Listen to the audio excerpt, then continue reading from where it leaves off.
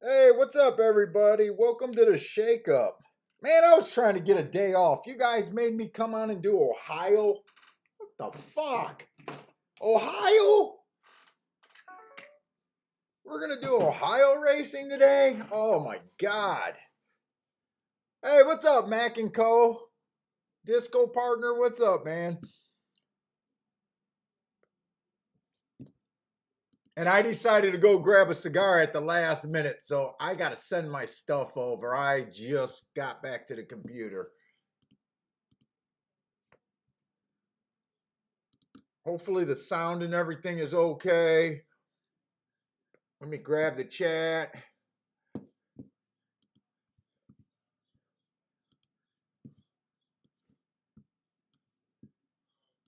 Let's see, what else?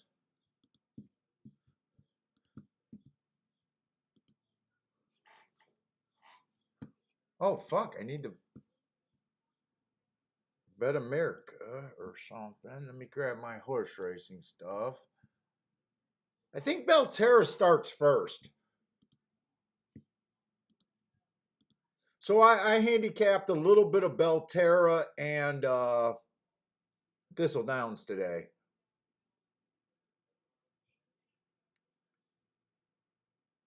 Thistle Downs is up there. Where the hell is Belterra?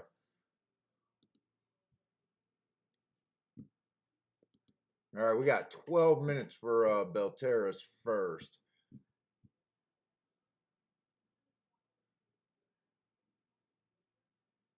Right away, 5-horse field. This is going to be fun.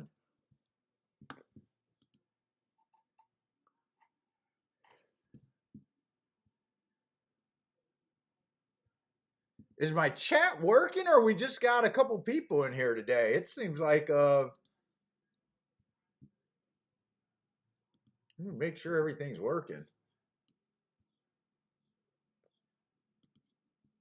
Maybe people don't want to play these tracks.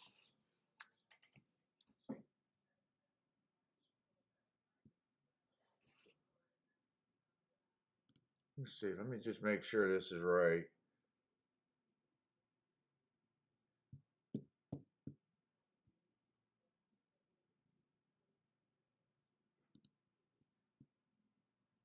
I guess we're all right. It looks like we're all right. Hey, what's up, Joshua?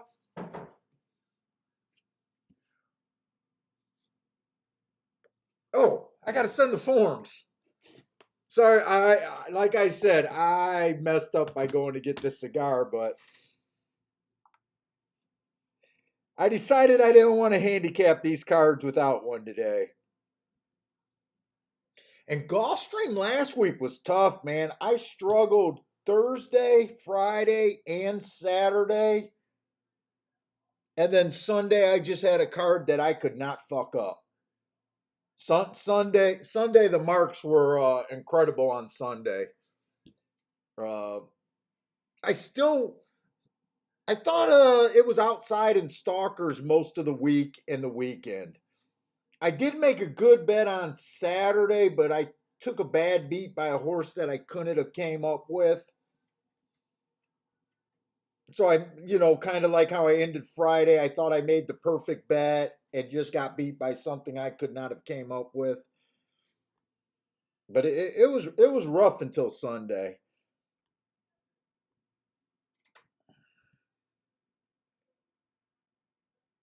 Let's see, what form is that? That's Belterra, and then let me get Thistle too while I'm at it.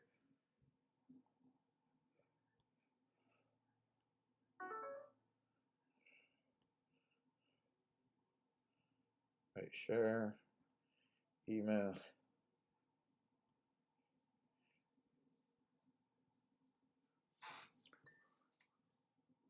Hey Lee, I'm looking at Belterra and Thistle Down, so I don't have any idea how today's gonna play out.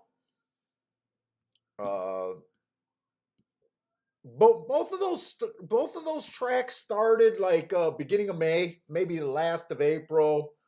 They just got a few weeks under our belt there. Hey, what's up, Grandma Horse Racing? John, what's up, John? Dean, how's it going, Dean? Frankie Tubbs.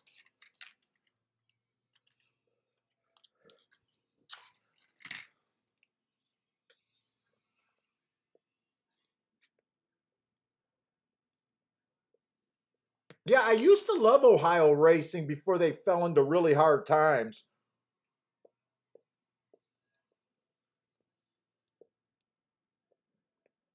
And they've been making a bit of a comeback, but I haven't got too involved in them yet. But when they fell into their bad times, it was really unbettable. The money in the pools and the how many horses in a card in the early 2000s, early to mid 2000 is when I used to play them a lot. In fact, Ohio's where I had most of my tournament success playing Ohio.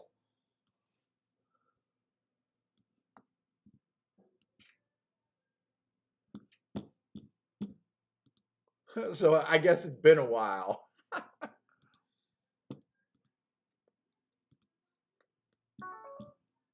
Let's see what we got. So the first race at Belterra is just a 5 horse card.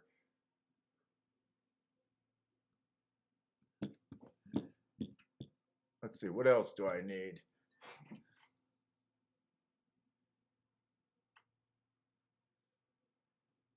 Hey, Dean, is that in general you don't like muddy tracks, or you just don't like that track when it's muddy?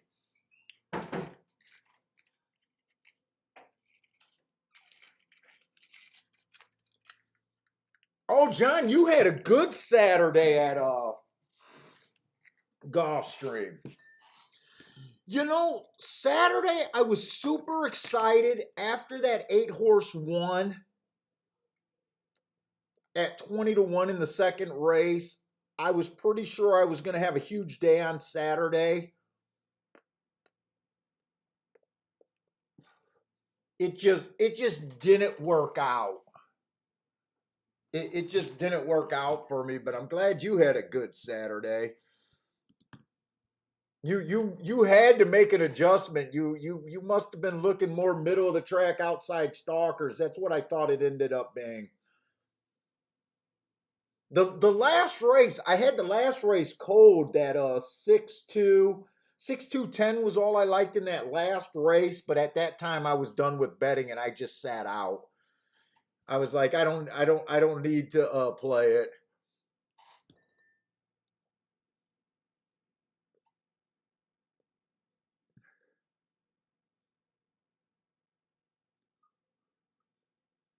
But Sunday was gold. Sunday was easy. I would have had a really big week last week if I didn't have 3 losing days in a row. And in fact, for the week, it was more like a push week, is what it ended up being. Let's see. I am just looking. I want to bring out my little bias reports, just get an idea. Like I said, I don't have much about what's been going on so far. I'll probably just start with the profile right now that I got at those 2 tracks. Let's see, Belterra, it just says 58% of the horses are coming from post 1 through 3. Post 7 on out, they're only winning 5% of the races. Like I said, I have not been having my eyes on it, so that could be that there's just been the 6 horse fields and less. Speed and stalkers are the running style you want to be. And same thing for the route races, 62% on the inside.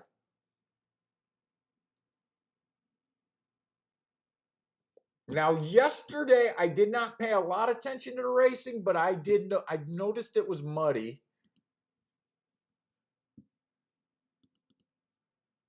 Ah, thanks, Disco.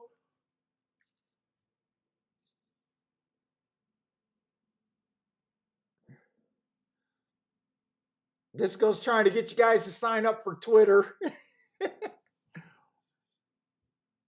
Let's see where we're at. I'm not that interested in a 5 horse field, but we'll start with it. This first race, 5.5 furlongs, 5,000 claimers. I think Belterra, do they have a turf course? I don't even remember if they have a turf course.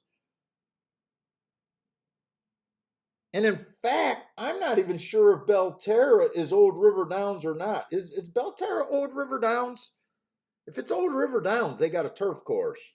Or did they build a new facility? I don't even know that.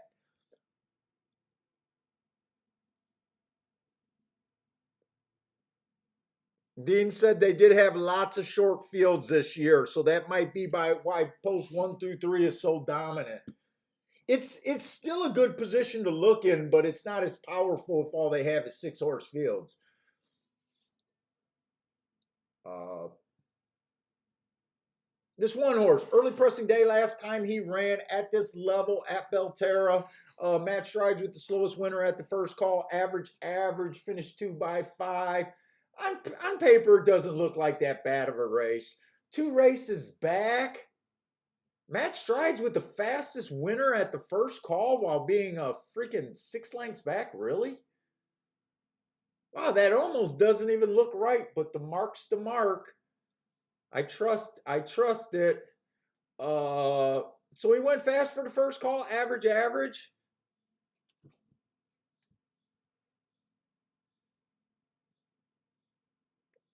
I don't know. I don't like him. Don't hate him. He's 4 to 5. I mean, he looks like a contender.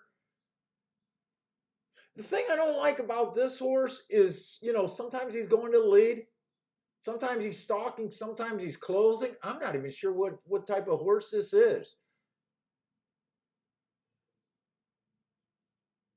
Oh, the 2 horse inside of the track was good last time he ran. He was in the 7 hole. I gave him an asterisk for that. Average, slow. That was at a starter allowance 5,000 though. Probably a little bit higher of a class. He looks a little interesting, but we're only getting 3 to 1. I might want to sit out and watch a race or two before getting too involved.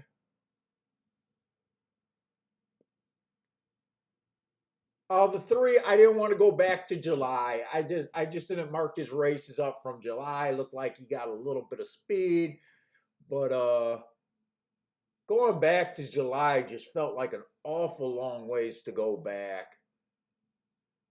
The 4 horse, early pressing day last time he ran, I gave him an asterisk.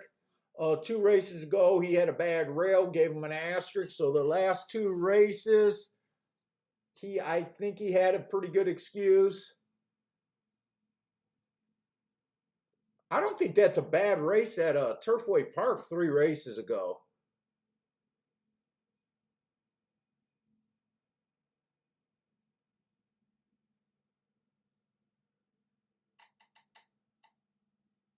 Is this one really? Should this one be 4 to 5?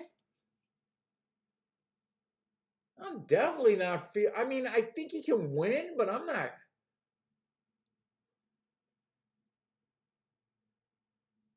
4 to 5? I don't feel like this horse is 4 to 5 in this field.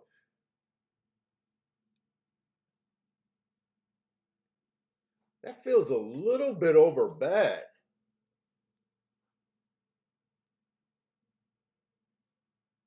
Dean's talking about hitting the hammering the 3.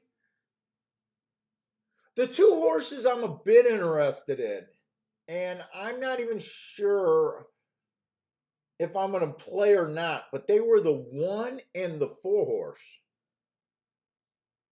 I'm sorry, not the 1, the 2 and the 4 horse. The 2 and the 4 horse, not the 1. The problem with trying to beat a 4 to 5 with a 5 to 2, you're not really getting that bump in price.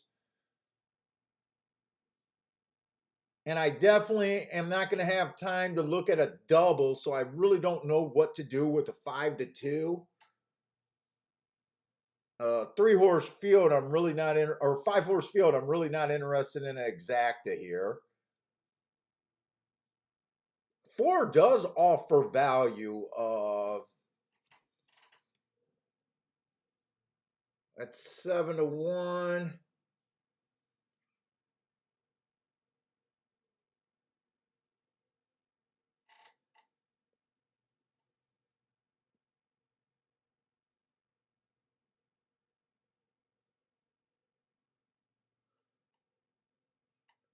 I'm gonna sit out this race. I'm a little interested, but not crazy about this race. Man, looks like it's either much nicer over there at Thistle Downs today, meaning much nicer, sunnier day, or they just got a way better camera. I can't tell which one it is. Yeah, 4 on top of the exactas will be pretty good here. It's just I honestly don't know where I stand in this race. I'm a little interested in it, but just not enough to play.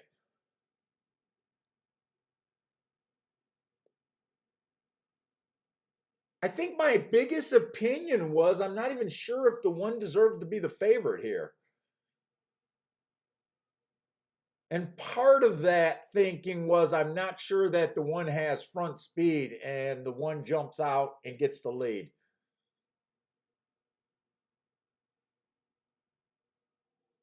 Well, I'm going to have to remember how much these odds fluctuates at these small level tracks. Oh, Mac and Company, thank you for the super chat. Yeah, Memorial Day, we got Monday racing this week.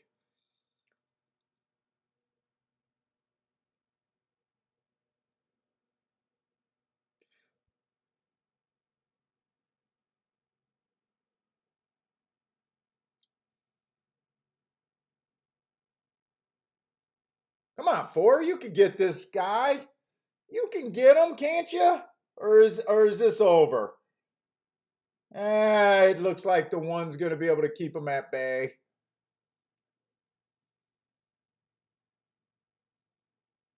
It came in 1-4-2. The three horses that well, I guess I never said that if I was going to do it exact, it would be those three horses box. And I really didn't think if the one ran first or second in a 5-horse field that the exacta would be. I should have said what I was completely thinking there, but yeah, at these sea-level tracks, we got to be ready for these big odds fluctuations. The money comes in late. There's a lot less of it. Hey, what's up, Jay?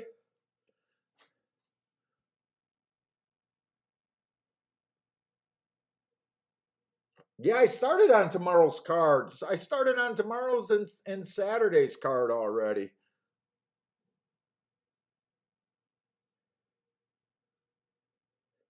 Dean says, I don't think one trying to beat this one was the worst thing to do. I kind of questioned him on the front end. I thought maybe there was a chance that another horse could outbreak him. That didn't happen.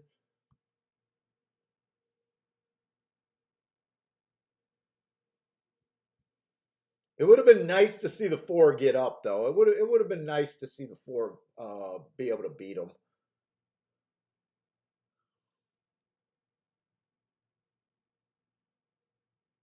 Hey, what's up, Parsons? It's all Ohio today. Just Thistle Downs and Belterra. I don't even know how involved I'm going to get.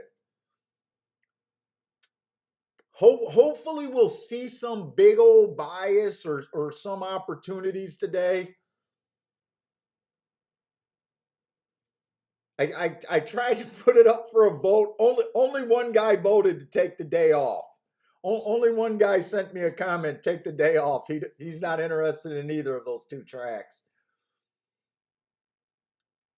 I wish Churchill ran earlier today.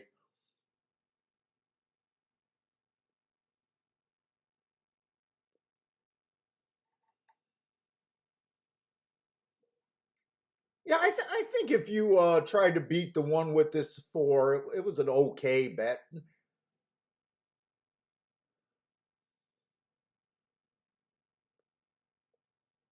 Let's see. Let's look at Thistle Downs. At least I might be active today. Maybe with these two races, maybe they'll be spread out. just enough to keep feeling like active, where I don't have my big daydreaming sessions. Let's see, Thistledowns for the meet. It's early in the meet. Remember, both of these tracks are just starting.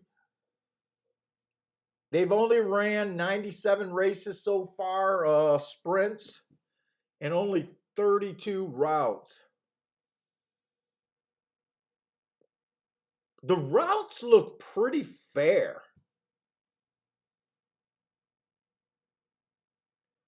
It looks like there's a small edge to the first 6 post positions, but that could just be because they have short fields. You really got to be careful on that, because if they're not having 7, 8, 9, and 10, fields, it will skew to the inside of the track. On the routes, it just looks pretty even. Right now, nothing separated themselves, which is understandable. They only ran 32 races. For the sprints, they ran 97. There's definitely a speed edge. They are wiring 51% of the races. So more days than not, it's speed. It definitely falls off for closers, only winning 13% of the time. So speed and stalkers, for the most part, pretty simple stuff.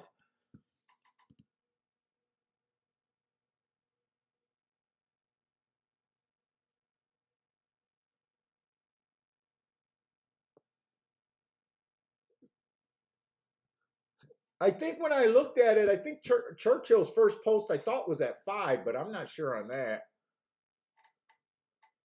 So the first race is a mile over there at Thistle Downs.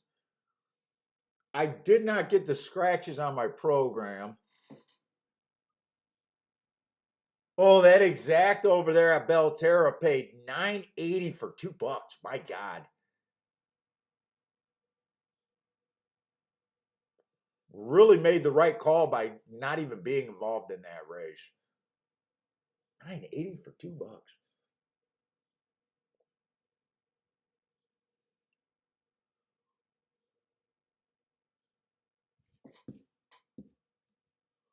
Let's see, was there a scratch at Thistle Downs?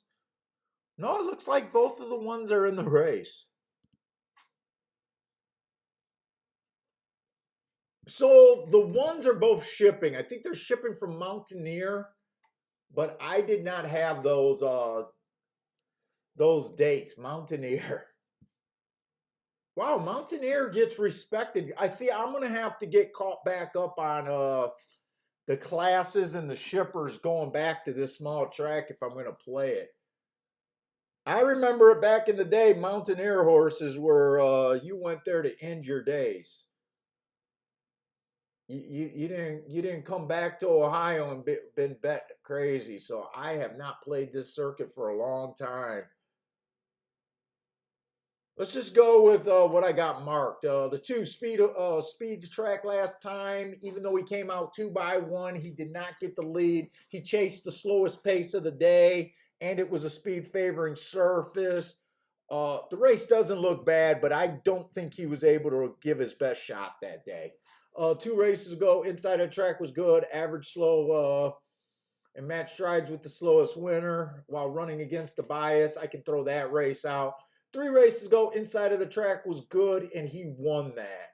So if this horse goes back to 70, 75 speed figures, something like that, this horse could be playable.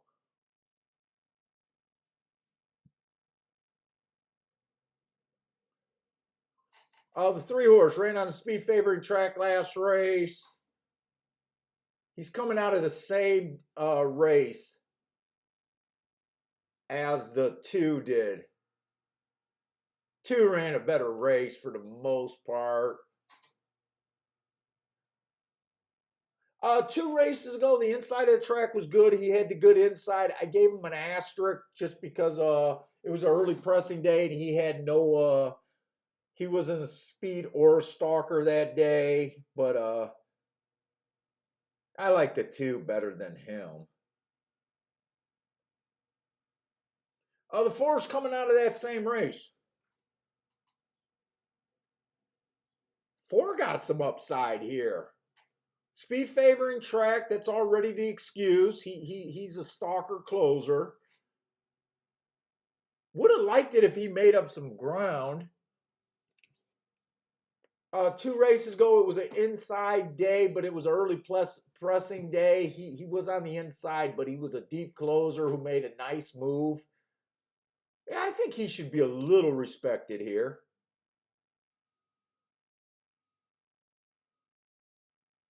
5 horse looks like he got some speed.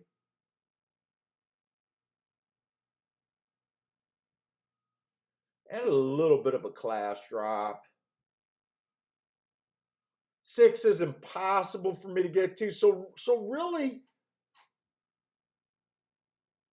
my biggest drawback on this race is when I don't have my marks, I honestly feel lost.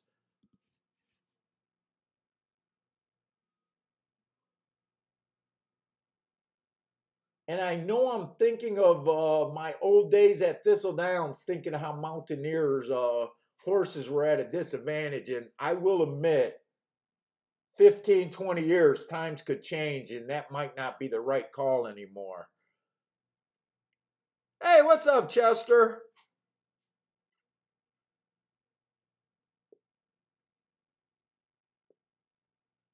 Although 2's kind of at the price where I'm almost willing to take. The 2 at 6-1 is kind of my price where I'm almost willing to make this play.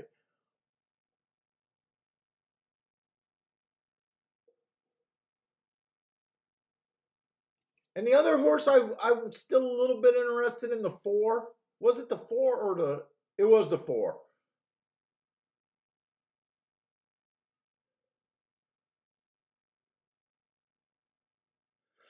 Oh, is this worth a 2-horse Dutch right here?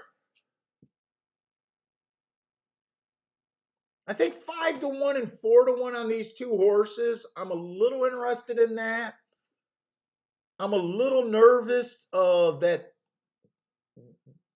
by the time the gate opens, that these odds can fluctuate greatly. I think I'm gonna Dutch this though. I'm gonna let me set it up. The 2 and the 4. I'm just gonna do my smaller bets. I just want to get started here a little bit.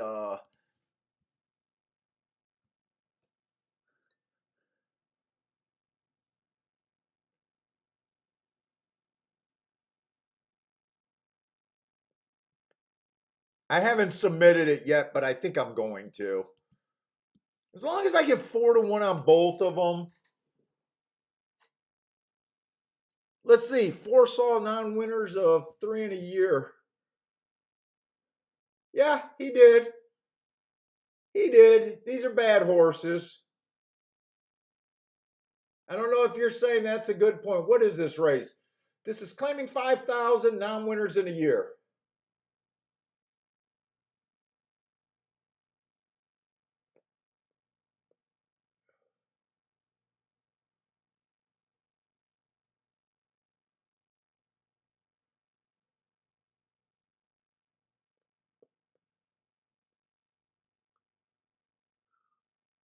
But you know me, Jay, I'm not a big class guy. I think it's useful, but I also, it gets me in more trouble more often than not when I get too classy. Non-winners of 3 in a year, right? Non-winners of 3 in a year. So that's actually a good thing. I got to wrap my head against the. Let me submit this bet. I got to wrap my head against these conditions.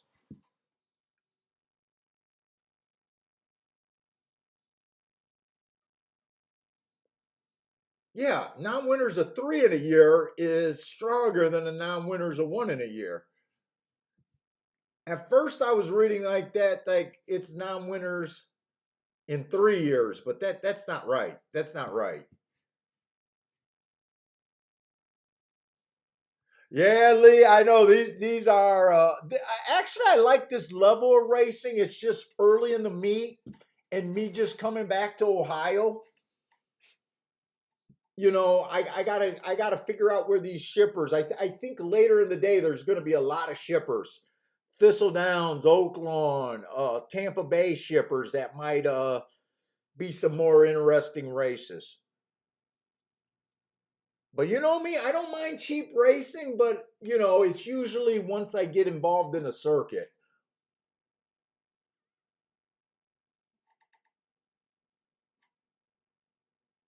On the wrong lead. Yes, class does not matter. Well, we won't say that completely. And on the wrong lead. I was watching your show when you said that I said that, or my people say that. I noticed Pat Rack got a little defended about that. Said if it keeps working, he'll keep using it. I was watching.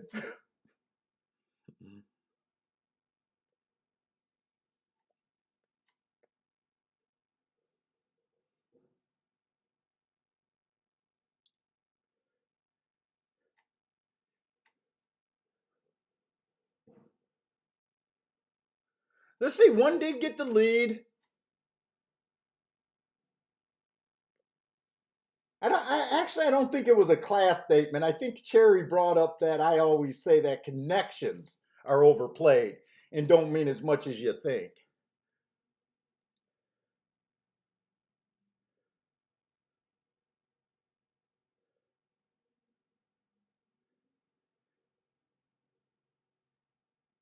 Well, and I was thinking, come on, four. Looks like I'm going to get it with a 7-2 winner, maybe. And boom, he dropped again to 5-2. Oh, these are ugly. And you know what? I don't think he's going to be able to catch this five.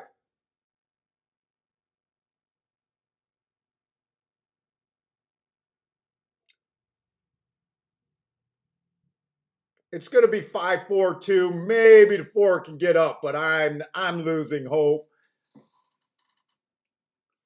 Oh no, the one came back for third. These horses are just stumbling home.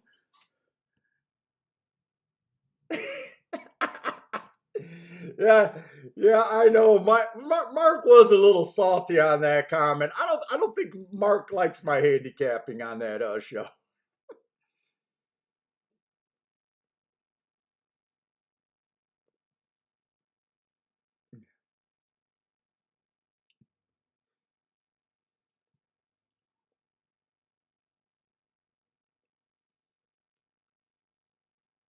Well, four ran a decent race. Five won the race. I think five was second choice there. We did beat the ones on a small bet, but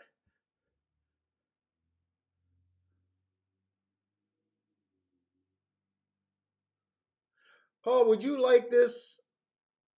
There was a 15-1 morning line horse yesterday, went off at 7-2.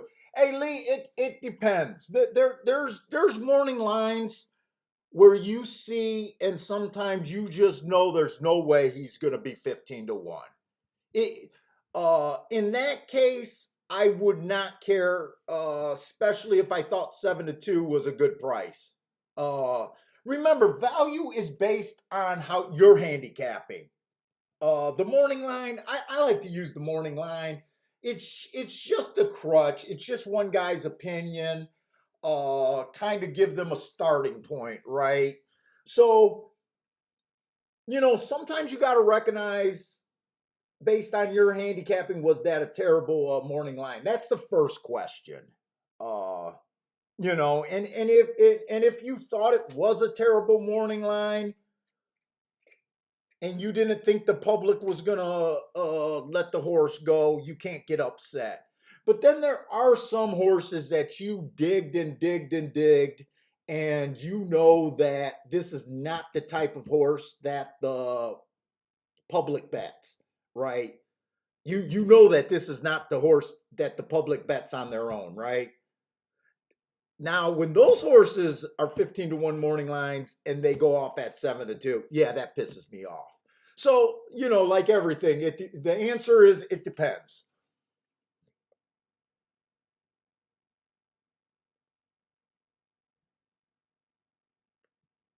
Yep, I agree on the wrong lead. If Mark says it works for him, I I I wouldn't tell anyone to mess up their game. If something's working for you, you shouldn't even be listening to other people's advice. Honestly, in this game, this game is about seeing things different.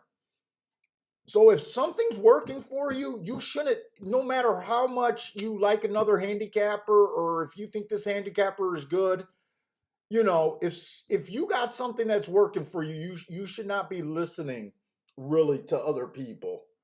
Uh, you know, I talk when I make my statements and stuff. I'm talking to more. I figure more people than not, it's not working for, and they're looking for things.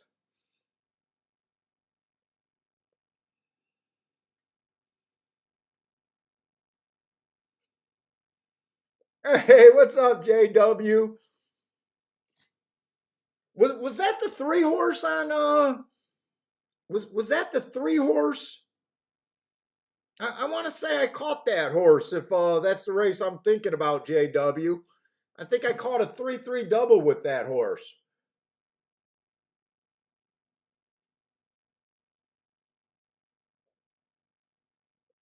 Yeah, always. It depends. What's up, C Money?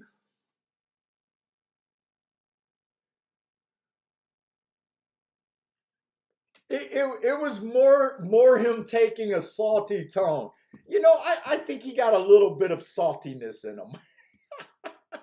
I don't get offended when people don't like my handicapping. It doesn't change anything I do. It won't change the tickets I cash. You shouldn't get salty if you don't agree with someone's handicapping. It's an opportunity. It's not a thing for saltiness. It's only saltiness if the person keeps cashing and you keep losing. That's the only time in horse racing that you should be salty. You think it was a three? I think it might have been the three. I think that was a three. That was actually a uh route to sprint. He earned some hearts on my thing. I usually don't like route to sprint, but on Saturday on the dirt races, the track was kind of backing up. Actually, all week last week, the track was kind of backing up. And then the three that closed out the double, I'm thinking of, that was on the turf, and that was the only heart horse in the race at 8-1.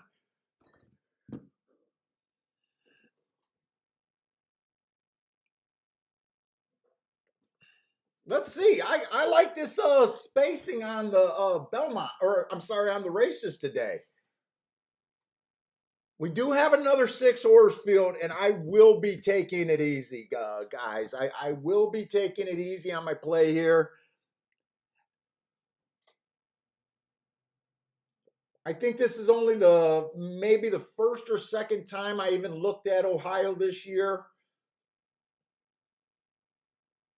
And last night I was really even wondering if I should have even played uh, or do a show today. But you guys wanted it, so we got a mile 70 claiming 5,000.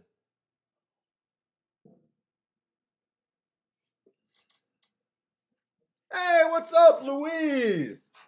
From the DR, my man out there in the sun.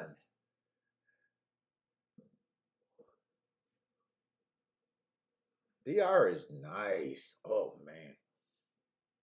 I need a vacation. I need another vacation. Let's see this one horse. Bad rail last time he ran. He was in the 5 hole. Never a factor. Stalker closer day. I would have liked to see him do something on a stalker closer day. That's what he's supposed to be when he runs, and he was still slow, slow, slow with no real close. Uh, mm, 4-1. I'm not really feeling him. Oh, the two horse inside of the track was good last race. He had the good inside. Let me take this thing out of my pants. This wallet's stabbing the hell out of me. He did go fast for the first two calls. Max Strides with the fastest winner at the second call, one tick slower than the fastest winner. Got the lead at the 6 furlong mark average.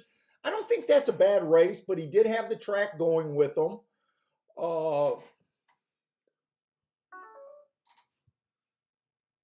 the 3 horse, one race sample last race at Mahoney Valley. 2 races go, went too fast to win. 3 races go, fastest winner of the day. Uh, I love his marks. His biggest drawback is he just hasn't raced since January. I think that's the only negative on him.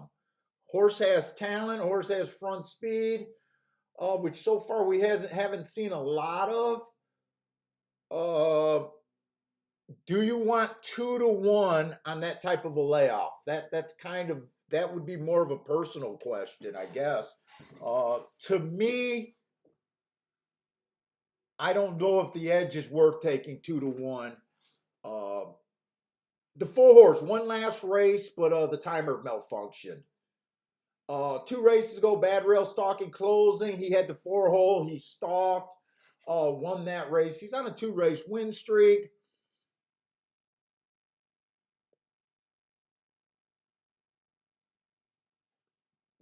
Looks like he'll probably be a stalker today. Also, kind of stepping up. Wait, is he stepping up? What is this? A beat-ins? Have not won 3 races since October, or never won 4 races.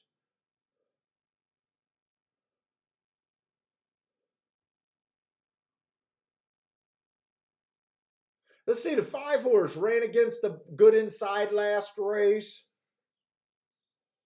2 races ago, stalking closing day, where he had the good part of the track, just barely came.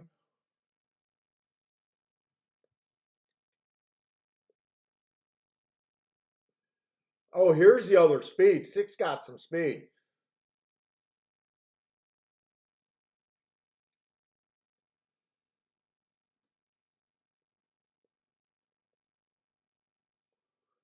Boy, can 6 be winning? Be out there winging if the 3 horse is not right because of the layoff? Could I get this 35 to 1 here? Maybe he ran against the bias.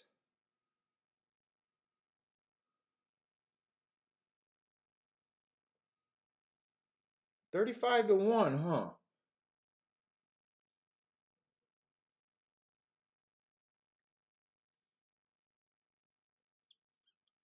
Let's see. When I looked at the mile, what did they do in the first race? Oh, that okay. That race was nothing. Is this race worth playing? This race, I don't think this race is worth any more than a play bet for me. I will say that.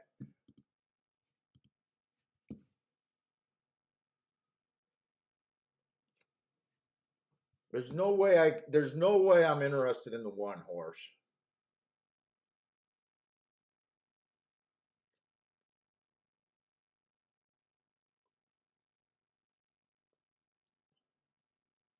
Well, I tell you what, these odds are so grouped together. There's not between the 1 through 4. There's not much room to make a mistake.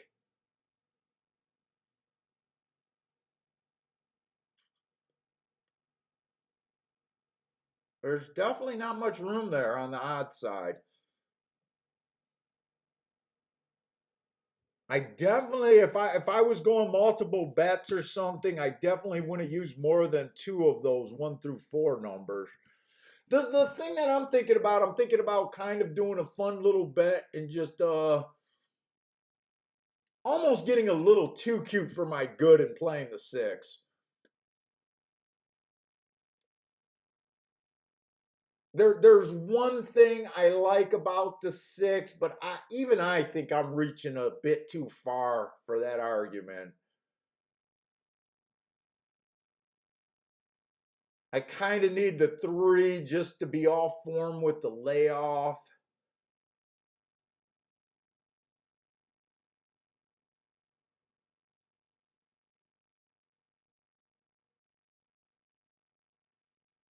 I need the 4 just to let this horse get a big lead. Yeah, I'm not really believing in that play.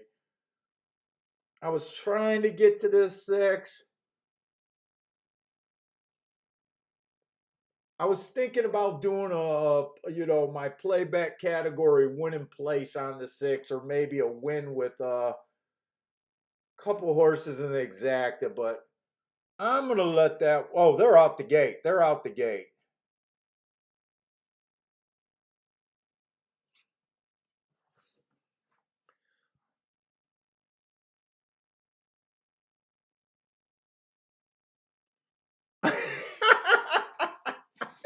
Dude, when I said let me take this thing out of my pants, you thought the show was gonna change completely.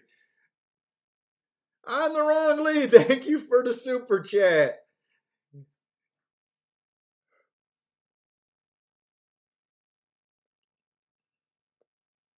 Yeah, tell Mark not to be so salty. If he's doing good, be proud of his handicapping. If he's doing good, just be proud of what you're doing. This is what the game's about. If you're making money, don't worry about anyone else's views. In fact, the dumber you think someone's view is, the more you should be happy that they're spouting off. The dumber someone sounds, you should be extremely happy that they're spouting off.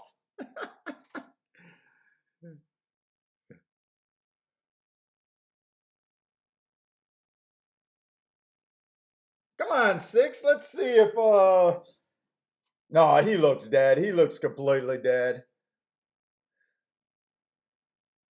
I can't even make out these numbers. Is that the one? I did not like this one.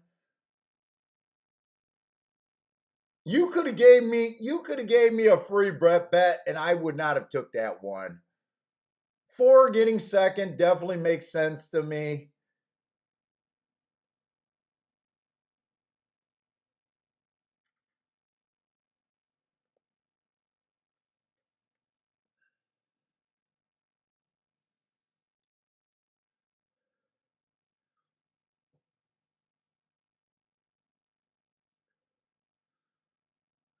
Yeah, even I gotta recognize sometimes when I'm reaching for way too many things to happen.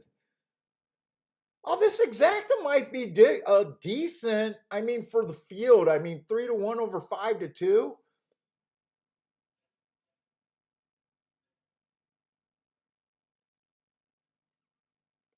They just, horses that odds just don't leave you a lot of room to make mistakes.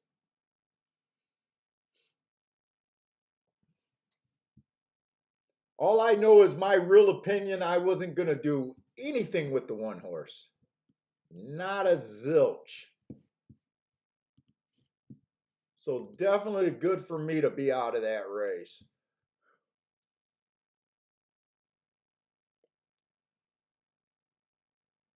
If 4 had a little bit more recency, I may have been tempted to do something with him at 5-2.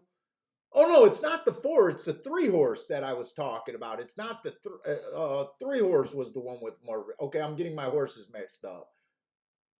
Okay, 4 was the horse that coming off the 2 race win streak. Okay, he was definitely a contender, but it was the 3 that I was thinking was the horse that I was making this comment on.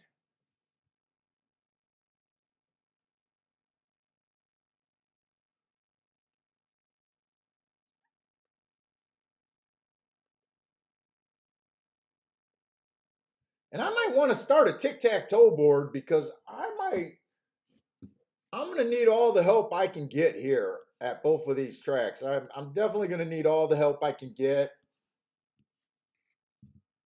So let me start the tic-tac-toe boards. Did anyone see where this one came from? I know he came from off the pace. I'm just not sure if he was 5 lengths back or less than that.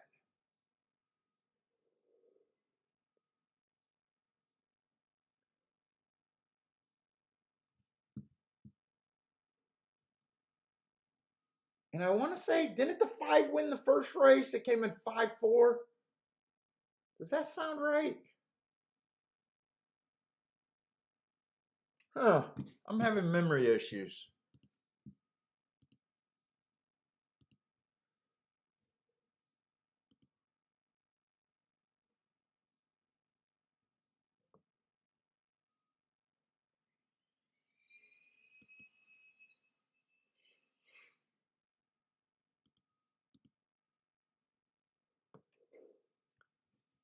Oh, first race, first race.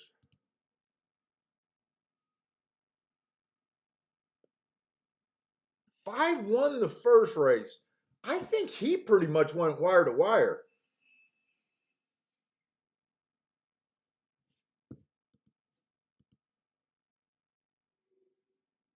I'm going to have to pay attention to both of those replays. I might have to wait till they get the chart.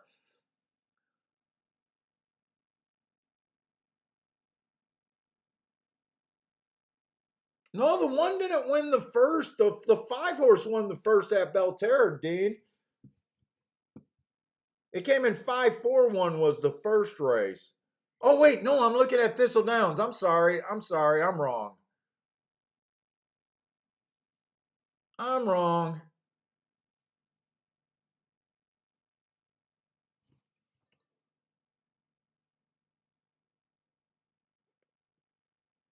So we just had 2 ones win?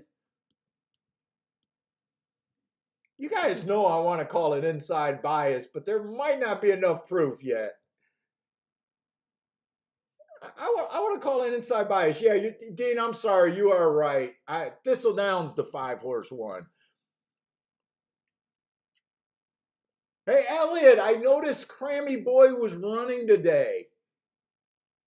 I liked Crammy Boy when he was at Gulfstream. You spotted that also. I'm not sure which race that is in. Is that the second at Thistle Downs? Oh yeah, the 2 horse. Yeah, we remember Crammy Boy.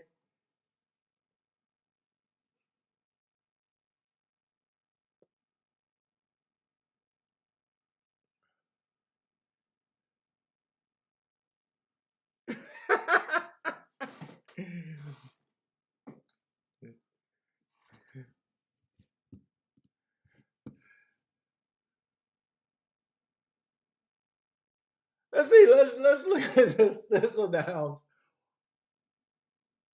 Let's see. Thistle Downs the 5 horse. I think that horse went wire to wire. I think.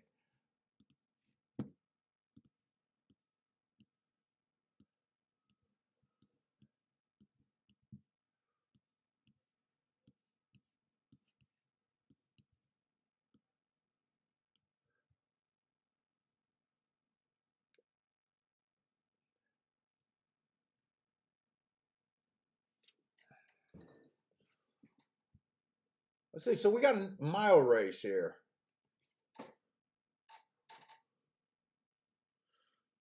Lowndes 24,000. Wow, we're getting up in the world over there.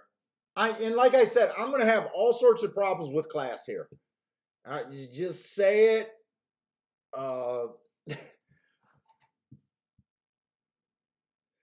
I'm just going to say right now that this one horse stepping up from 5,000 and starter allowance 5,000. I'm not sure. I don't like his marks. It seems like quite the step up. Crammy Boy, the 2 horse, is a horse we've been liking at Gulfstream. I would have thought that when he went to Mahoney Valley and Thistle Downs, he would have had a couple wins under his belt. That didn't quite work out. I guess he ran a couple seconds by a neck. Oh, I had a couple big prices. Well, it does make sense because when he was at Gulfstream, he was basically a $6,000 claimer. I think most of his races, maybe $6,000 and $10,000 claimer. When he goes over there, he's able to be a little bit competitive at allowance 44,000 and 24,000. That at least makes sense to me. So that might be telling us where these allowance horses are. Like they might be just the bottom level at Gulfstream.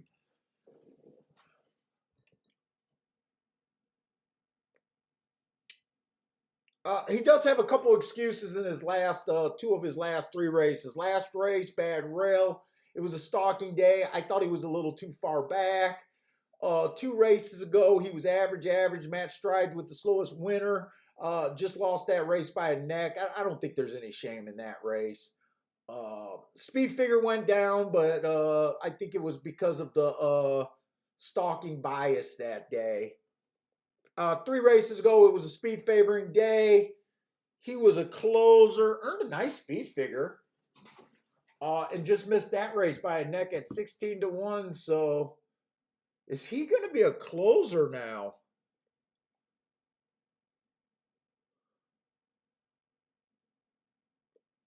I don't remember him running many miles at Gulfstream.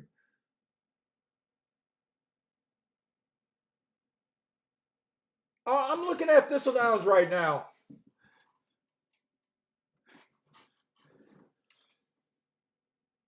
And I will be struggling.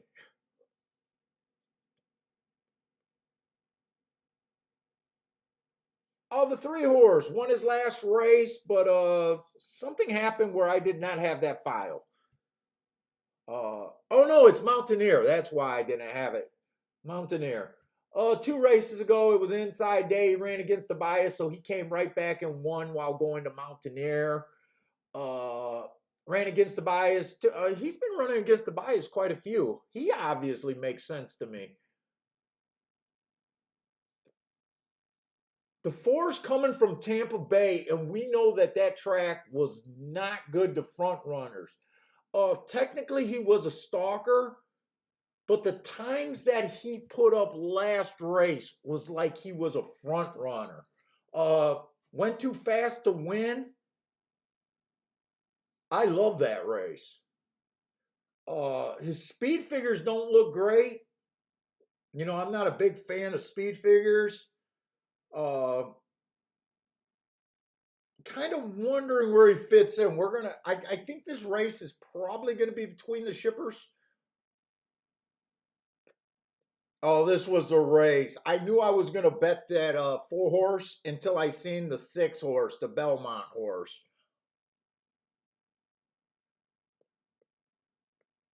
The Belmont horse, the six horses at 2-1. Went fast last race. Stalking day, he was a stalker. Match strides with the slowest winner for the first call. Picked it up at the second call. Fastest match strides with the fastest winner at the 6 furlong mark. I like that race. Two races ago, he went too fast to win. He definitely makes sense to me. It's just trying to figure out which of these shippers you prefer. The Gulfstream kind. Well, the Gulfstream kind of been at this track for a while, Crammy Boy, or this level of racing. The four horse is a newcomer with great marks. The six is a newcomer. The seven was running over there at Tampa. He looks the same as the four. Went too fast to win two races ago, came back, just missed the win. Um,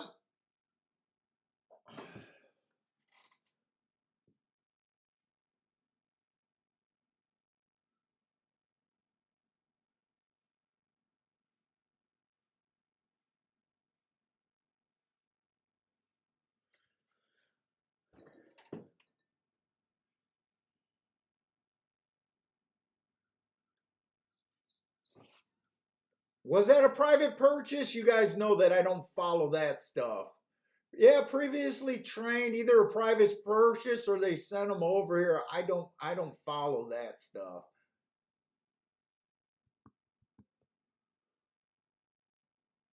I'm like really between the 4, 6, 7.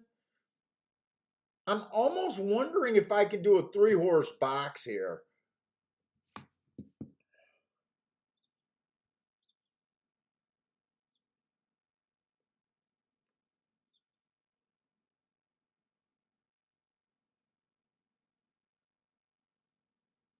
And that's right. I'm kind of forgetting about the 3. I shouldn't be forgetting about the 3.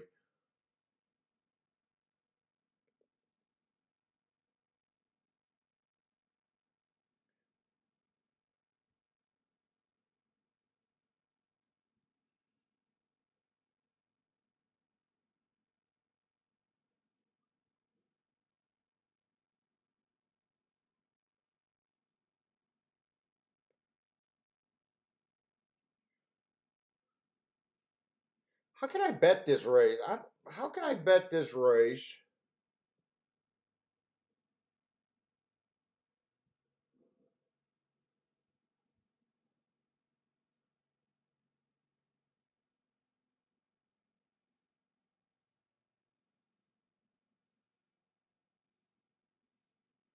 And is this race even worth betting?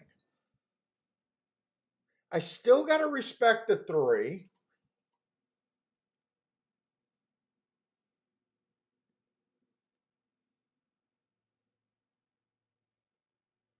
So my contenders are the 3, 4, 6, 7. I kind of want to do something with this 4. I just don't see where a bet.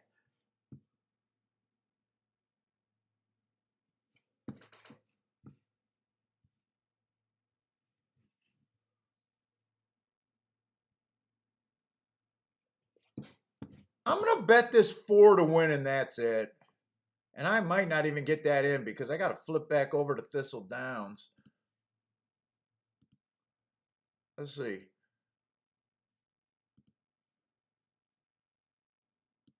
Nope, I did not get it in.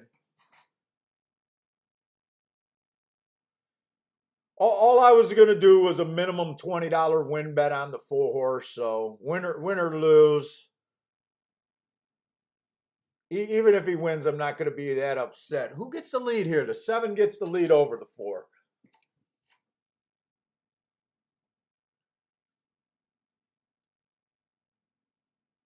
And really, I don't even know why I was trying to separate those two. Both of those 2 horses, the 7 and the 4, kind of looks the same to me.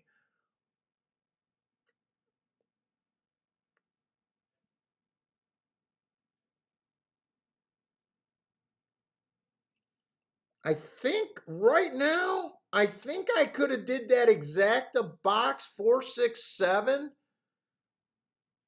but without paying, without checking that payouts, I don't know if I could have done that. Oh, here's the 3. Okay, the 3 finally made a move.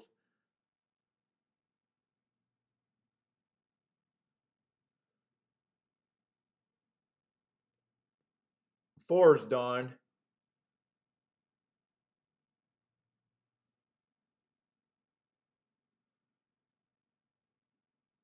Come on, just keep this 7, 6 going. I'd like to see if I could have did that bet. Well, we know I could have did it. I just don't know if it would have made sense.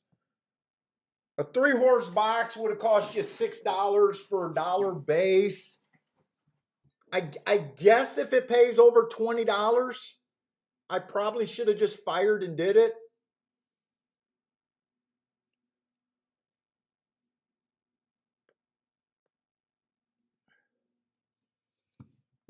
I said I said in other shows, not today, that we're definitely gonna be wanting to watch these Tampa horses that have been earning hearts at Tampa on the turf. And I would have made a big mistake if I would have got that win bet down, separating these 2 horses. Not only did they both earn the hearts, they earned the hearts on the exact same day, 417. There was no difference in those 2 horses, and I would have made, I was trying to slip the bet in on the wrong one. That was kind of dumb. One of them ran, one of them didn't run, and there was really no difference between the 2. I think the 7 there went wire to wire. All right, at least I feel like they're not running like it's a mystery smorgasbord. I'm going to put the 7 as going wire to wire in that race.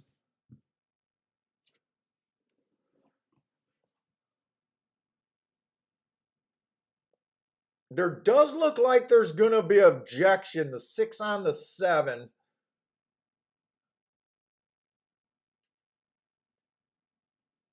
Oh, 7 went off at 3-1.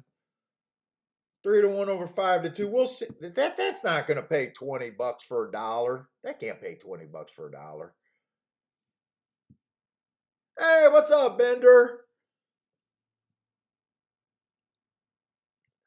Let me open up another window over here. Get some crossbreeds going.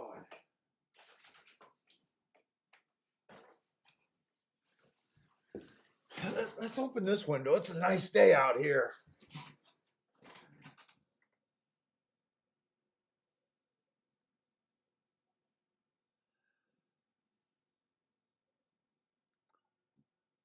Rando, I hope this race holds up for you. I'm sorry, I did not see that you called out the 7 there.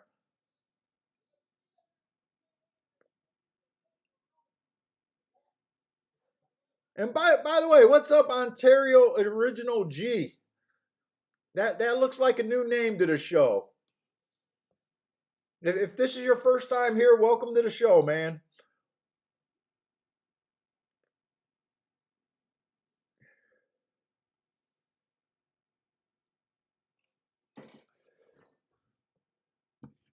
We'll keep an eye on that objection, but let's go over to Belterra.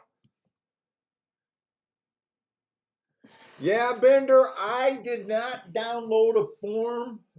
Before Kiki and I went on a walk with Bentley yesterday, I said I'm gonna do a shout out on Twitter. Uh, should I handicap Ohio or should I just take the day off?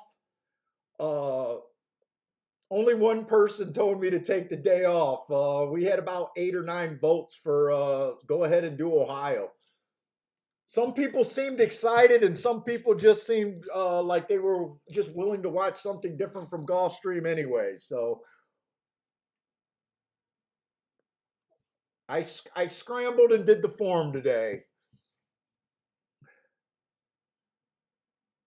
Just Thistle and Belterra, Thistle and Belterra. So all Ohio. Indiana was an option, but they didn't start till 3 o'clock. Uh,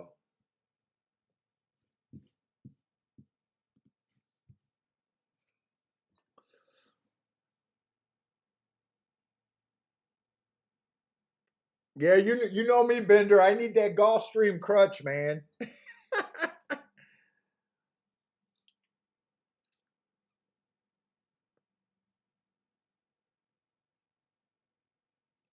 Yeah, I think everyone took today off to be able to run on Monday.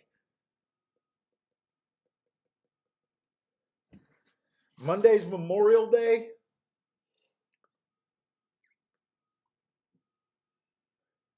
So I'm expecting big cards at Gulfstream for all week, hopefully.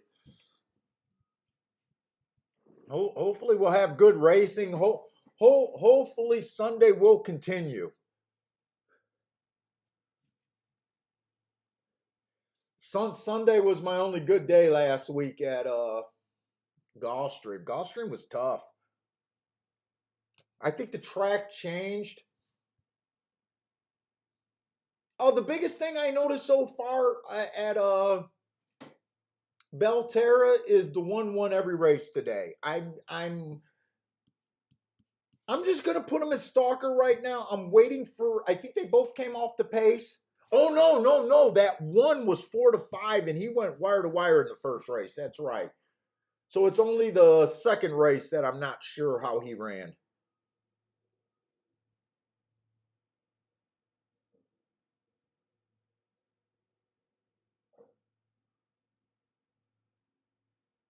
Yeah, Bender, I got the Belterra and the Thistle Datas too. Throw up your stuff in case it's any different from mine. It shouldn't be.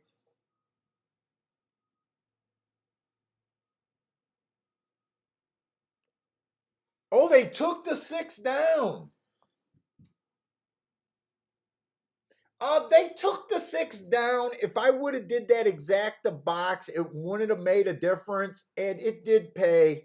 It paid enough to probably be worth doing. 1950. So for every $6, I would have bet I would have got 1950 back.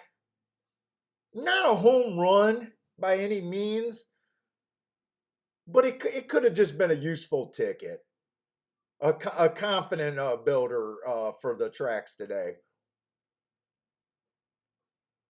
In Belterra, we have another 5-horse field. I did not even look.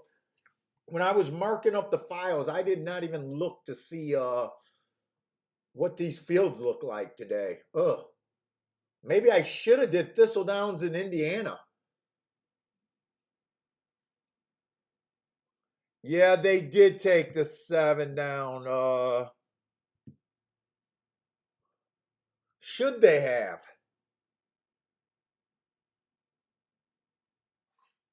It's right on your screen if you're at Twin Spires right now. Let's see if they should have took this down.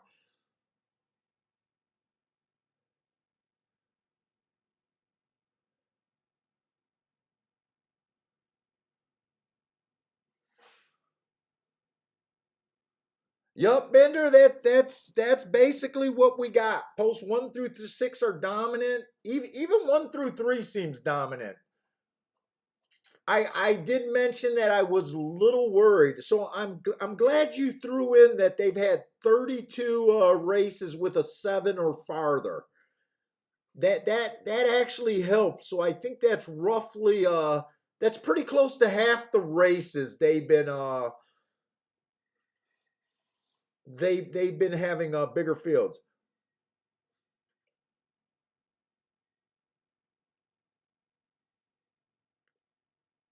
Did that look that bad over there at Belterra or at Thistle?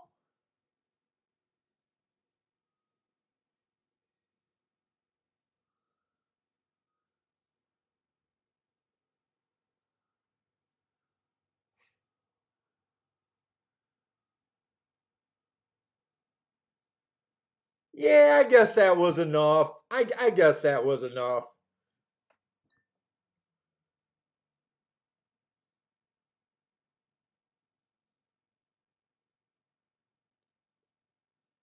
That's not a disqualification that I really would fight for either way, I guess.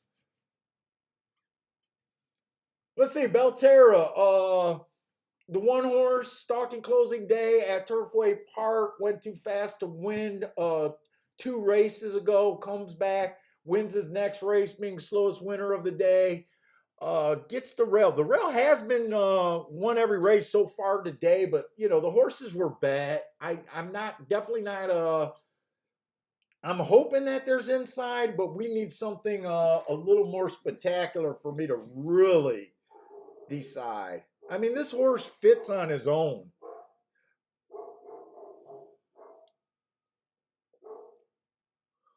He just ran with the 2-horse and beat the 2-horse. Oh, I'm sorry. They ran in different races. They ran in different races. They ran on the same day, different races. So scratch that comment. I'm doing this live. Give me some slack. Uh, the fractions for the 2's race were superior that day. It's a little tough for me to tell because I have my running lines adjusted for the winner.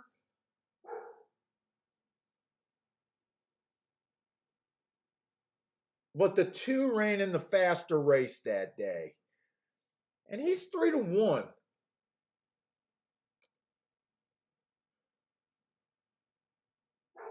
I got a feeling it's going to be tough to find a 15-1 or higher today, maybe.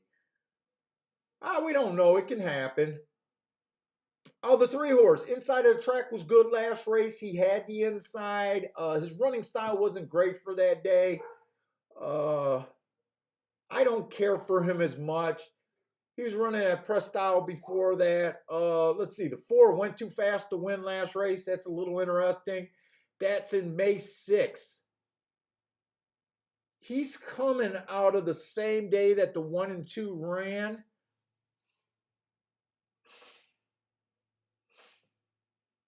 Oh, he's 9-5. Geez, they're not leaving any meat on the table on these odds. They're really not.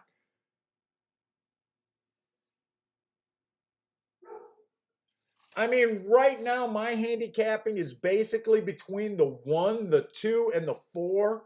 I'm probably giving the 2 a bit of an edge there. Actually, he offers the most value, but 5-2. I mean, come on, I sit out of 5-2 winners all the time.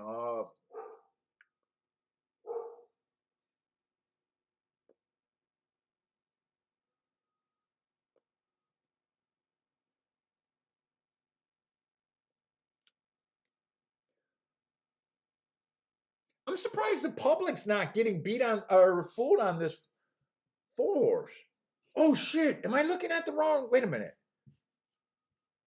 Oh no, I got the wrong betting board up there. So I was like, wait, this 4 is 12-1. So they are off at Belterra. I did no play there. Let's see, 1 did manage to get the lead. I thought the 4 and the 1 were coming off of a better race than this 1 horse,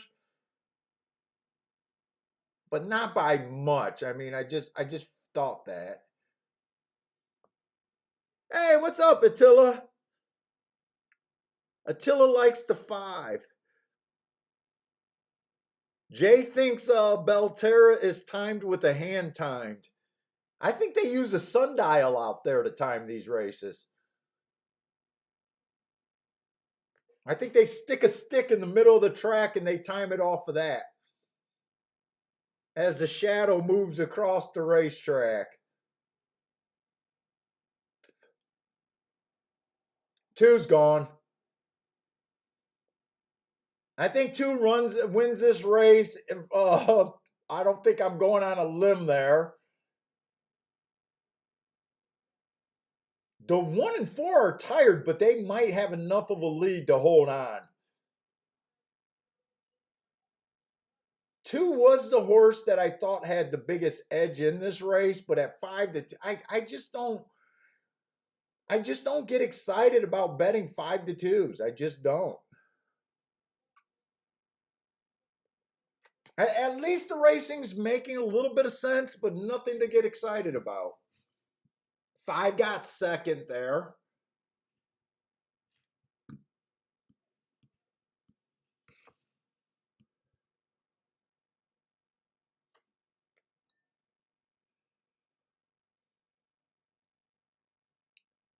Hey, let's face it. You guys saved me because if I did not do a show today, I'd be out there doing landscaping.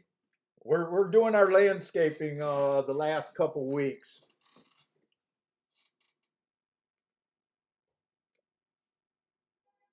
That exact is probably going to be decent there though. 5-2 over 12-1.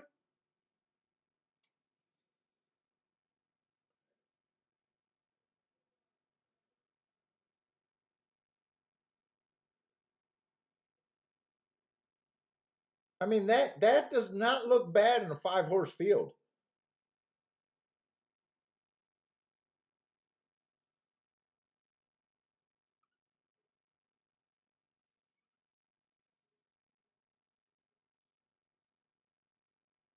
Let's see. Bender's correcting me. He says it's 50 races with 6-horse fields or smaller.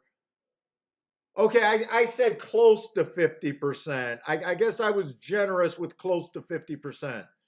Because 32, so out of 80 races, yeah. So I mean, okay. But then again, how many of those 50 could have been 5-horse fields, right? So it could even be worse.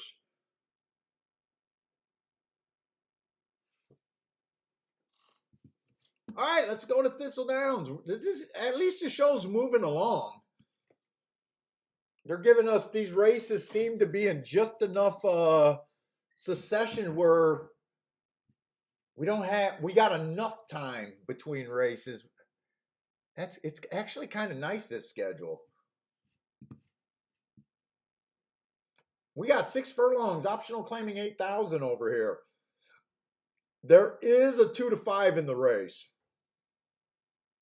2 to 5 warning. Oh.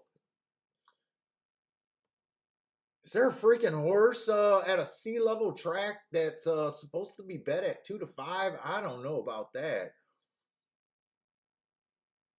I'm just going to start with him because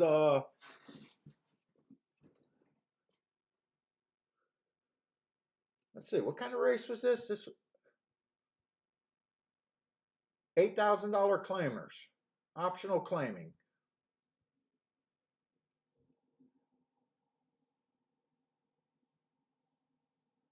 So for 3-year-olds and up, which have started for a claiming price of 5,000 in 2020 or 21, or a claiming price of 8,000,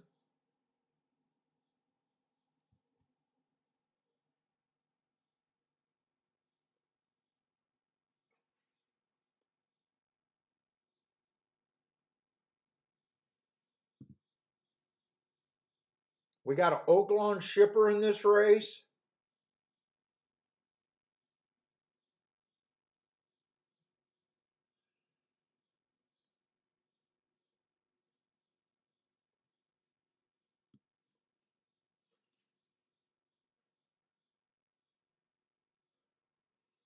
The 5-horse barely qualifies. It looks like his November 4th race of 2020 is why he's allowed in this race. That claiming $5,000. Whoop, whoop, whoop, whoop. God, God, God. Stop, stop, stop.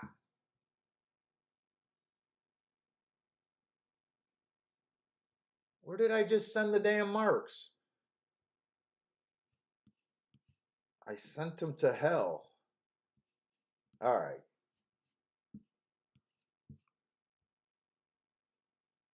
I mean, this horse is definitely in good form. He just tried allowance 2X. Matched strides with the slowest winner, which he was, average, and then he matched strides with the fastest winner of the day. Nothing wrong with that. He was in an allowance 5,000, starter allowance 5,000. I double the prices there. I expect to see some $10,000 claiming horses in those races. Those races can come up tough as a general rule. Speed favoring track that day. He was a stalker, so he came right back and won his next race after earning an asterisk. 3 races ago, inside of the track was good. Oh, he should have earned an asterisk that day. I think he ran against the bias and won that race. Yeah, this horse is in great form, looks good. From what I see right now, he definitely looks like I can understand why they're betting him. The 6-horse hasn't raced since September. Quite of a long layoff. Didn't look him up just because the layoff was so long. The 4-horse. He gets in this race because of that September 7th, I guess, race at 7,500. And then a $5,000 race before that, which he won. He then went up higher in class.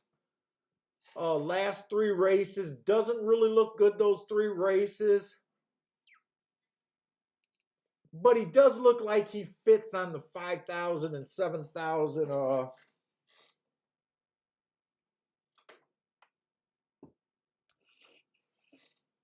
But I kind of would have a hard time betting him. Tell me I got some fucking matches. Got matches, yes. Let's see. The Oaklawn Park is the horse that's gonna be a little bit interesting. He last race was at this track, slow, average, slow. It said he was squeezed, or no, it says speed, not squeezed.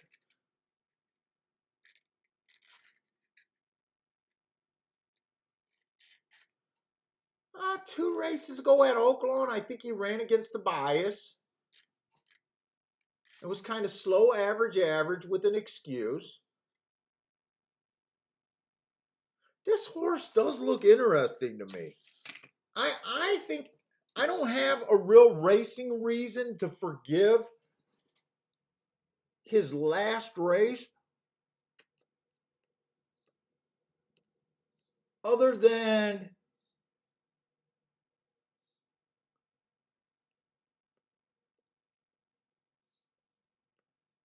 it was his first race over the surface. I don't know when he shipped. It could have just been a little bit of a shipping kind of deal.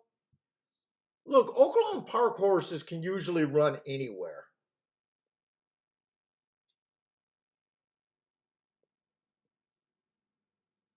I'm surprised he's on the board at 11 to 1. I'm a little surprised by that.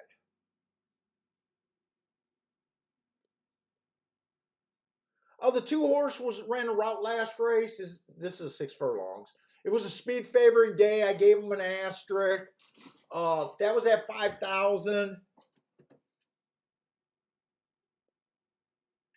I don't know. He ran an okay race for running against the bias. He ran second by 4 lengths. 4 to 1 sounds fair.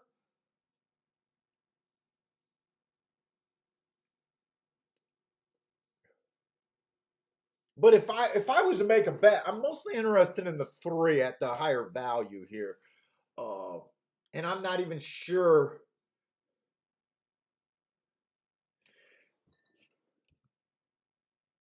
And then we got the 1 horse who ran a mile race last race. I don't like route to sprint. This horse has won sprinting before. He's even won some 5.5 furlong races. So I know he's capable. He did go too fast to win. He was at a decent level.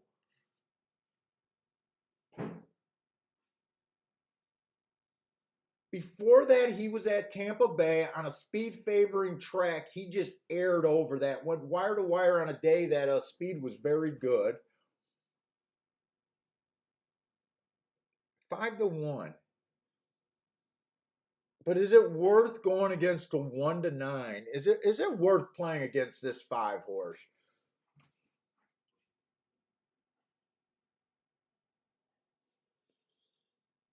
Five horse does have a lot of freaking advantages.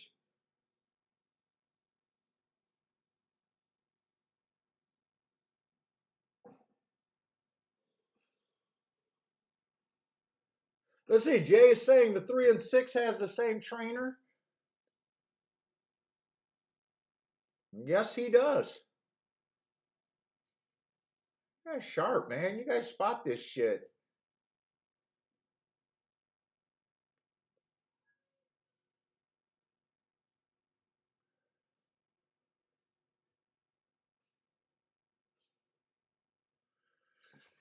Oh, do I want to do this?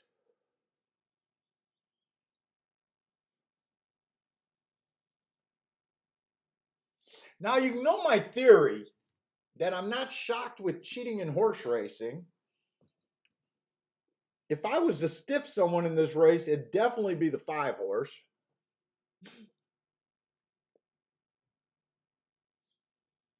And I'm okay with it. The only play that I'm considering doing is the 1 in the 3 to win. I might have to start looking at do they got rolling doubles at Thistle Downs? I don't even remember. Oh shit, they don't have rolling doubles. Really?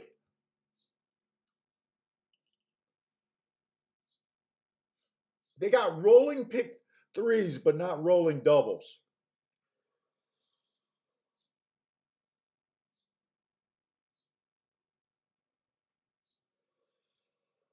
I don't think this is a exacta race because even if the 5 sucks up and gets, if the 5 gets wins or gets second, I doubt it if the exactas are going to have that much room. Fuck. So you can't play a rolling double here.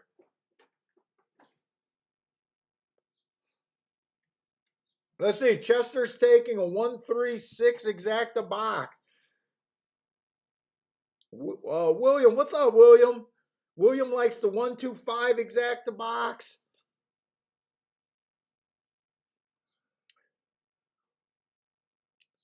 Attila likes the 2-horse to win. Who was the 2-horse?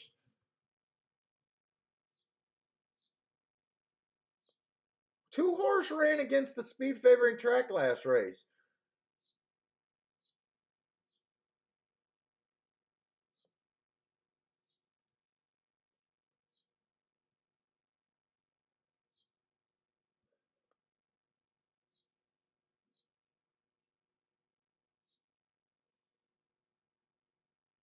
This looks like a bet that would bother me. If I try to beat the 5 and he wins, that's going to bother me.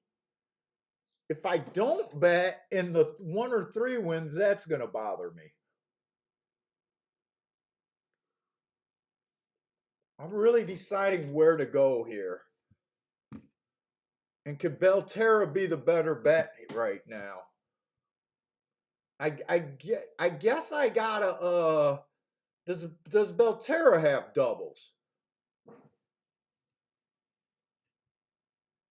Okay, so neither of these tracks have rolling doubles. Oh fuck.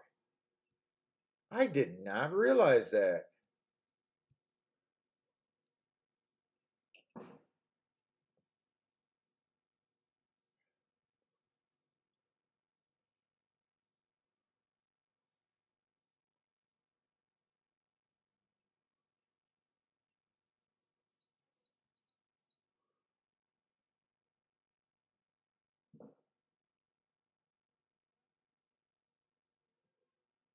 I think I'm going to play the Belterra race for sure at a glance. Ah, shit. Maybe not. God, it's kind of like pulling teeth trying to find a. If I want to do a play here, let's see.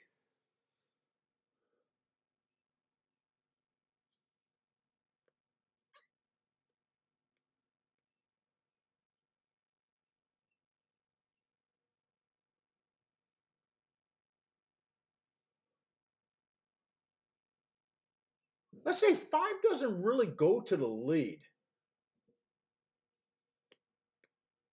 I'm gonna Dutch the 1 and the 3. I am keeping this in my this is Thistledowns, right? The 1 and the 3 at Thistledowns. I am keeping this in my $20 range bets though. I am not going crazy here. So I'm doing a 1 and 3 Dutch here.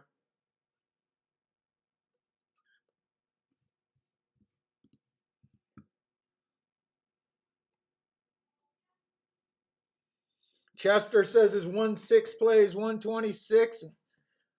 Go ahead and cash that if you could get a 1-6. I'll be happy if you could get a 1-6, Chester. I'm on your side for a 1-6.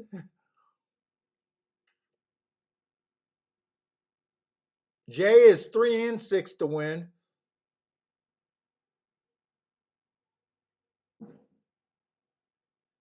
Bill Robinson has the 3 to win in place. I actually like that bet too a little bit, especially if the 3 wins.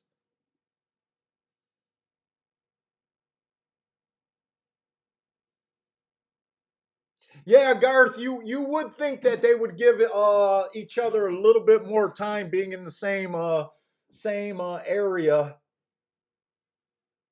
And you know what? Why are they both running at the same time if there's you said they're 90 minutes apart? Why wouldn't they just have shorter meets, only one track going and trying to get bigger fields? Wouldn't that be smarter than Belterra and Thistledowns? But we already know that horse racing is not run by the smartest people at the highest levels. We already know that's true.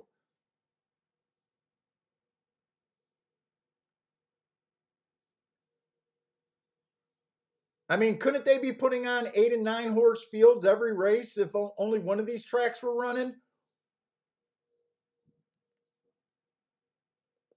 Come on with this one or three. There's not much difference in price. There's not much difference in price here.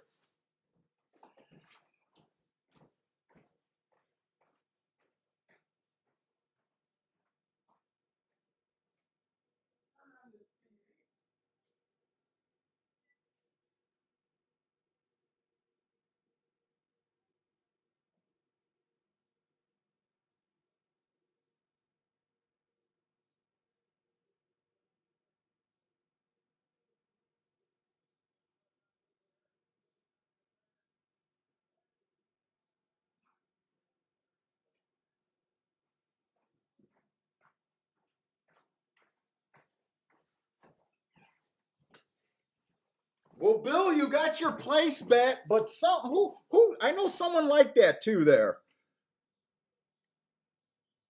Hey, what's up, DC?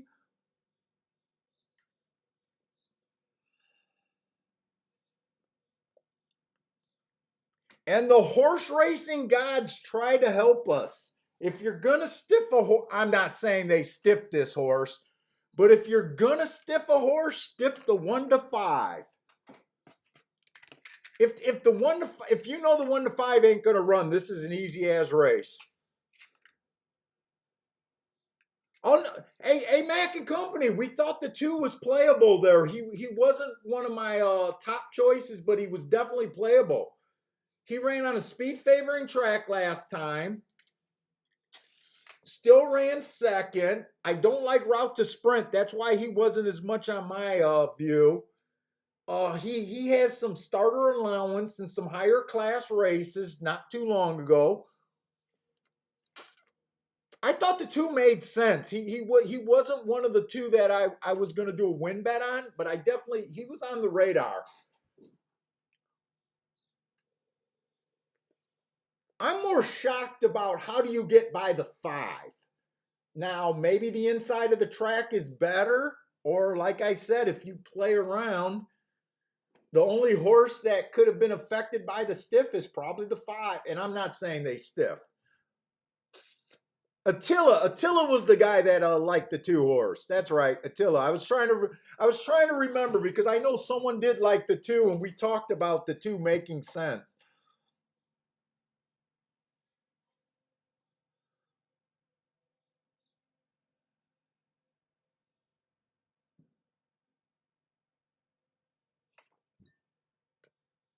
Now we can look at this 2 different ways, or a few different ways. I don't understand how the 5 did not run his race. He has recency. To me, this might be the first race where I'm thinking this might be the proof that the inside might be better. Might be. Well, we had a 5 horse win. He went wire to wire. I don't know. Maybe I should hold out.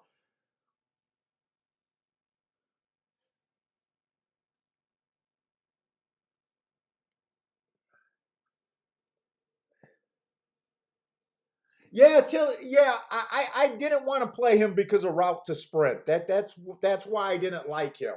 Or that's why I like the 1 and the 3 for the win bet. Plus the 3, I think he was 9 to 1 or 7 to 1. Where the is that my boy Crammy Boy by the no, that's not Crammy Boy. Crammy Boy was the race before.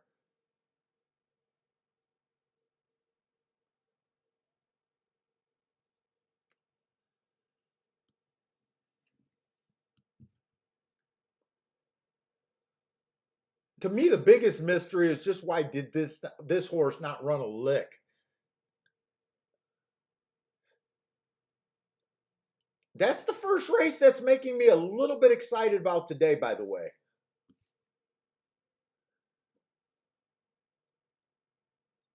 Nice hit, Attila, though. Did anyone else have this too? No one had this exacta?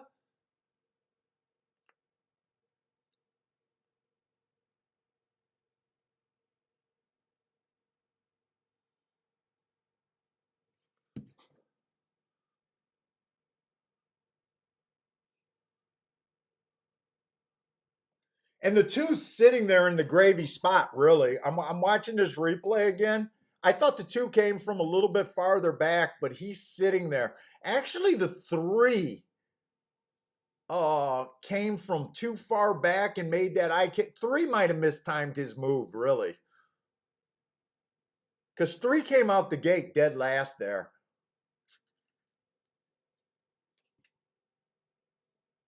So they did come off the pace. I really thought the three was going to win that race when I got up to turn on the other television. And 2-1 4 wide. Okay, that's interesting. When I got up, I really didn't see where this two was on the track.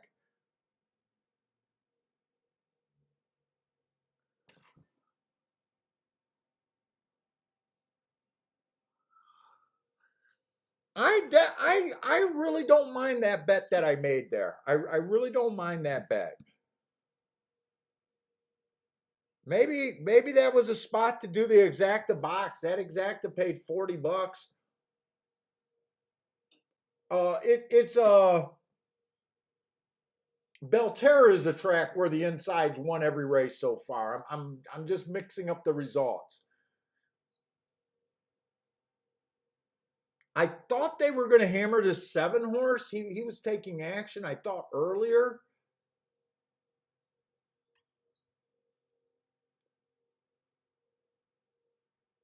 When I said I was going to play this race, I was going to play the 1 and the 2 here.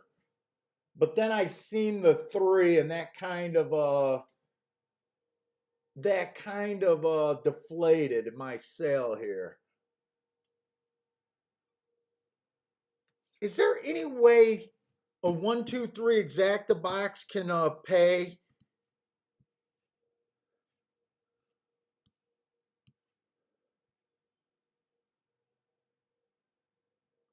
Yes, they can. No, I'm at Thistle Downs, wrong track. I got to make sure I'm at the right track.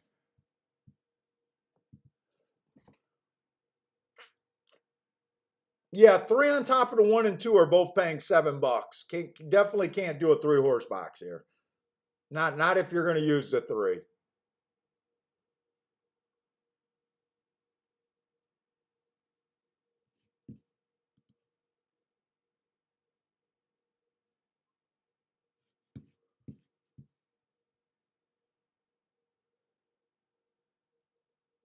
Listen to 1-horse. Bad rail last time he ran. I just liked him because he popped that average. 2 races ago was a turf race. I just don't think he's a turf horse. 3 races ago it was early pressing day. He does look like he could be a mile horse.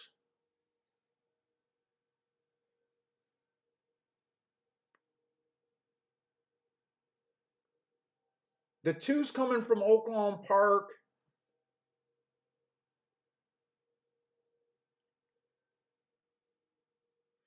I like 2 races ago where he ran on a bad rail, and 3 races ago where I think he earned 2 asterisks. But you know what? That his last race, I don't have a real excuse for. I need that to be a throwout race. The 3 to me looks like he should be the favorite.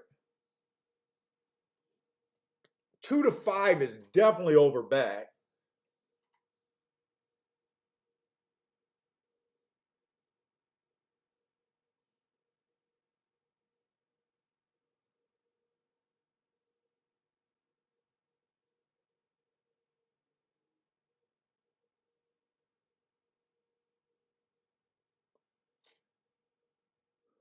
5 has a little bit for me, just a little bit. Let me see these exactas. Shit, they're not going to let me see them right now.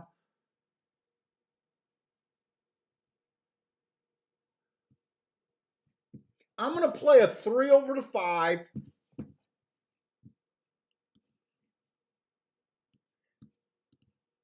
A 3-5 exacta straight.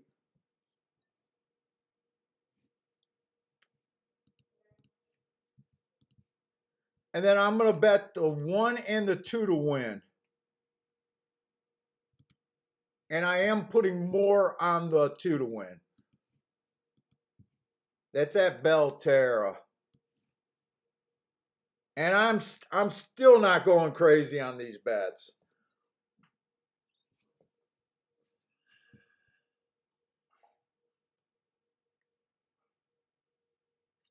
Yeah, the 4 is coming from Oaklawn Park also.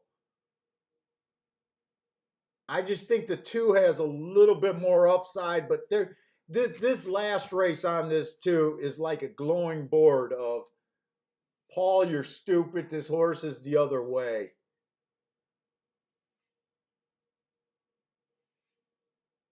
I definitely need the 2 to go.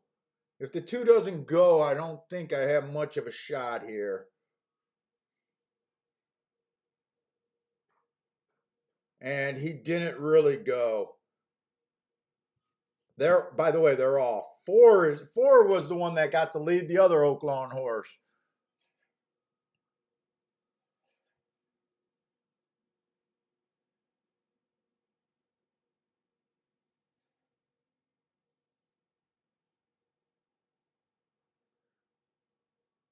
$22, is that fast enough at Belterra for this 3 to get beat? It doesn't look like it. His body language says nope.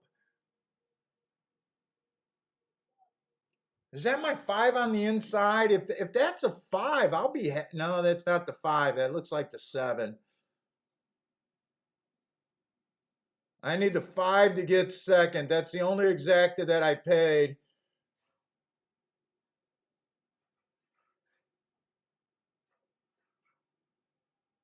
I can't even make out these numbers.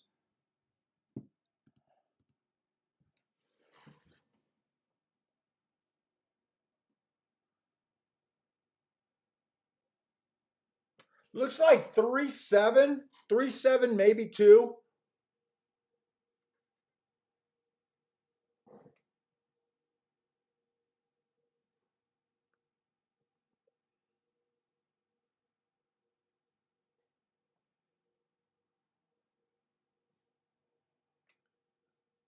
Maybe 3-7-2-5.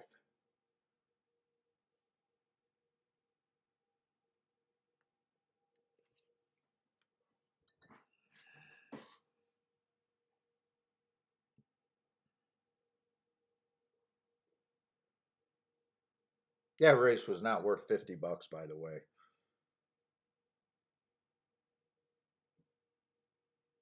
That race was definitely not worth $50.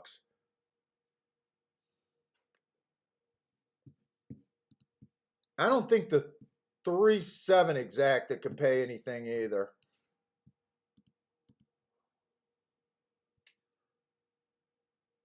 $7, another $7.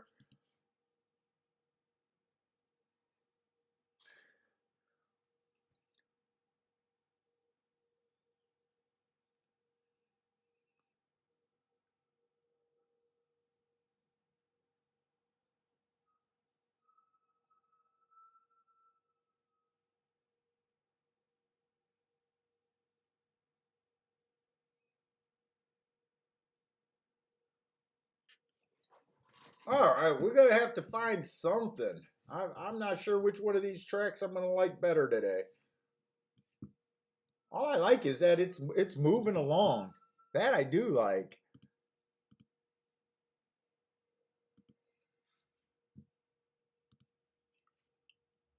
Man, it looks really nice over there at Thistle Downs.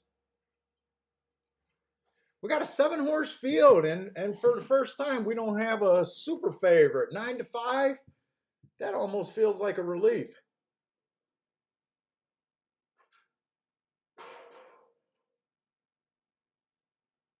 Let's see. We got 6 furlongs, claiming 7,500. Not winners of 2 in a year. Ooh, this 1 horse inside the track was good last race. He had the inside, average, average, average. 2 races ago, average, average, average.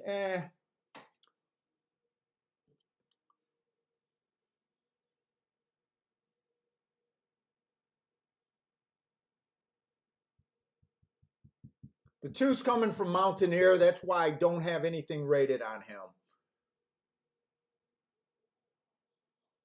I don't think I keep track of Mountaineer.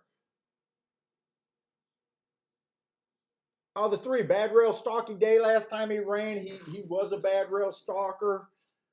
Before that, he ran, earned an asterisk. Still ran decent. Still just missed. Let's look at this favorite. The 4-horse is pretty much a route to sprint. He did run a nice sprint last race against the Bad Rail. That's a nice race, but he's been having an excuse in his last 3 races.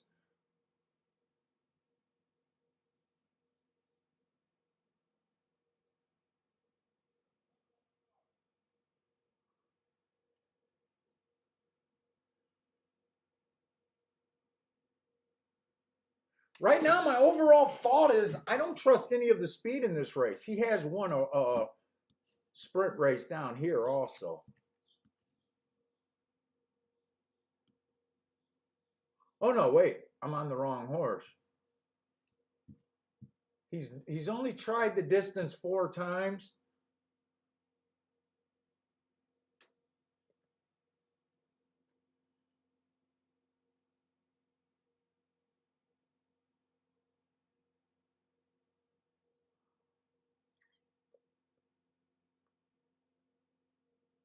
I'm looking for some speed here because I don't trust the speed on the 4. I don't trust speed on the 4.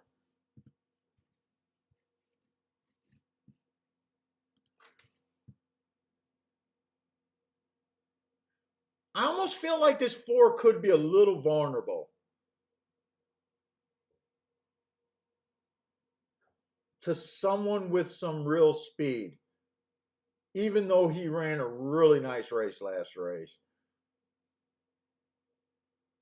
See the 5-horse Bad Rail, average, average, average. Boom. Bad Rail Stalking Closing Day. That's what he was. Well, he had the Bad Rail. Could have gave him an asterisk for that race.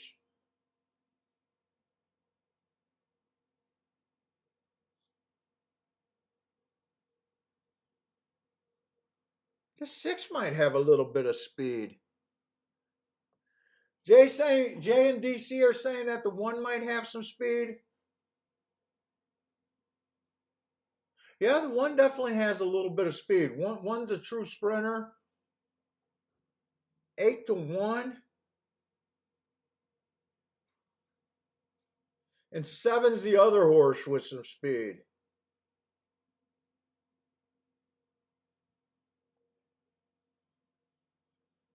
Seven.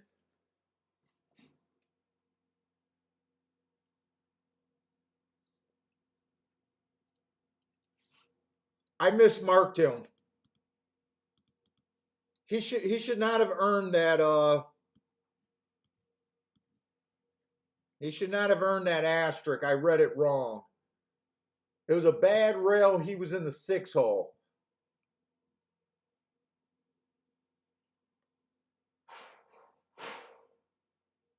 Have we seen anyone from the outside run today at Thistledowns on the sprint races, though? We've seen a 5-horse run.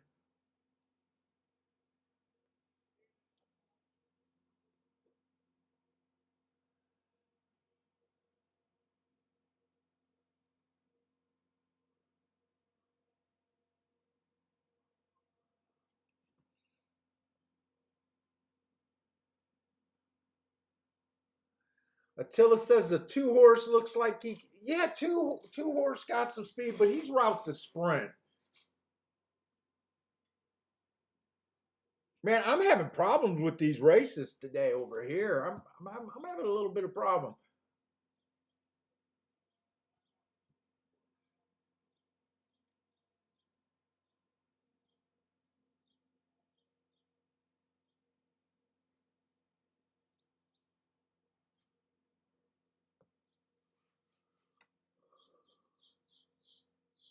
And I can't play doubles, right? I wanted to play a double. I still want to play a damn double.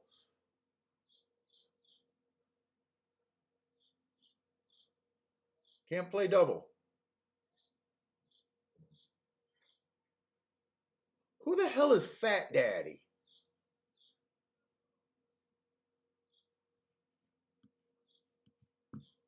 Fat Daddy is the full horse. So the 7 ran with the full horse last race.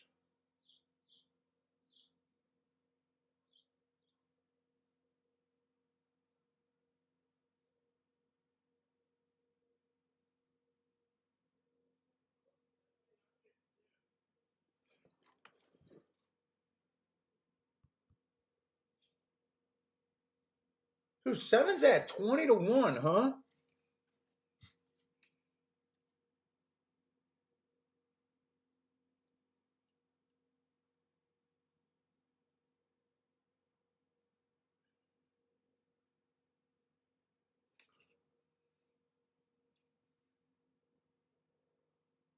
I'm going to make a play here. I'm definitely interested in the 7 horse.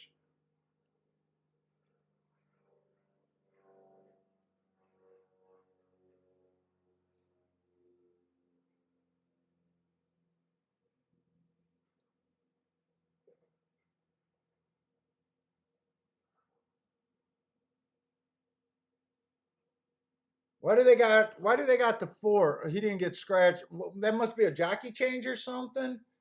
Or do they just do that at Thistle Downs where they oh, they just do that at Thistle Downs. They just put their name and highlight it when they show them. Okay. All right, I'm getting used to Ohio.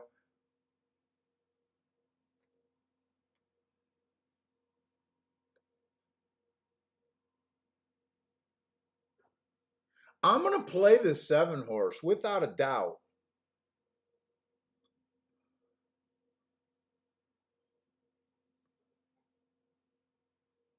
I'm going to try to beat this 4. I think this 4.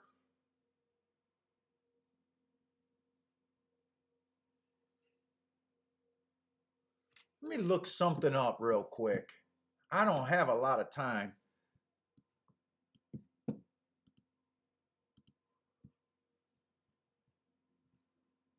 Let me see. Thistle Downs. Where's that date? May 15th. I still think I got enough time.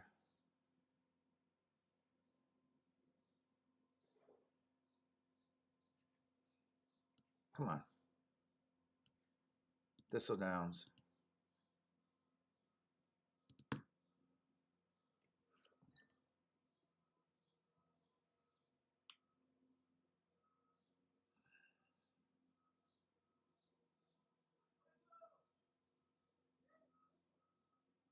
The horse in that race did go wire to wire.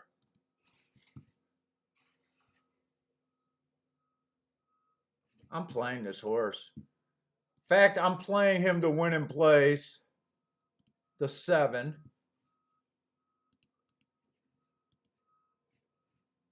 All right. And then I'm going to put some money on the 1 horse.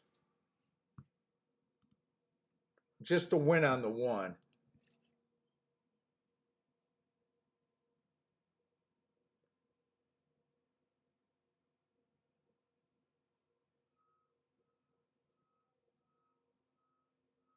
In fact, I'm going to up that bet on this 7 horse. I want a bit more on him.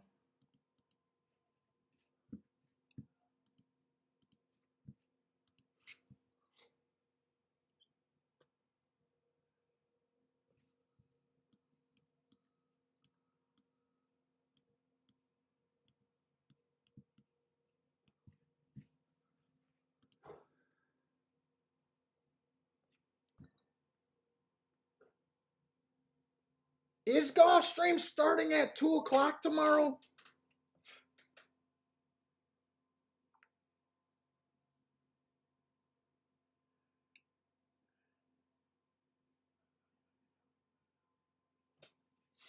Let's see, that'd be the 28th, right?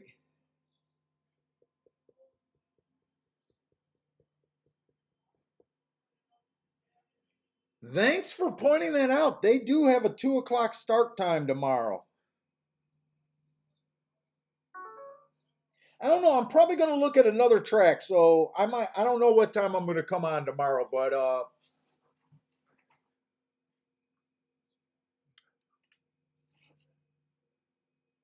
thanks, Frankie. I did not realize that. Hey, what's up, Marco Lou? Ugh.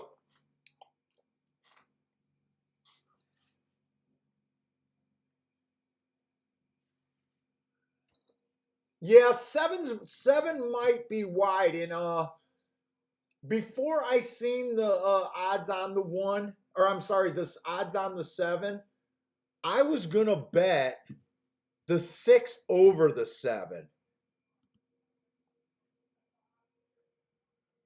And then I decided I had to play the seven horse at 20 to 1. Well, at least I got 44 to 1. If he can win or place, I got a ticket.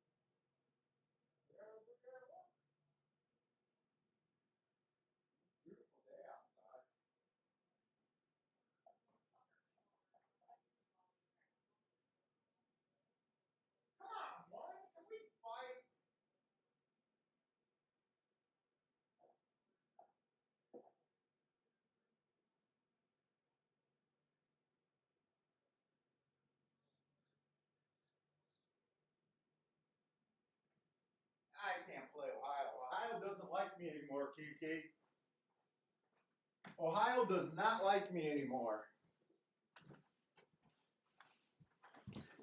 Oh,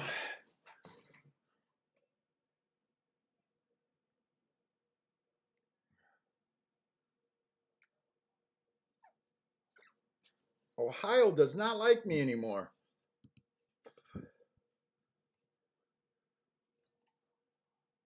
Yeah, four did get the perfect trip there. I was thinking the four was the five horse. When I was watching the race, I was thinking Fat Daddy was the five horse, and I was like, oh, this is going to work out perfect.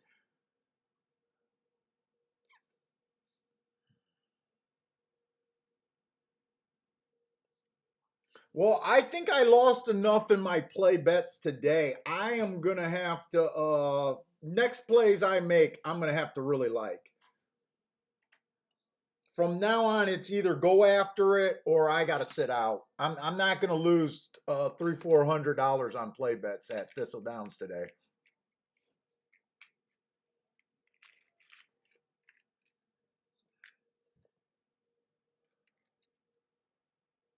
That's for sure. Yeah, golf is racing Monday.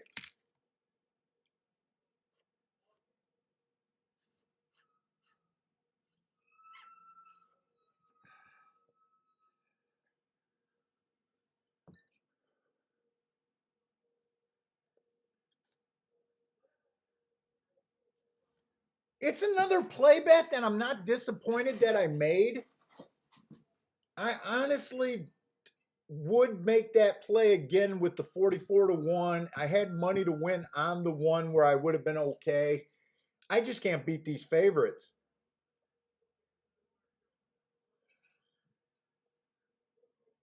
I don't think playing four on top of the one in the seven would have done anything. No, 4-1 is paying $6. No. No. I made the only play I could have made there.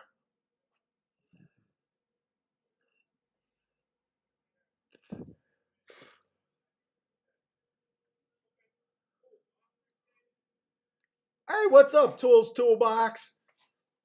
Oh, I don't know what America's Day at the races do. You're saying they probably just starting up for Churchill Downs.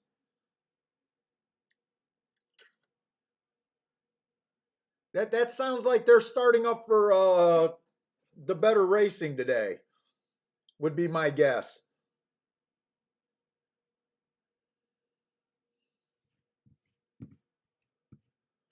Let's see, 4 won that race. We're not really surprised there.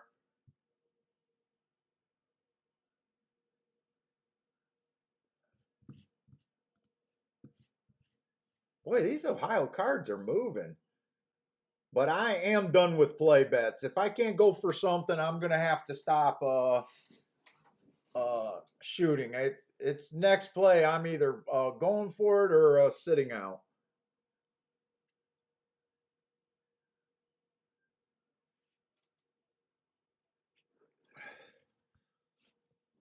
The inside does look pretty decent over there at Thistledown. Actually, it looks pretty decent at both places.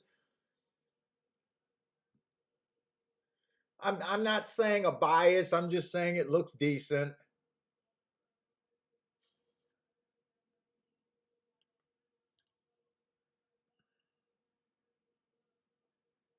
Well, I was a little excited about that 7. I thought maybe he could suck up for second, but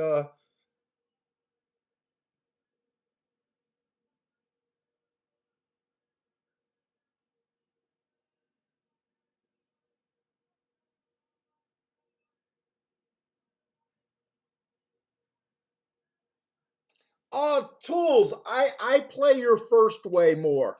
Finding undervalued plays with low to moderate weight. Well, not always low or moderate. I have no problems playing long shots that I think are undervalued, in my opinion.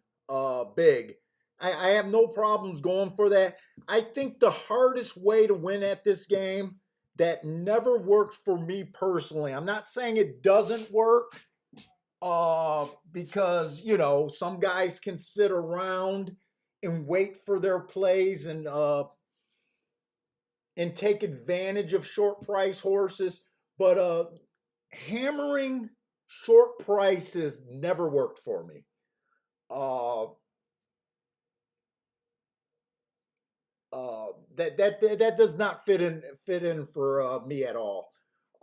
It could be my temperament or I want more action. So I geared my way to trying to beat the low price horses and finding value. When it's working, it's great. But when you keep getting beat by the favorite, it feels like it's you're banging your head against the wall. But in my experience of playing, trying to do big bets on short price horses never worked. Yeah, I like see money. Bet a little to win a lot. Uh, in fact, the higher odds my horses get, the more I bet. Now that's when I'm not scared of the chalk. Like this race, I'm scared of the chalk. Like every play today has been a play bet for me. They're just adding up. You don't want to just bet 100 play bets and end up losing. What you would have on a day that you liked horses. Um,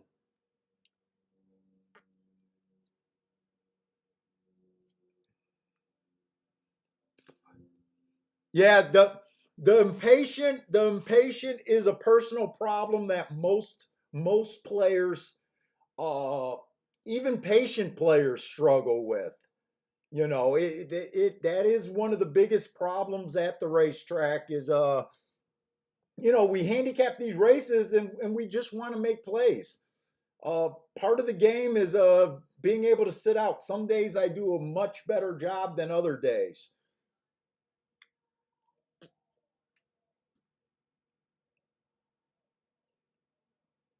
Yeah, the long term betting strategy is to bet more or to go after horses 6 to 1 and higher, 5 to 1 and higher, and being better at that. To me, it's an easier way And I'm only speaking from my experience of being able to be profitable.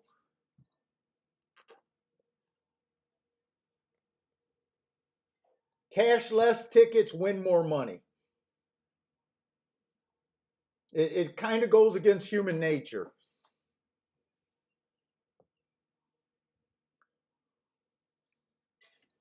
Let's say we got this fifth race on the mile at Belterra, one race sample for this one horse. Uh, two races go, stalking closing day.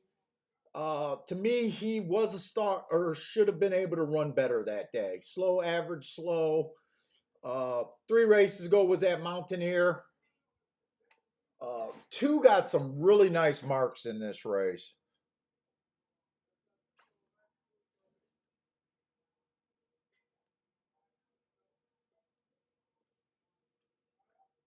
Yeah, that's why I knew I had, that 40, that seven horse did not work out. But to me, that was the biggest play I made today. Uh, I liked enough on him. Uh, I don't feel like he embarrassed me, but I was willing to play against that four who beat him before, who looked good. If I would have did that same bet on the four horse, I would have been able to afford McDonald's after the day. It wouldn't have moved the bankroll. If I was right about that horse, I don't know what would $30 have gotten me. 800 for 20. You know you got to take those shots when you see them, but at the same time, they're not going to work out as much. But a bet like that, you only have to win one out of every 20 times. Probably once every 30 times for 44 to 1.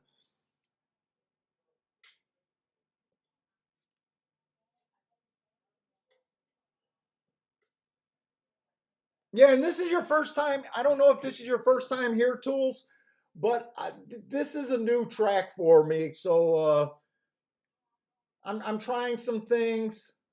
This is not, usually I play Gulfstream and, some of the other tracks. I'm still looking for a secondary track, but Gulfstream is my main surface, and that's where I expect to do my winning at. Expect to have at least a better shot.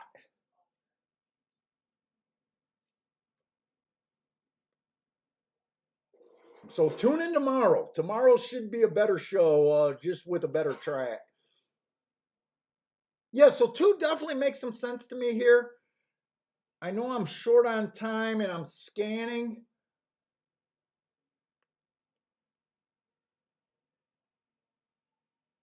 Two's kind of the best marked horse by quite a bit, actually.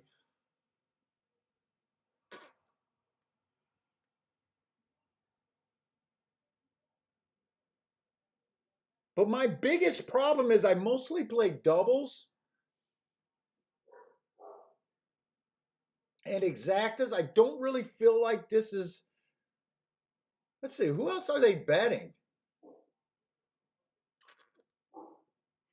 The five horse?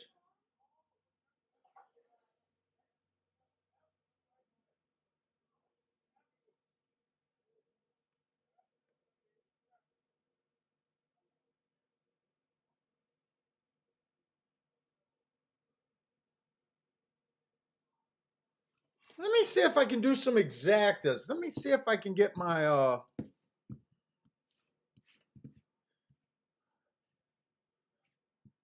let's see, this is Belterra, right? I gotta keep making sure that I'm at the right track.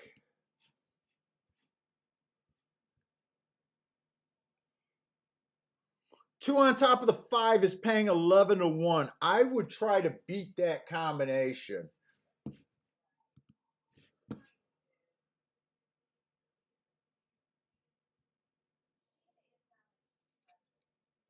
Two on top of the 134.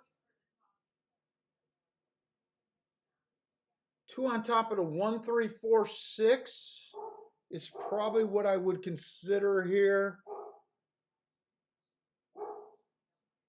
and play 2 first and second to those horses.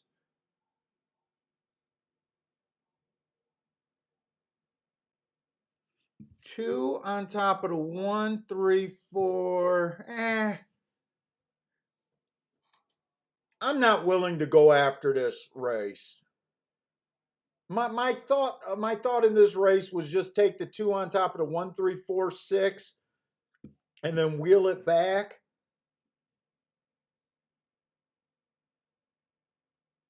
If I didn't play so many races, I probably would have done that here. But it's unless it comes in 2-1 or 2-6, I don't think it'd be worth it. They're off, so I couldn't even do it. I don't really care for the 5 here.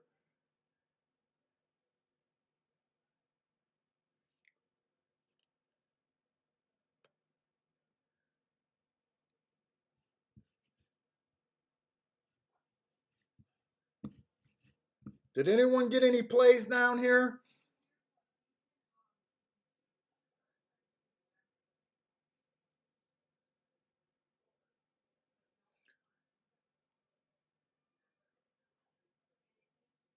Yeah, see, Money has the right idea there. Only bet when you create an edge or when you know you got your edge, when you feel like you got your edge. Bet when the public miss on prices. And bet more when the public completely disagrees with you.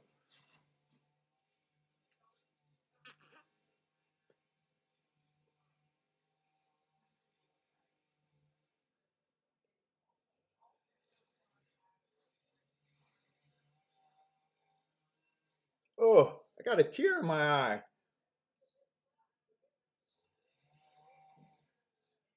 I thought this 2 wouldn't be worse than second,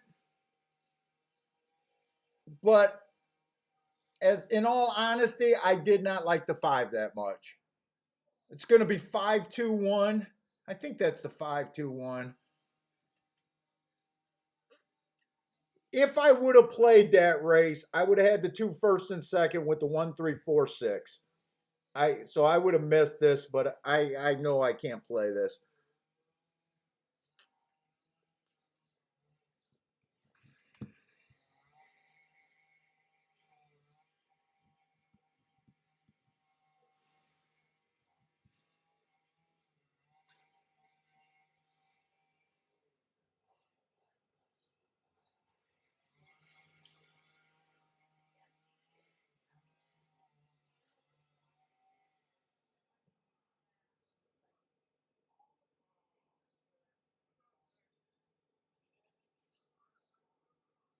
And I don't think that I don't bet trifectas, but I don't even think the try could have been bet.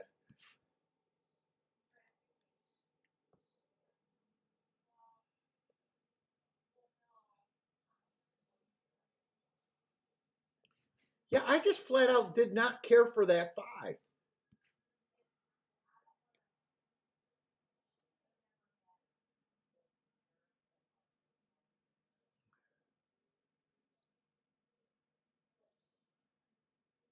I just didn't care for him.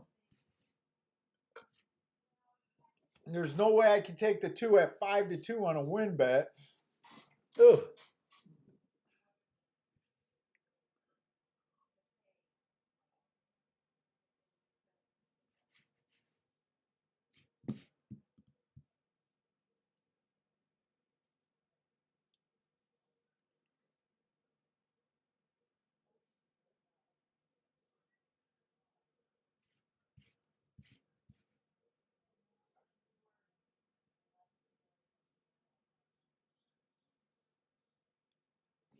I want to look up these charts right now. I need to reset. Right now, both of these tracks are kind of just blending in my head.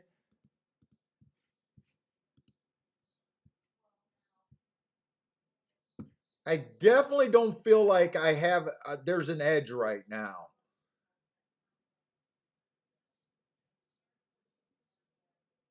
I don't like playing straight up.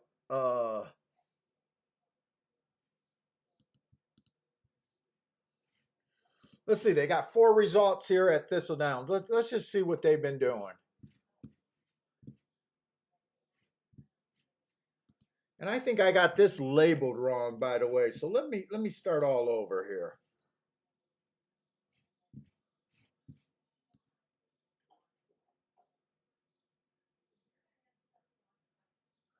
Five horse stalked in the first race. 7 horse went wire to wire in the second race.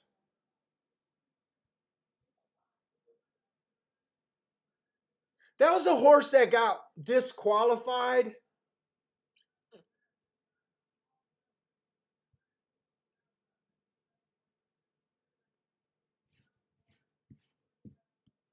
I'm going to put the winner down too, but we know that the 7 went wire to wire. It was just taken down. I'm going to act like there was 2 winners that race.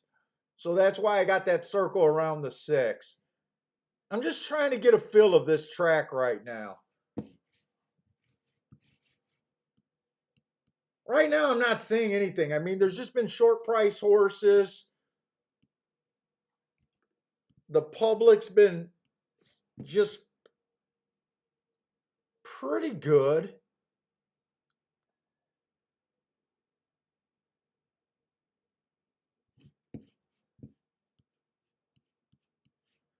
So really, technically, no one went wire to wire. The only horse that went wire to wire got taken down.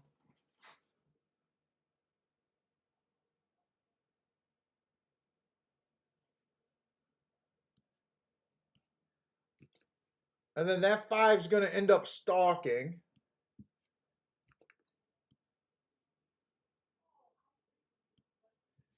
So I don't know. Speed has not been great over there. Let's look at Belterra too.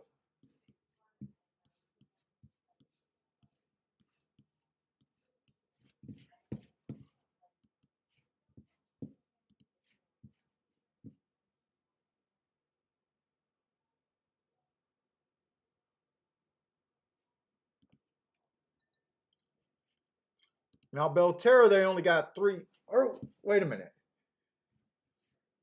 Was that last 5 that I just put down? That could have been at Belterra. Let's see. The first race, the 1 went wire to wire.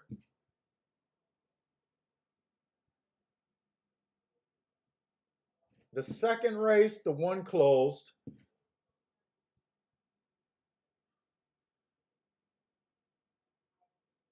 The third race, the 2 stalked. That's all they got so far. All right, let me just try to. I want to.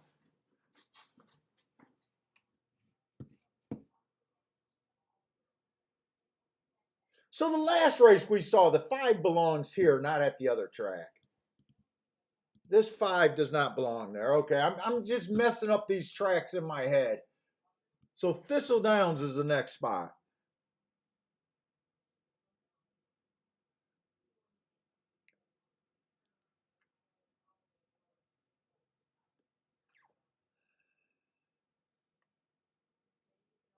All right, we're going to have to work because I got to find a real bet. No more play bets.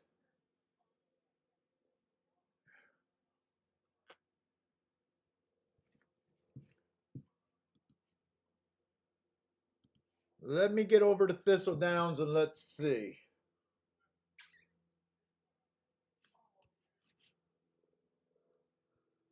So Thistle Downs so far, no one's closed and no one's really went, well, no one's really went wire to wire. And we're going into the 5th race. One looks like a true closer to me. Match strides with the slowest winner, which he was. Average at the 6 furlong mark.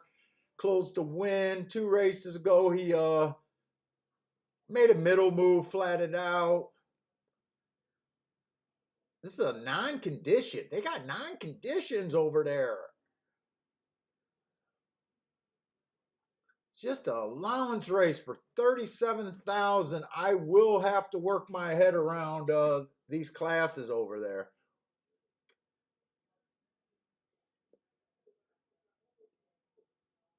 So one just looks like a closer to me. Oh, the 2 horse ran on a bad rail last race. Think he ran an okay race. 2 races ago, it was an inside speed favoring day. He's not a speed horse. Gave him an asterisk. Uh, Looks more like a 6 furlong horse to me. This is a mile race. Okay. 3 had a closing day. Tried to go wire to wire, gave him an asterisk, and he went too fast to win. I'm just not sure how speed's doing.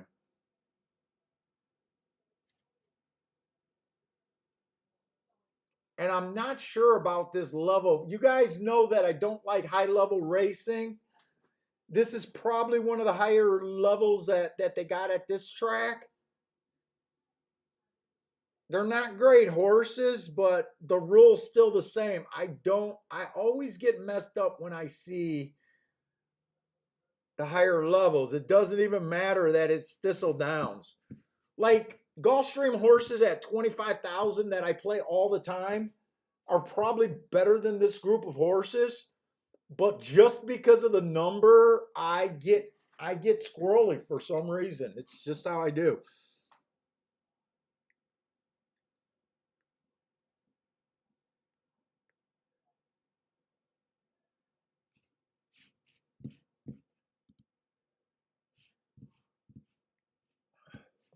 When I don't understand races, I usually start with the favorite, the 5 horse.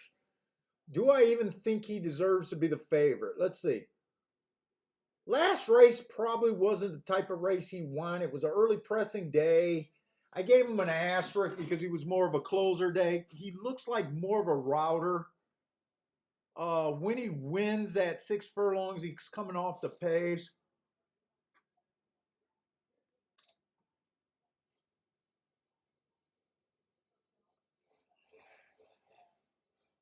I can't even tell you my opinion on him.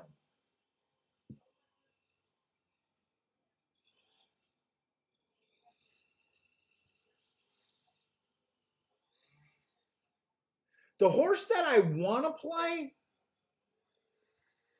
basically just due to the marks, is this 3 horse.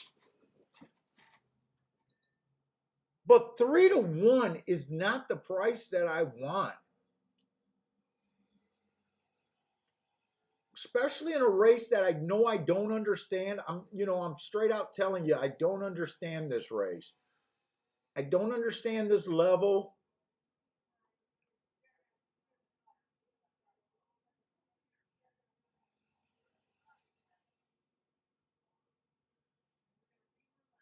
There's not a lot of pace in this race. The pace is probably going to come from the 3 horse. The 2 may show some speed because he's a sprinter. Uh, and I'd move him up from being a stalker to possibly trying to be a speed horse here. I think he'll be closer.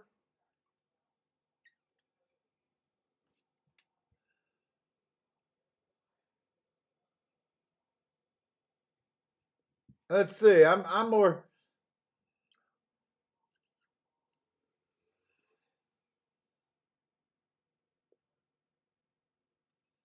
Oh, you guys are talking about casino betting.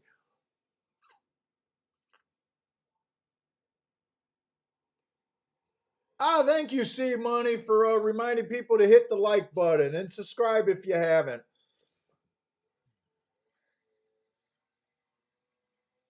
If you're new to the show, do not judge me today. Do not judge the show today. Come back on a Gulfstream card day. Uh, this is early in the meet at the Ohio tracks, and I have not been playing these tracks forever.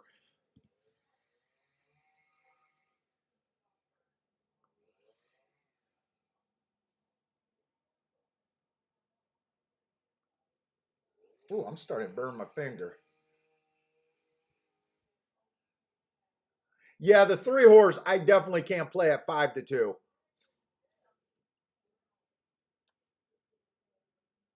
And if you got when you guys are handicapping, if you got a race like I do right here, where you just feel like you don't understand the level, you don't understand the class moves, you don't really like anything, all of these gut signs are things that this is not the race to go after. I will be sitting on my hands this race. Hey, what's up, each way bet? I think this is the first time I seen you here.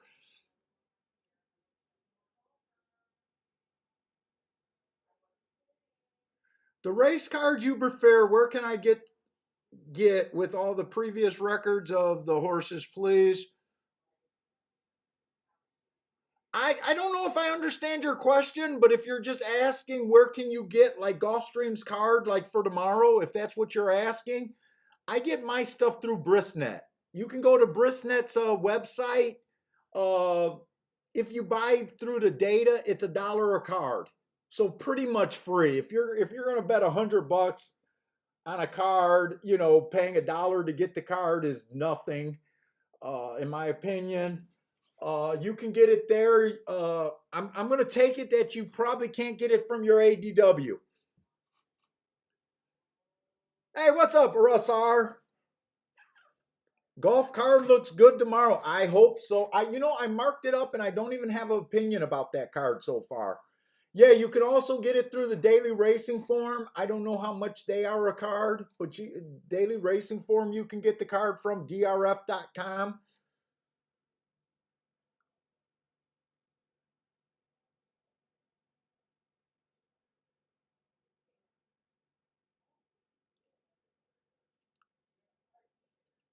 TVG, you can get them from TVG.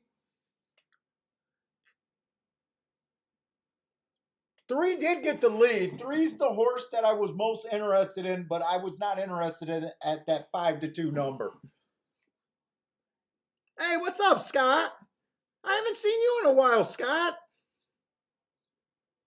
Have you been here or you just been quiet?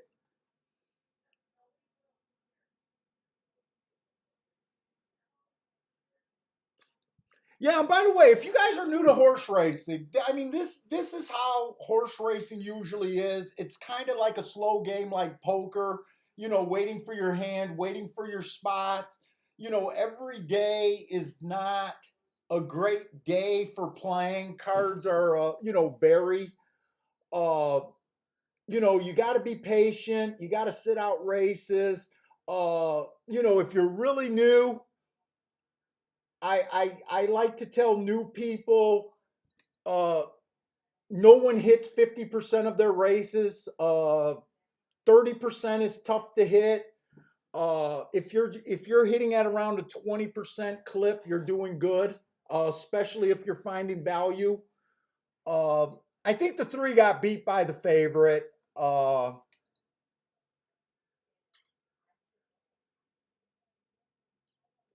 More often, it's kind of like poker. You want to get your money in on your best opinion.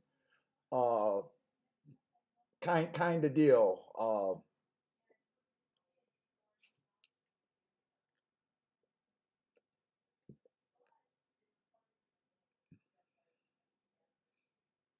Work's been crazy. You haven't been playing much.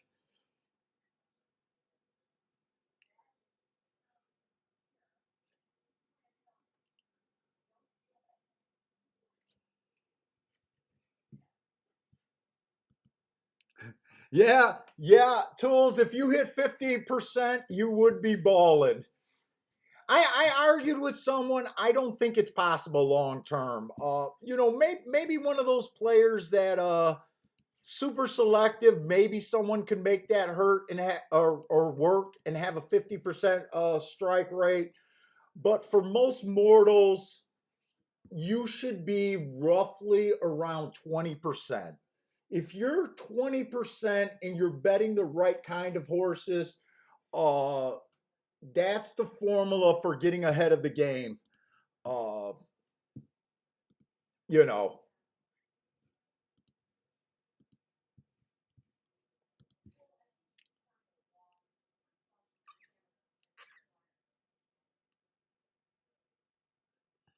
Oh, you're John. You said the jock on the 3 blew it. Did he get a little lazy on that horse? I liked him, but like I said, man, I did not understand the class levels this race.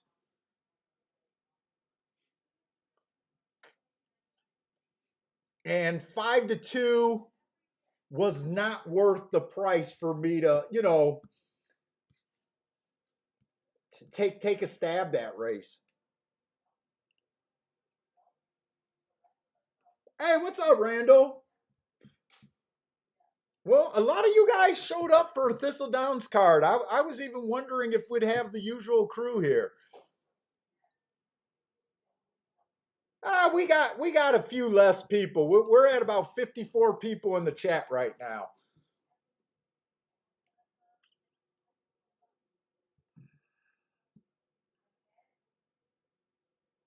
Hey Bender, are you even playing or are you just hanging out today? Have you handicapped anything over there at Thistle or are you even involved right now?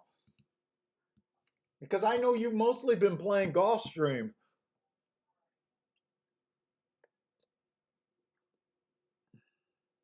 Oh, Scott, you'll be here tomorrow. Cool.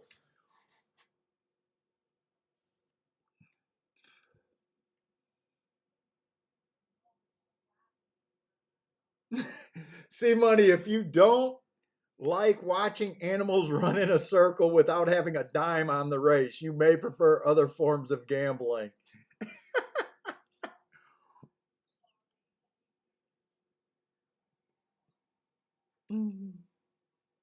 I know it's rough, man, sitting out.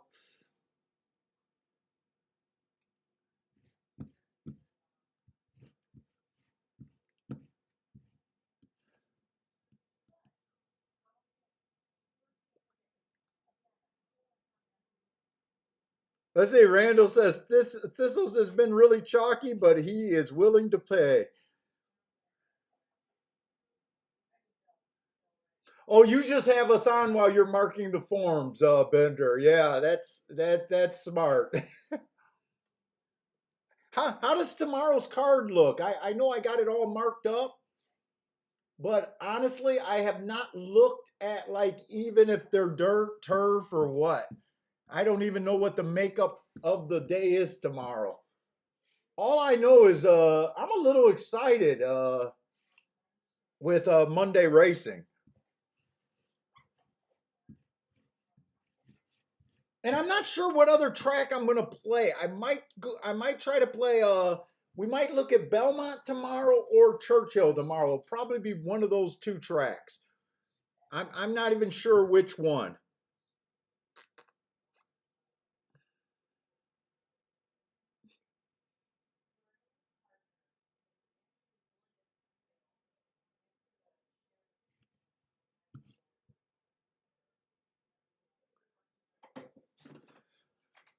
Let's see what we got. We got race 6, 5 minutes, 12:05. We want to find something. Let's not hold out hope. I know I sound like probably a downer about the card today, but with horse racing, we never know. We never know where we might spot that opportunity. And you know what? Even a bad day at the track, a boring, slow day is better than landscaping in my book.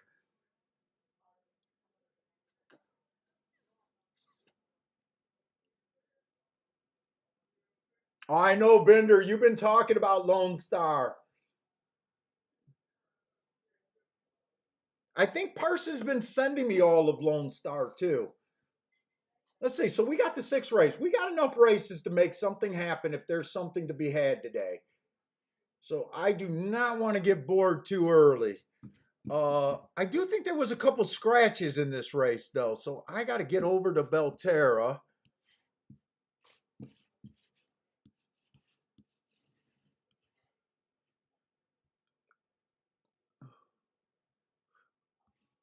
The 1, the 3. At least we got a big field here. Let's not complain before we get a big field today. Big fields are exciting.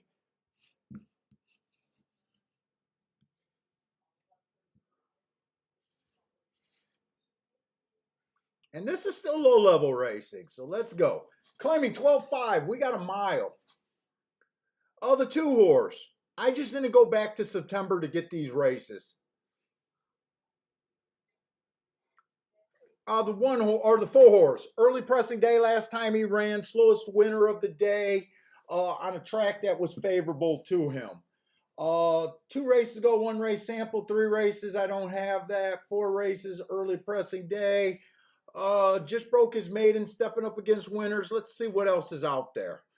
The 5 at Tampa Bay, stalking closing day. This horse went too fast to win last race and too fast to win the other race. 2 races back. I'm a little interested.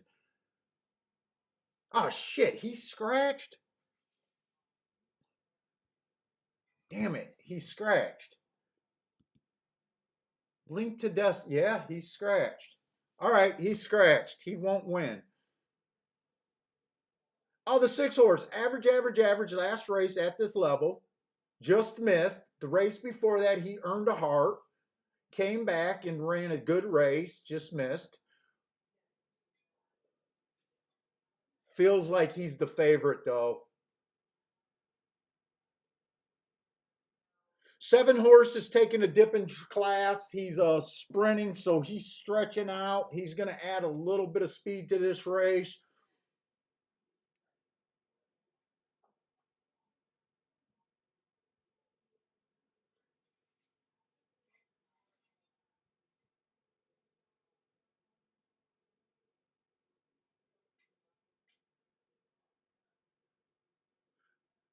Let's see, the 9-horse, 2 races ago, ran against bias. The inside of the track was good. He was on the outside. He came back, won. He's stepping up in class. He's a little interesting. Is he really 30 to 1?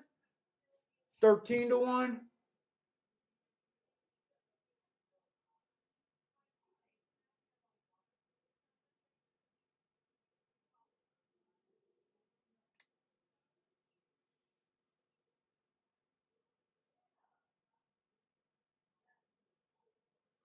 $13-horse, bad rail stalking closing day. Went too fast to win. He's interesting to me. Coming from Hawthorne. 3 to 1.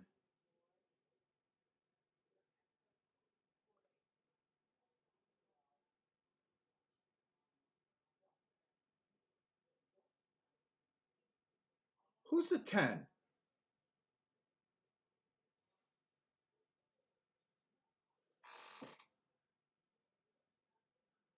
So I'm looking at 6, 9, 10, and 13.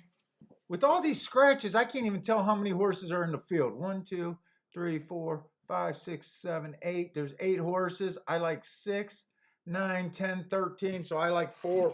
I like half the field.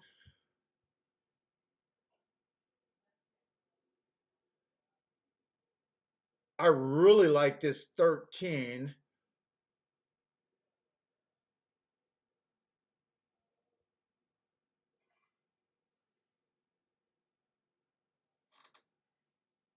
Oh,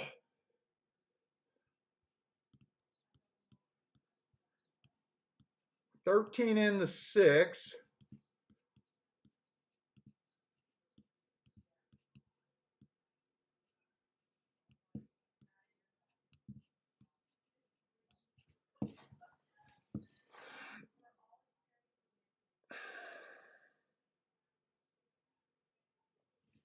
Can I get this bet in?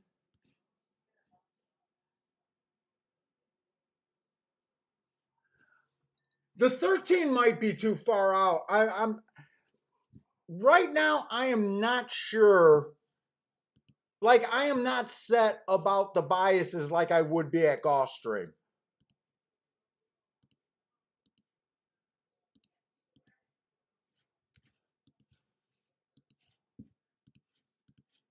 Let's see. I put that exacta in.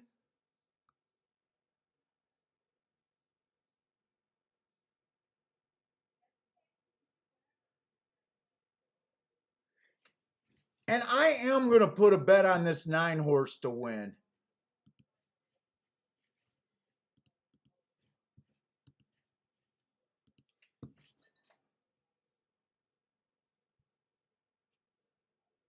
Where did I write that down at?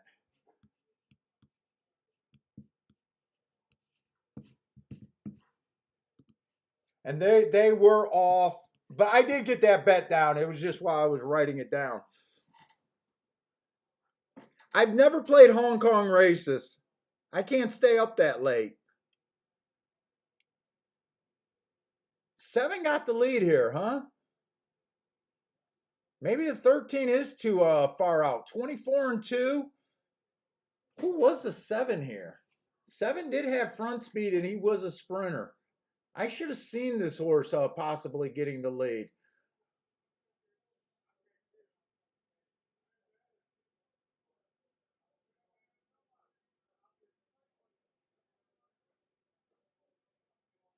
Come on, 9. Do we got to run with this 9 and 13?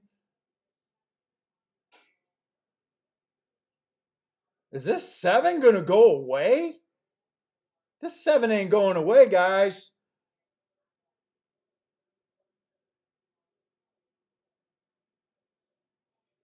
This 7 is not going away.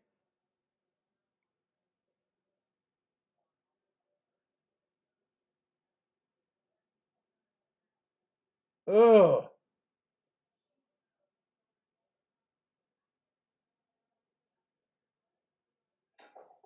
God damn.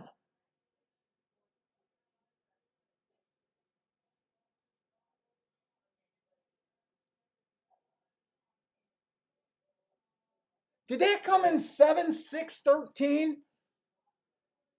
Or 7-6-9, I mean?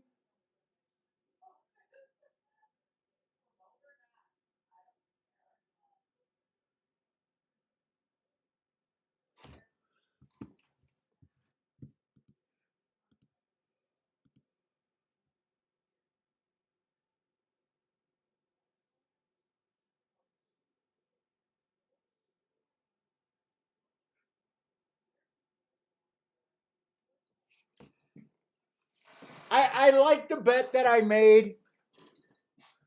I did not see this 7 horse. And I feel like I should have seen him.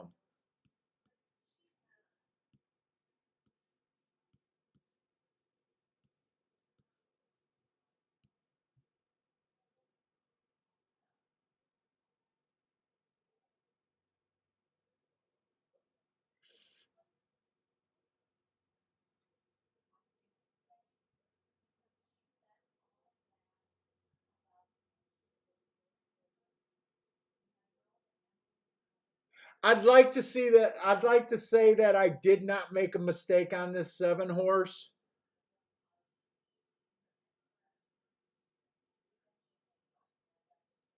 But I think I made a mistake on this 7 horse. I feel like I should have at least been able to see that class draw. That 6-9 would have been a nice exacta.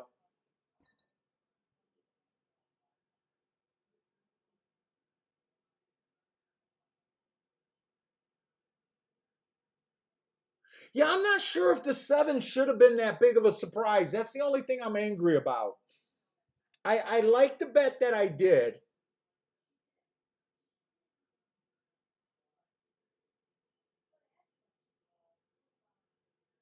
But this horse went up to 30,000.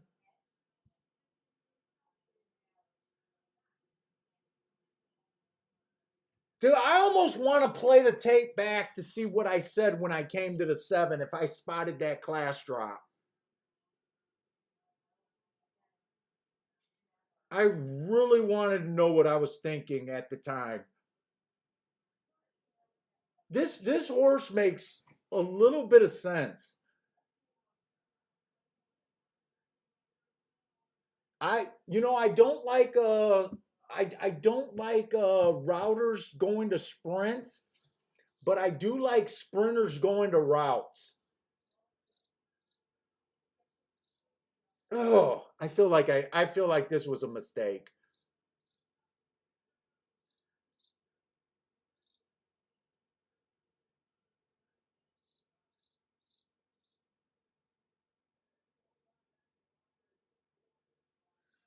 Otherwise, you throw him out. I handicapped the race perfectly and should have made money there. Well, put it this way: that bet is that race is not going to set me on tilt. I'm going to be curious if I noticed that about the 7 when we were going through it.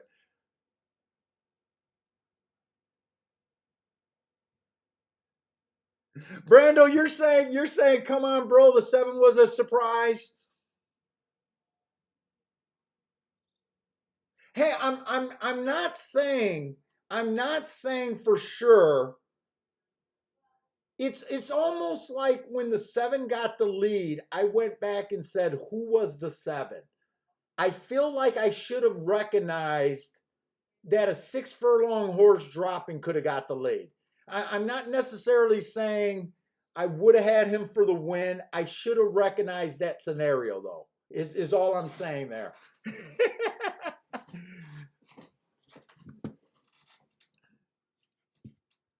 Oh, so the mistake would be just me not spotting that, not necessarily because I can live with the bet I made. I knew I liked the 9. I knew I liked the 9 to get up there. And I didn't single. I played the 6 and you know what I played.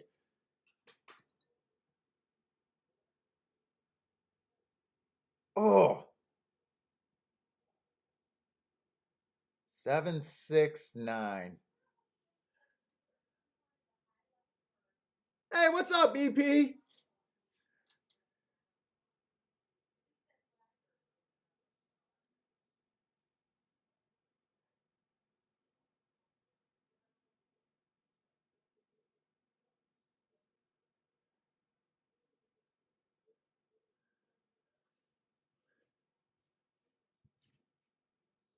Jay says I noted the speed on the 7, but not the class. That's where the mistake was. I'm just curious. I'm trust me, I'm not crying about missing that race.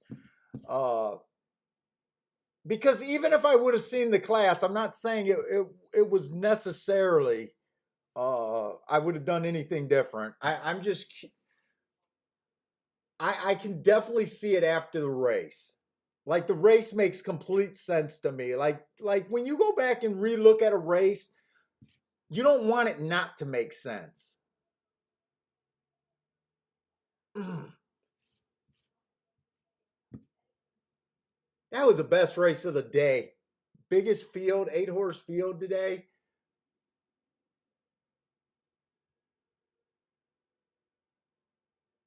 What are they giving us at Thistle? Just a 7 horse race, no scratches. Let's say we got an allowance, but it's nothing but a non-winners of 2 lifetimes. So I should be able to understand this class.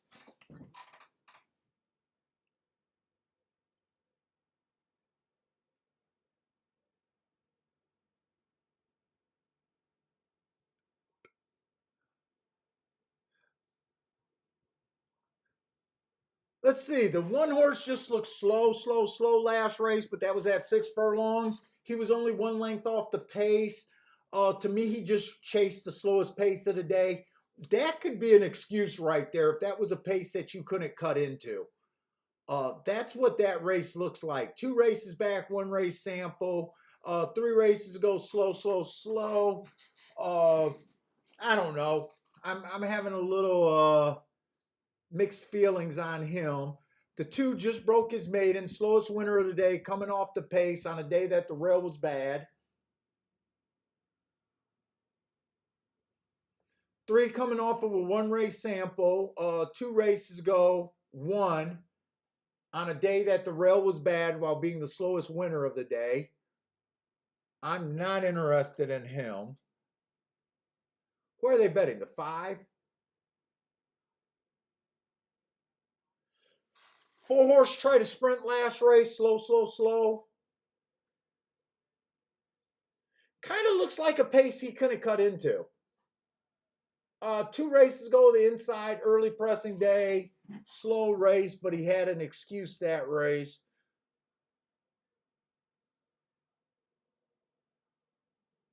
Boy, a lot of these horses tried sprints last race.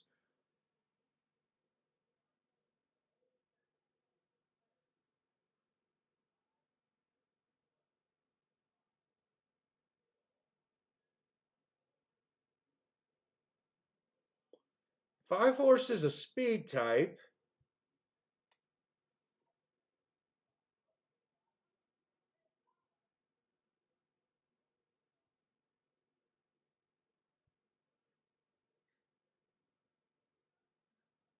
Do I think the 5 should be favored here?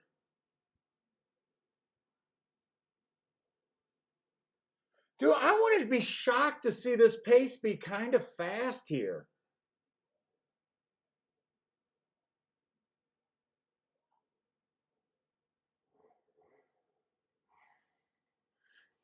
We got the 6 horse who's been running, or the 2 horse that's been running. Is, am I seeing things that aren't there? I could be seeing things that aren't there.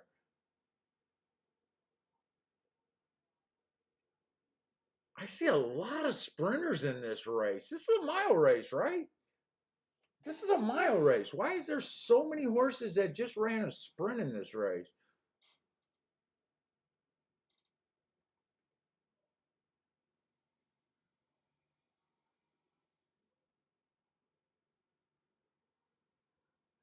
Let's say each way, bro. You make a list of a horses. You know what? I almost never know the horses' names who get interference, bad draw or gallop out. I don't like gallops out. I don't believe in the gallop out. I make my notes from biases and I build a daily track profile every day is what I do. That's how I mark my stuff. Right now, it's not looking like anything special today. uh,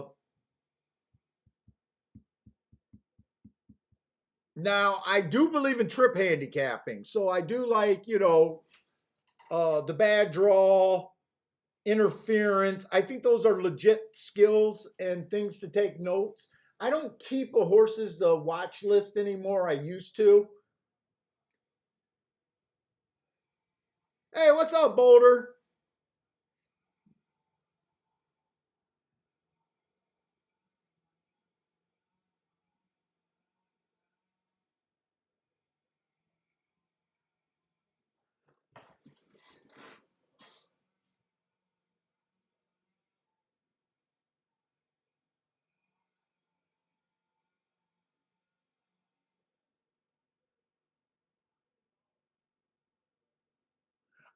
I'm having trouble classifying this 5 horse. If I think this horse is a legit favorite, I definitely think he's an over bet favorite.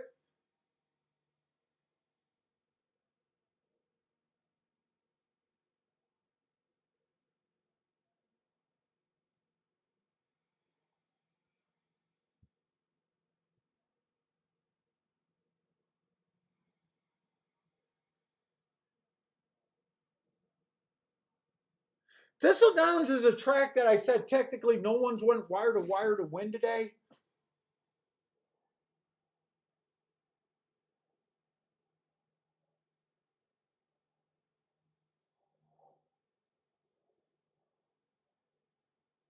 The problem with the problem with this race is I don't even know where I would go to try to beat this horse.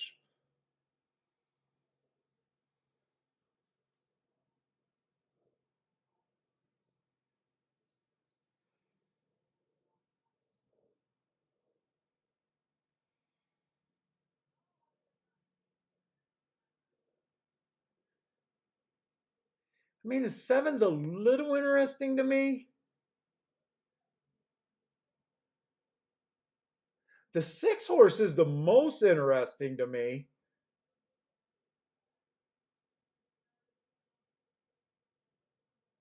I got him off of 3 excuses in his last 3 races.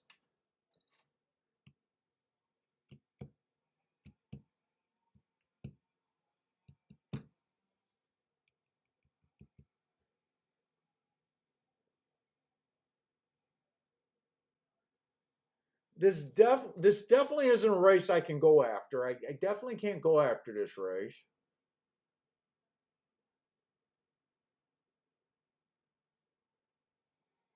And the one horse is a little interesting to me.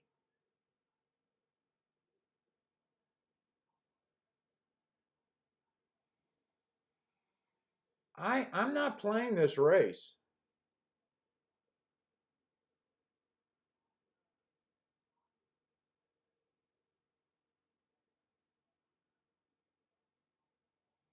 I feel like I'm reaching too far on this six horse.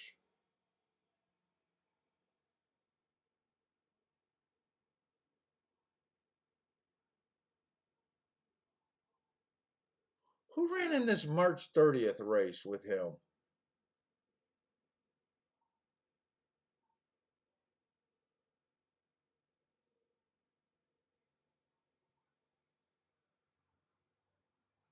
The four just ran.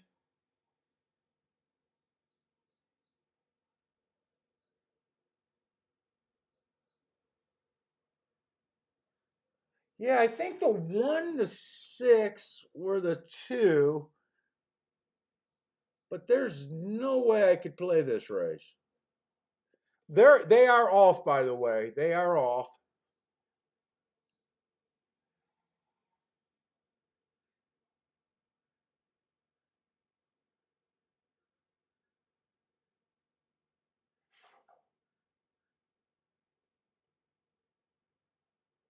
There's no way I could play the seven at 2-1. I'll tell you that.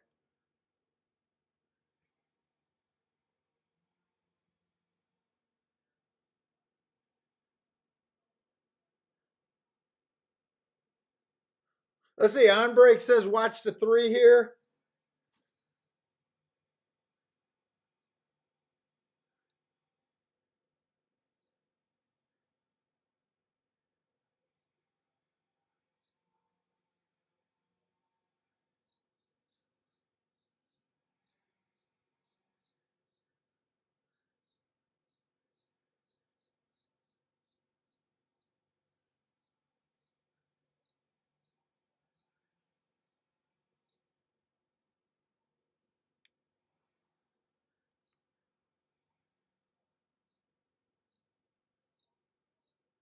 I think the seven got this five. I think he does. 2-1 over 4-5. I think the four is going to get third. And that must be the three for yeah, I could not play that race. And they have not went wire to wire. They have not went wire to wire there at all today. That's the biggest thing that's like that I'm really spotting. I don't think speed has been all that great again.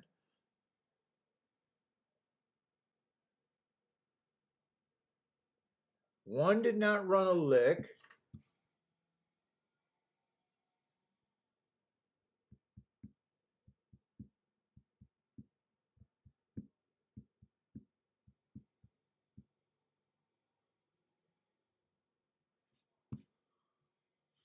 7-1, and I'm going to say the seven closed that race.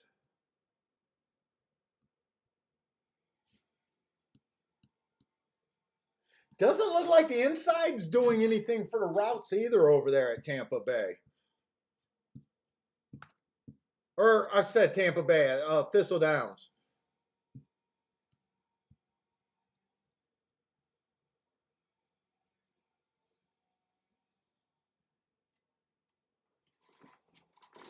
Oh man.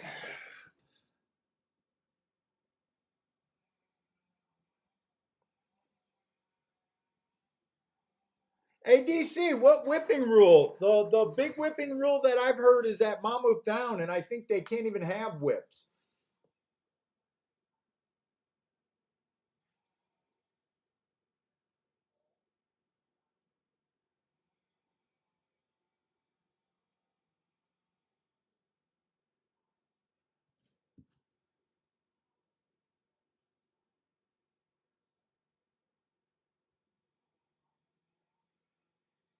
I'd be happier with more sprints today.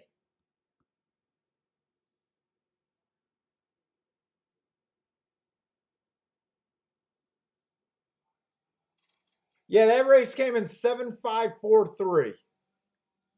Oh, Grandma, thank you. Thank you for the super chat.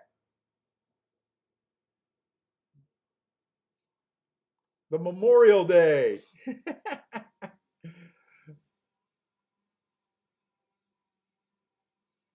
I'm excited for this weekend at Gulfstream. Four-day week.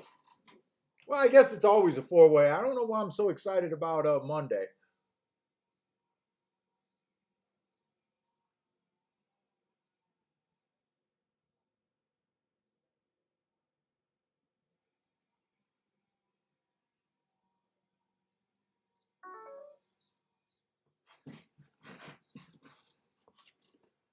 Let's see, we got the seventh race, maiden claiming 5,000.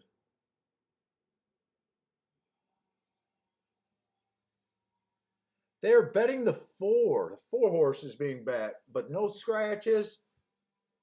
Let's see this one horse, early pressing day last time he ran, no chance there. Still ran 2x7. So I gave him an asterisk for that race. 2 races ago, inside of the track was good. I gave him an asterisk for that. But just looking at him, I don't see any speed there. This is 6 furlongs. Other than the two excuses, I don't know. Let's see what is in here. Oh, the 2 horse. Early pressing day last time he ran. Again, he got the excuse for the same reason, but didn't do anything. 2 races ago, it was an inside day. He was on the outside, gave him an asterisk. But this horse has not had any speed, nothing. Man. Oh, the 3 horse. 2-1 on the morning line. 7-2 right now.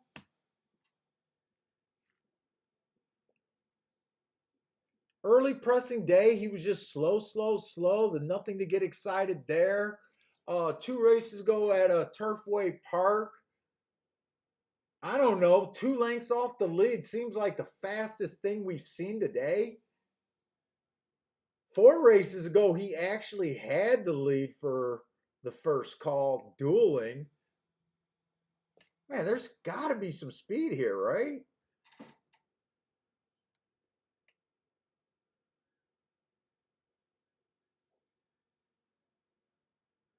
Oh, the 4 horse is coming from Gulfstream Park. That's probably a drop.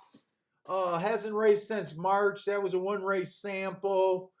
We just know that usually the inside of the track is good there. 2 races ago, he got the lead. He was 1 tick slower than the fastest winner there, average slow. That might be good enough to be the fastest horse early. From what I see so far, what is he at? 9-5. Well, 2-1, 9-5. Definitely not interested in that.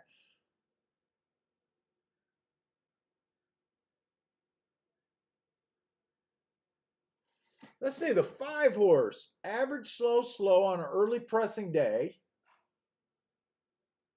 Came out 3x2 and just fell apart. 2 races ago at Turfway Park, he was 1 tick slower than the fastest winner.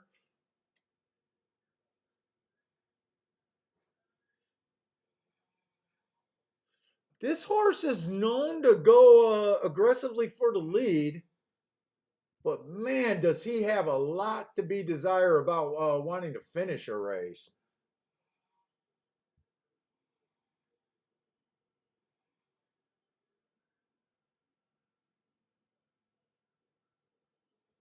The 6 horse, I just did not look up.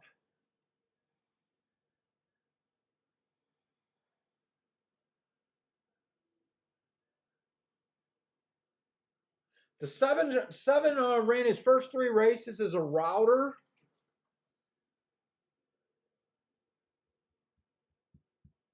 looks like he got a little bit more interested in racing once he got to 6 furlongs. Last race, he ran against a good inside. 6-1.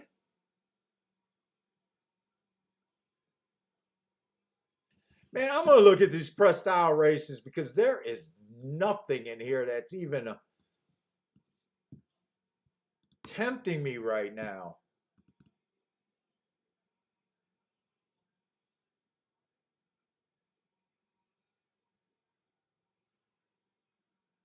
Bad rail stalking closing day.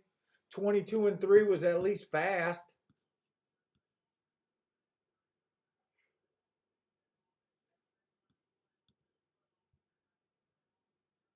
It was a stalker closer day.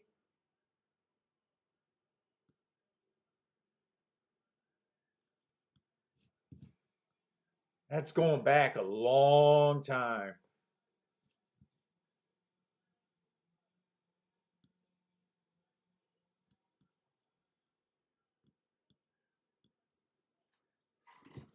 Oh boy, where could I even go here?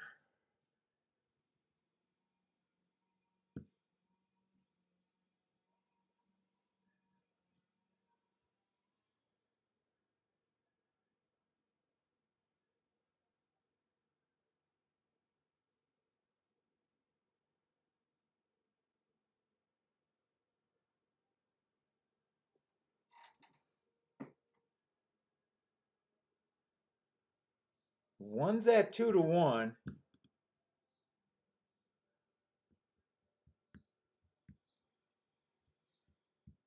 He got second while running against the bias. I can't take 2-1.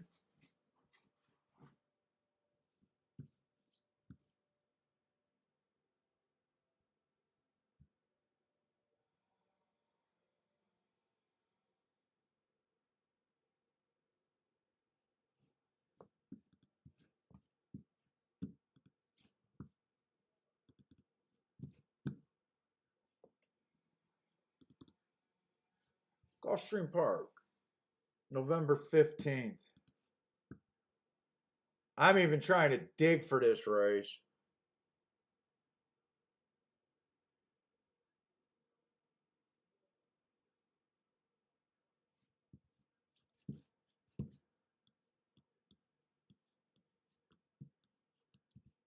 Average, average, slow.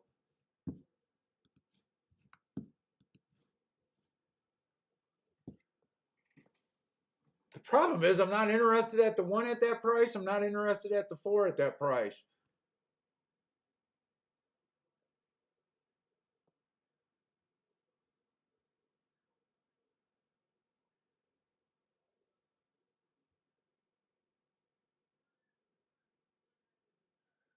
But I am a little interested in the 7 and the 6 at those prices.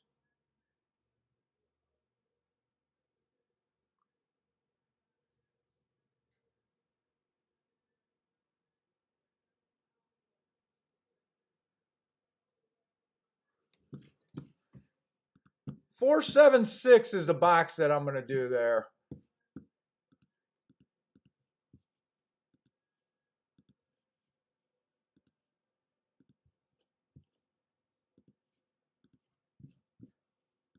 I'm not even going to do a win ticket. You know what? Can I do? I'll do a win ticket on the 7 horse. Nope, ain't going to get it in. 4, 7, 6 in a box is all I did there. And I stretched to make that bet.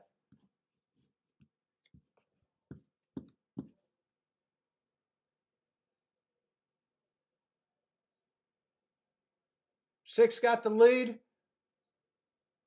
No, 5 got the lead. Shit. Who's the 5? Oh, 5's a horse that just does not finish.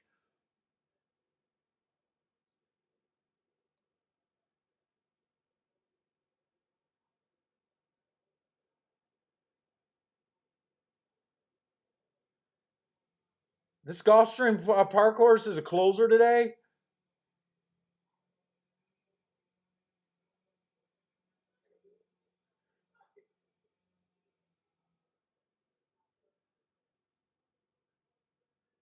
I don't even think I mentioned a 2 and the 3.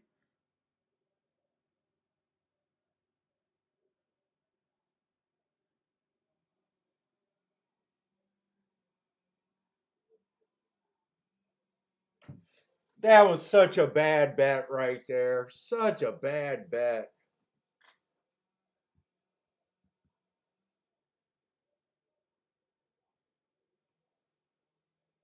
That was brutally bad. The only good thing, I think I put that up and no one could follow me. Until like the 7 there, Bill took the 4 to win in place. Jay, oh no, Jay played the double. I thought that was an exacta.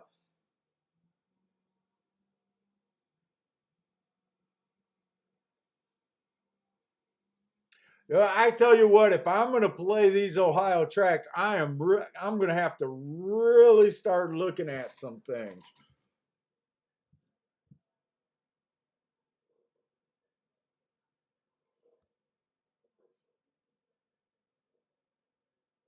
I mean, I don't even feel like my marks are even helping.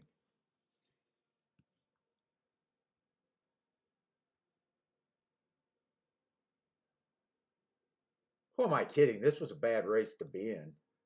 But I don't even feel like.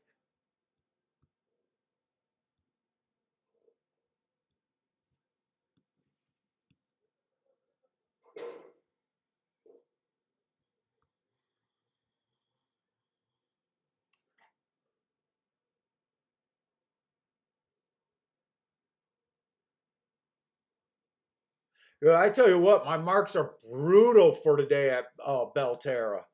Brutal.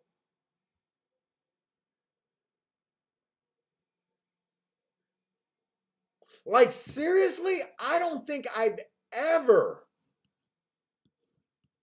slow, slow, slow, slow, slow, slow. I mean, his marks were okay.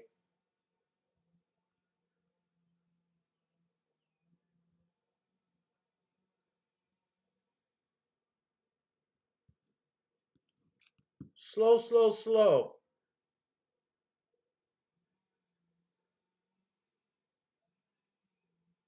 Wow. Who else won over there? His was okay, but he was 3 to 5.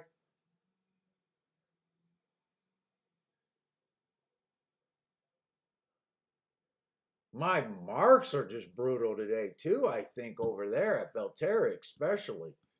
Yikes.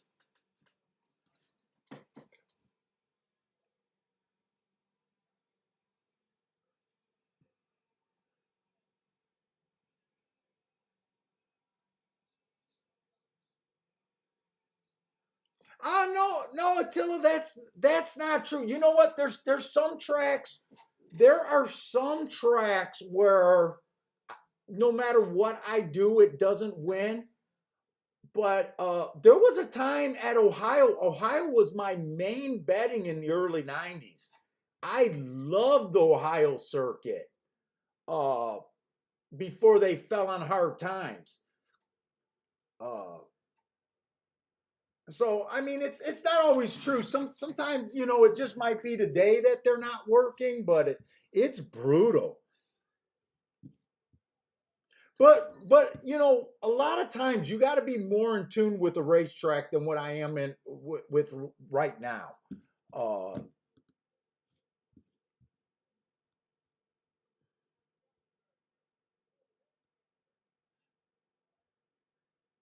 when we started off at Belterra saying that we thought it was going to be inside,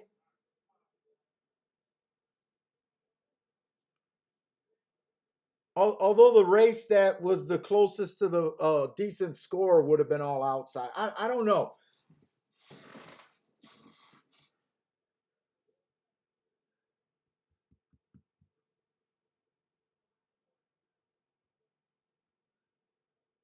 I think the bigger thing is it's just earlier in the meet and I don't have a grasp on it.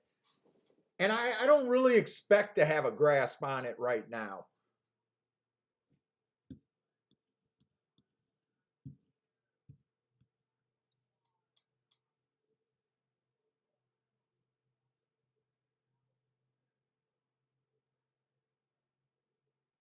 But usually when I go through a card, even when I have a bad day, I'm like, oh yeah, that made sense.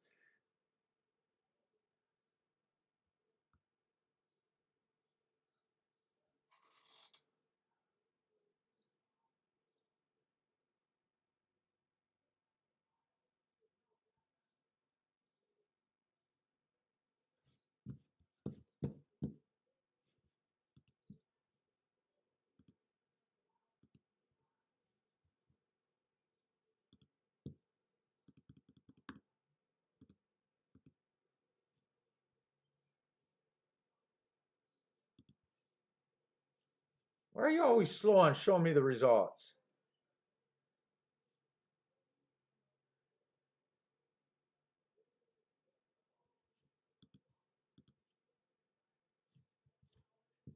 They got the chart up, but they're not showing me the results.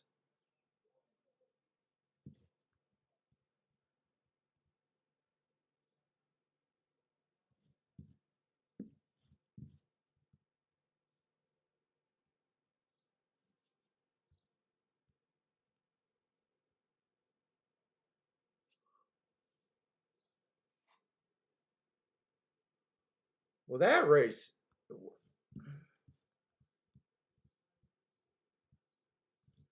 Let me see something.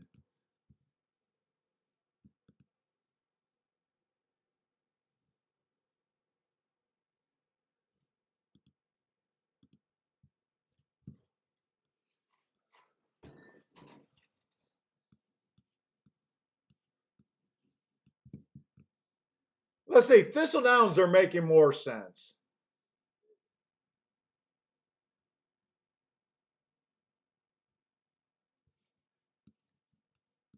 Thistledowns are making more sense. I mean, we called that two out. He made sense, running against the bias. Who won the fourth race? I just want to see what the mark's been doing today.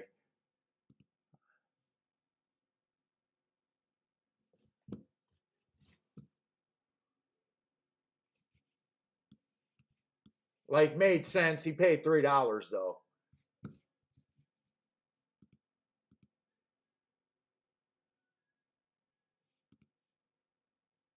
Why are you having such a hard time getting me the results?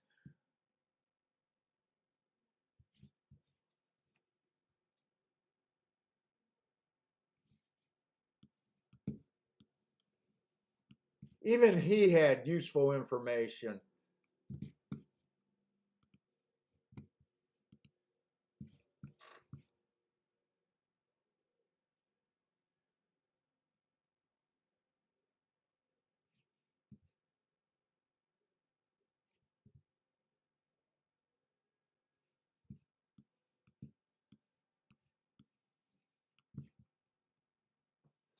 Oh,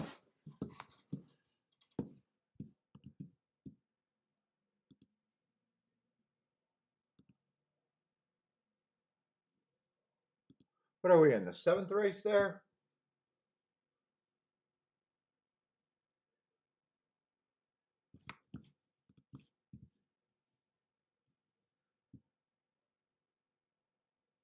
This is another class issue with me.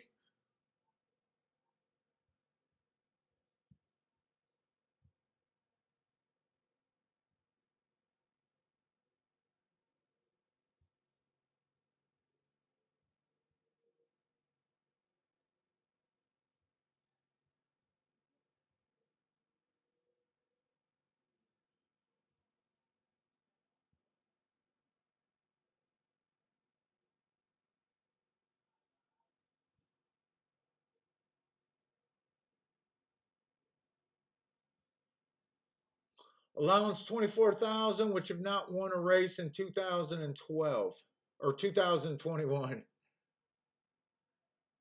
He qualifies because he hasn't even been in a race yet, so that's why he qualifies. Hasn't ran since December. So what we got? 5 month layoff, 4 month layoff. April, May, 5 month layoff. Same thing. He qualifies. I don't like route to sprint.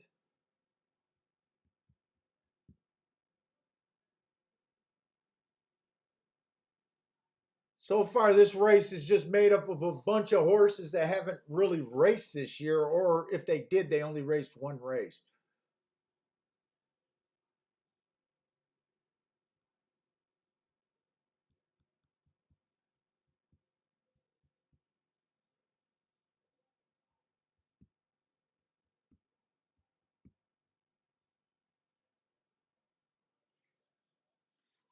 Well, I like this 8.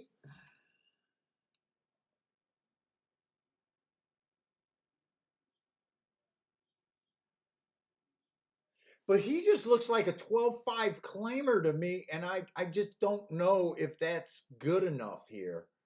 In a way, it doesn't look good enough.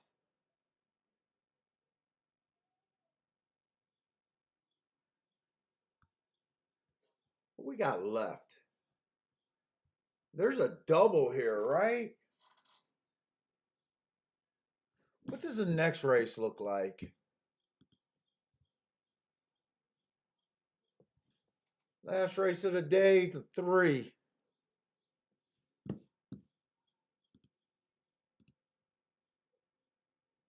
No, no, he's in.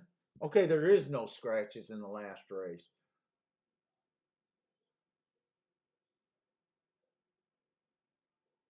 You got a horse dropping from maiden special weight to 5,000.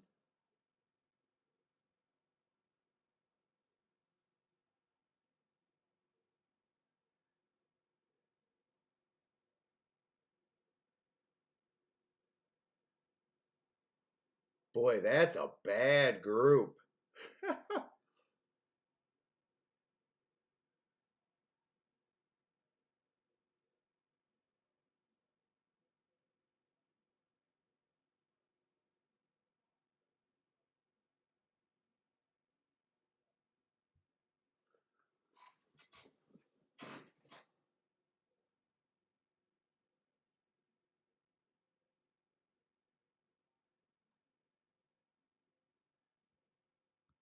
Is that a 6 furlong race in the last race? How much time do I got here?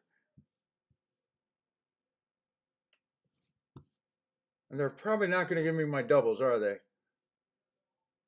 Whoops, I got to get to the right race.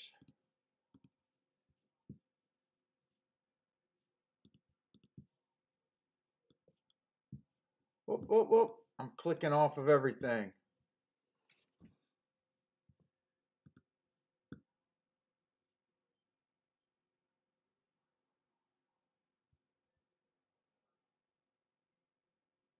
So everyone in this race is off pretty much a decent layoff, or they just ran one race. And I'm not sure if this 8 even belongs in the race, and he's my best marked horse.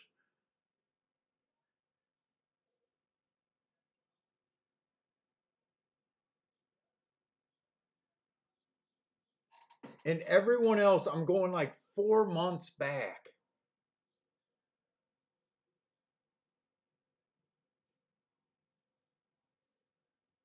If I played a double, who am I even trying to get alive to? I'm not even sure.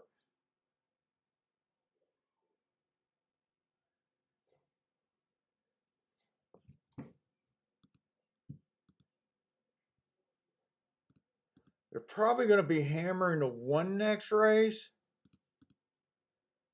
I hate it that they don't give me my freaking doubles. They're still circling.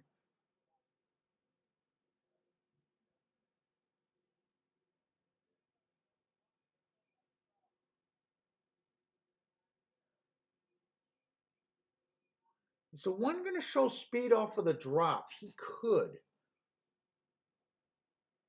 But I got a feeling he's going to be hammered. I think you got to beat the 1 next race.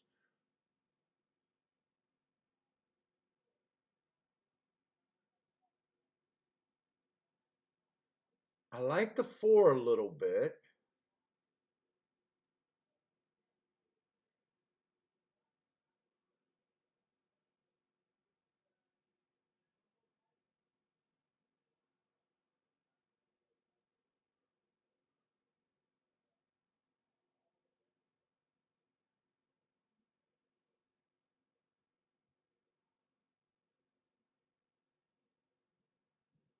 Am I just trying to beat this horse? I don't even know.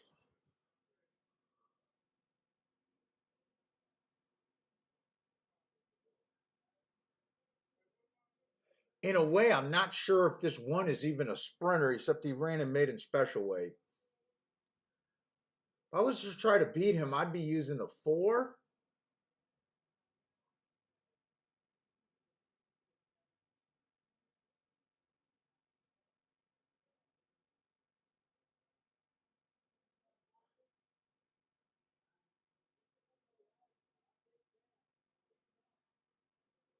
Dude, it's tough when you don't even know where you stand right now.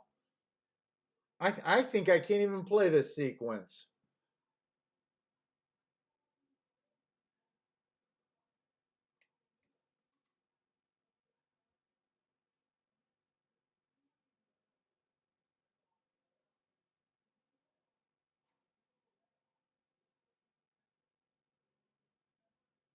Yeah, I can't play this sequence. I just can't do it.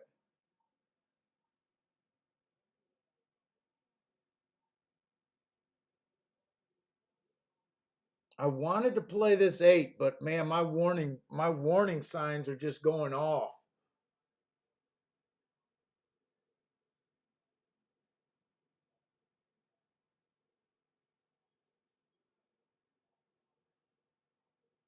They're really just going off on me. Yeah, I'm not playing the double here. I don't know why I got this circled. Attila likes the 2 horse here.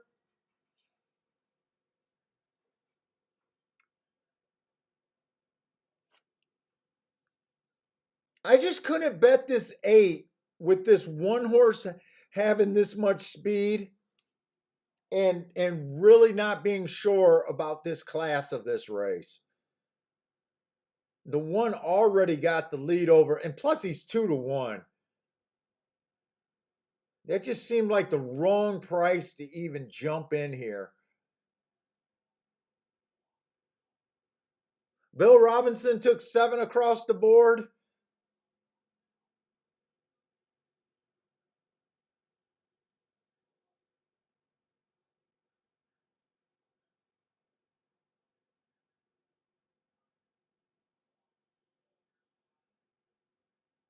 Oh, thanks, C Money. Except the public at Thistle Downs is just dynamite today, aren't they?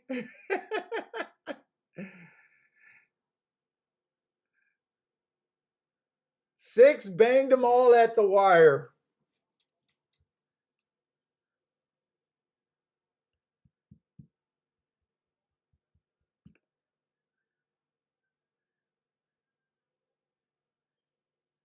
Six to one on him, huh?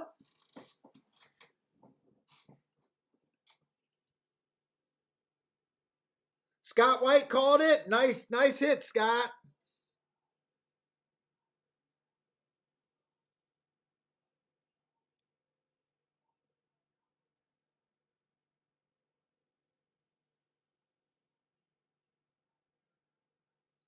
Oh, Jay started off the double. I think that's this race, right? The one in the 6 here, or was that last race?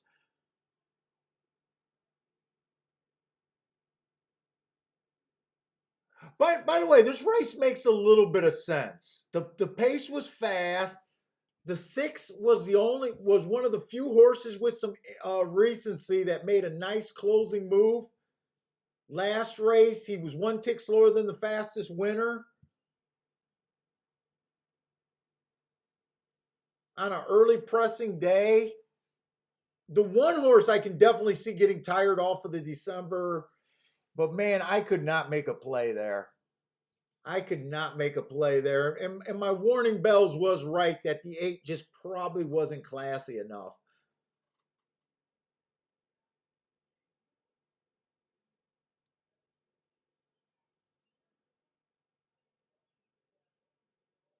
Yeah. Oh, I do see Scott calling out his play there. I didn't see it at the beginning. I do see it. So that means Jay should be alive to this 6 horse, right? Jay got a nice start. This race, all right, good call, Jay. I was hoping that wasn't last race.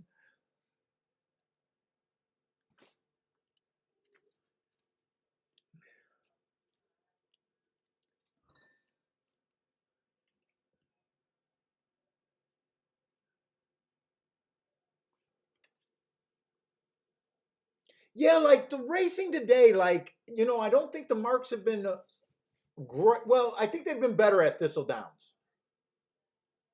I think they've been better at Thistle Downs, but like this was a race where even though I wanted to play a double, I just couldn't pull a trigger here. There was just too many unknowns. And I got a feeling there's been a lot of races like that today.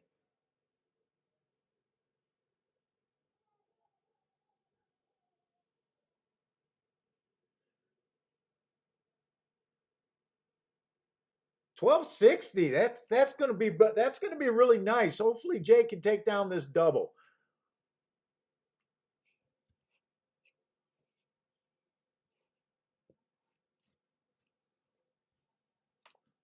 But Scott and Jay was all over it.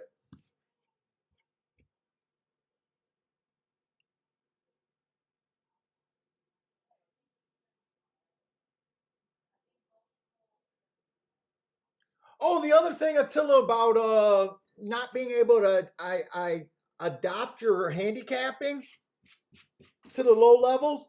Now, if you're sure about the track, if you have a good read on the track, if right now we knew with any confidence if there was a bias or not a bias, like, that changes the rules.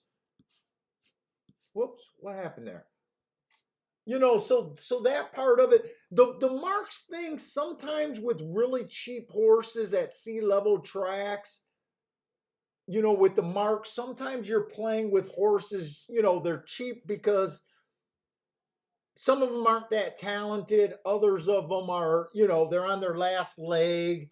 They're not the healthiest animals in the world, and that could wreak havoc.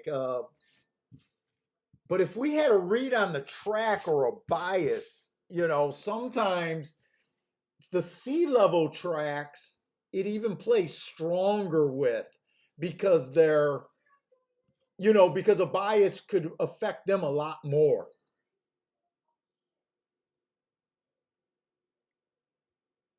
Jeff is alive to the pick three and the daily double at Thistle Downs. Good luck, Jeff, man. Wish you guys luck. Hope you guys can turn this day into something decent.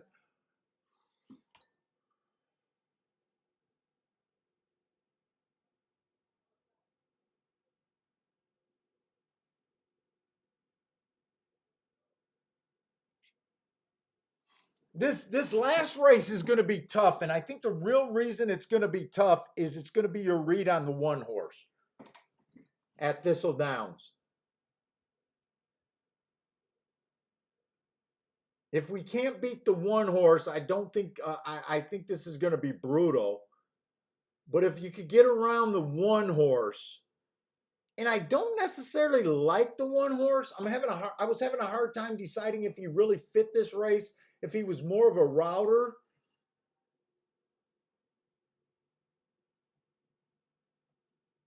than a sprinter. But I think he's the key here. I'm at the wrong track right there. Yeah, this one at the 8th race. The bad part about it, he's dropping from maiden special weight to 5,000. This is the cheapest. It's probably going to be hard to get a play out of me that race. There's a couple horses that I was interested in, but we'll see. DC, I haven't played Belmont yet since they started this meet. But the thing that's jumping out for me so far at Belmont, it's been chalky, but the inside of the track post 1 through 3 is winning 66% of the races on the dirt. I'm hoping that trend continues. Now, if it keeps winning at 66%, it will be insane, and that'll be my secondary meet. That might even turn into my primary meet. But right now, they've only ran 58 races at that meet for the dirt sprints, and they've only ran 32 for the dirt routes. But that's what I'm looking at right now. I haven't even dipped my toe in it. I just got an eye on it.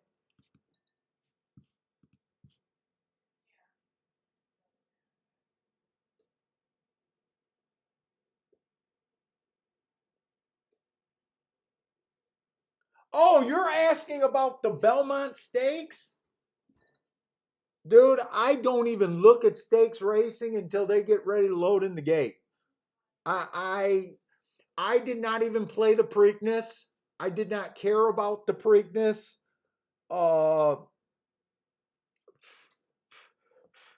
Right now, depending on what the Belmont looks like, what the draw is and everything, I'm not sure how interested I'm gonna be in the Belmont either. I'm not, I don't know right now. Yeah, I do not. Stakes races are my worst thing. I don't like stakes races for the most part. I usually like the Preakness and the Belmont after the Derby, but this year, none of the horses that were coming back in either of those races I was interested so far, or for the Preakness so far.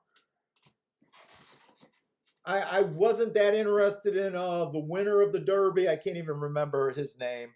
Medina Spirit. I wasn't that interested in him. Uh, the horse that dueled with him, I wasn't interested in betting him. Concert Tour, I think, was in it. I definitely wasn't interested in Concert Tour. And then usually the horses that don't make the Derby, I usually think are complete throwout for the Preakness and Belmont for the most part. But this year, I didn't think it was the case. I kind of thought that the Derby, I don't want to say that I didn't think the Derby was as tough this year.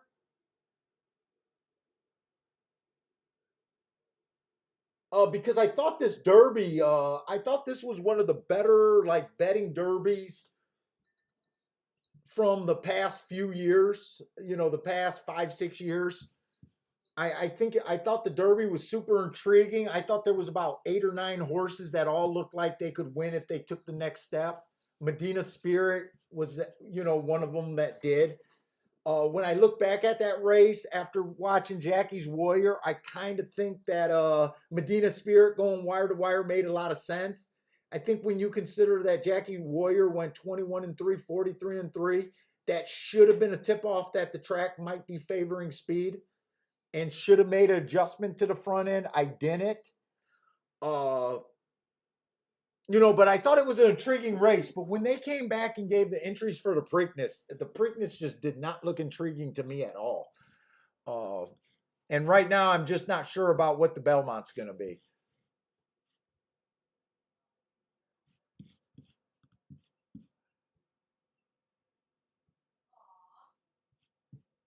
Yeah, Gulfstream I just like most because the profile has been gold for the longest amount of time. The other one that was gold was Tampa Bay on the turf routes. I quietly crushed Tampa Bay because all I focused on was the turf routes. That was a huge profile. I want to say they only wired 15% of the time there. It was all stalkers, closers. Uh, and right now, honestly, so right now we got all the tracks that are basically all the summer tracks except for Gulfstream are just starting running. So most Belmont, the Ohio tracks, Monmouth, Arlington, Churchill Downs, they all started at the beginning of May. We only got a couple weeks of them so far. So right now, I'm hoping to find a secondary track. I would love to find a track even stronger than Gulfstream. Uh, but right now it's just early. Right now, I'm hoping to find one.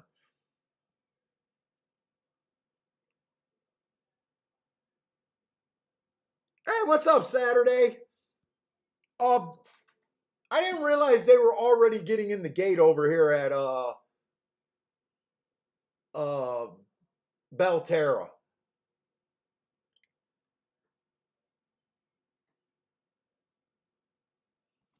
Yeah, but you know, I like to say that I'm not that good of a handicapper. That I need a strong profile. It's to me, it's all about the profile, and you know, hopefully we'll be able to find a nice strong profile other than Gulfstream Park.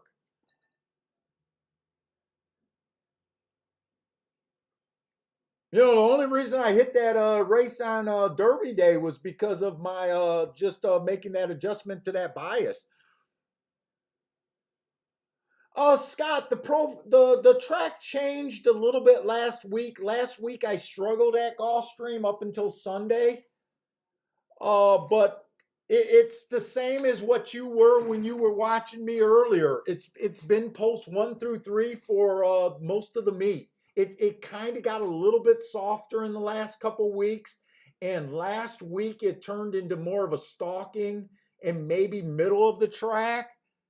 I expect that profile to go back. That inside has been strong so long.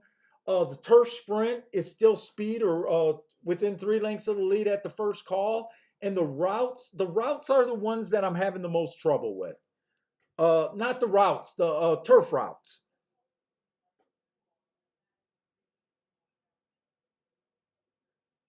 Hey, what's up, brother man? Nice to see you again. Woodbine is always that track. You like Woodbine over there?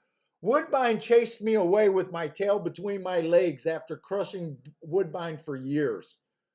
And each time I tried to go back to Woodbine, I still feel my confused state. I have not given Woodbine a true chance, but I always track Woodbine.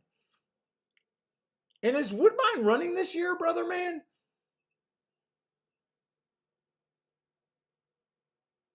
Right now, I'm not sure if Woodbine's even running this year right now.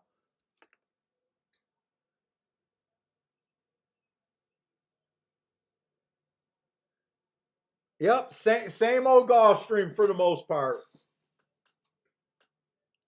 Last week it was tricky. Last week it was definitely tricky. I lost 3 days straight there.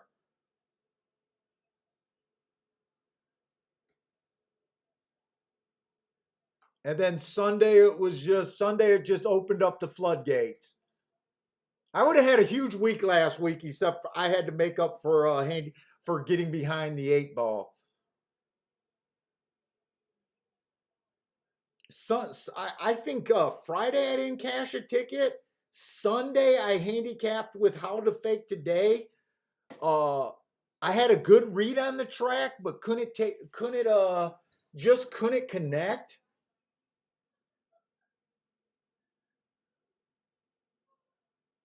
We didn't miss anything by not jumping into this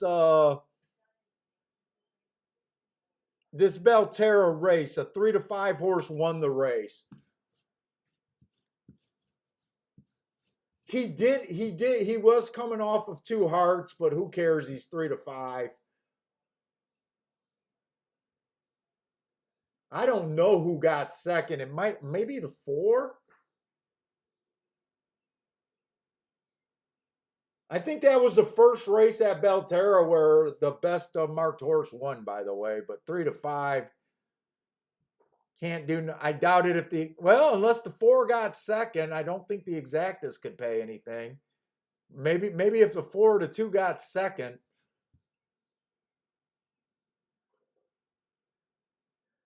Oh, they're going to start second week in June.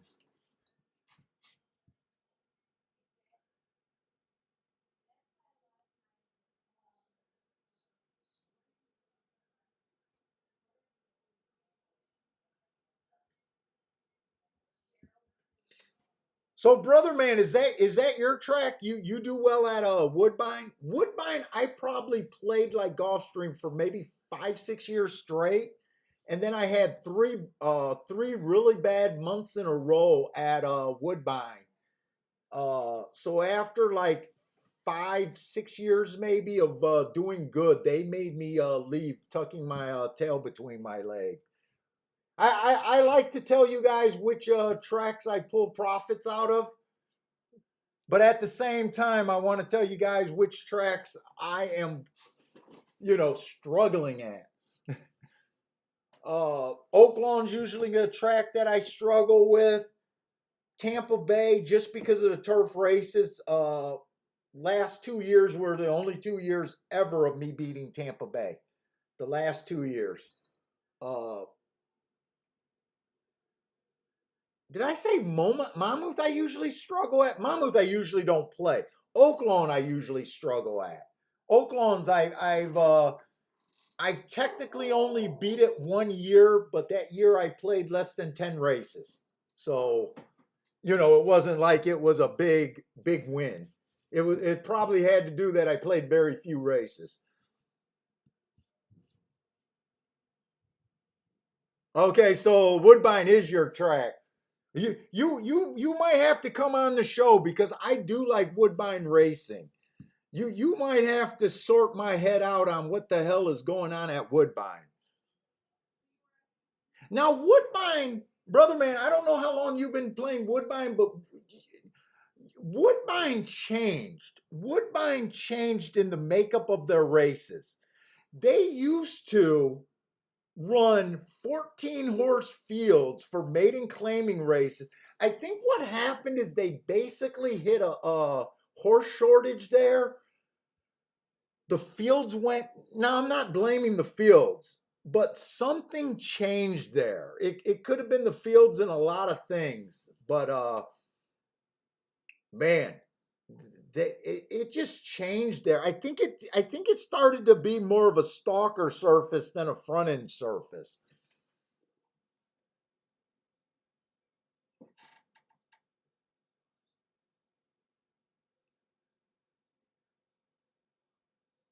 Oh, you like that Wednesday night racing? Yeah, they do that Wednesday night racing there.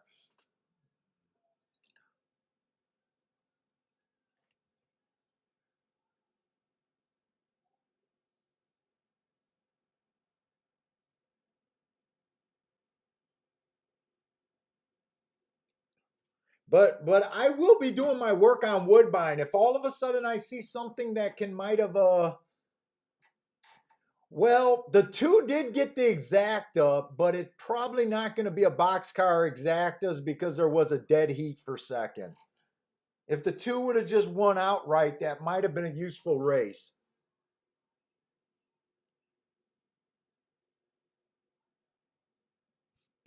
That's the wrong two I'm looking at, by the way.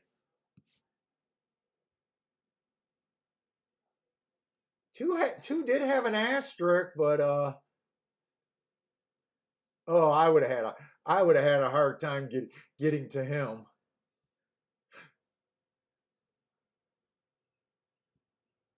All right, so that's it for Belterra.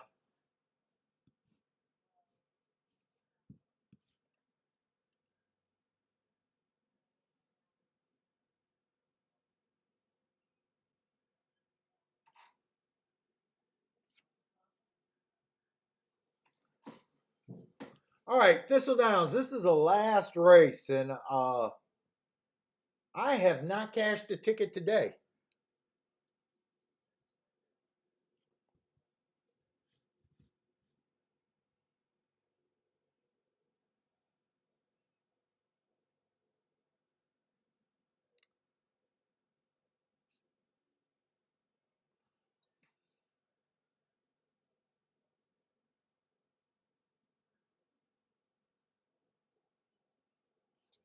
Now, I thought this one horse was going to be a lot lower. I still think the one is the key to this race.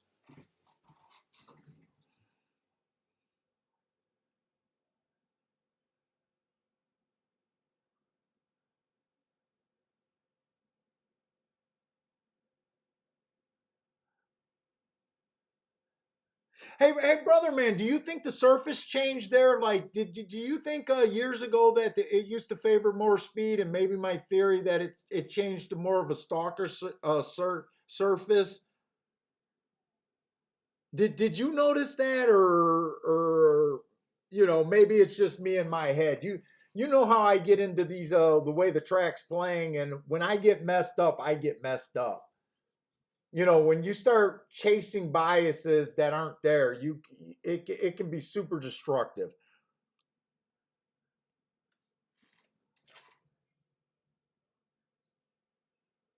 But I tell you what, after those 3 months, I knew it was time to leave. I lost enough to know that it was time for me to leave.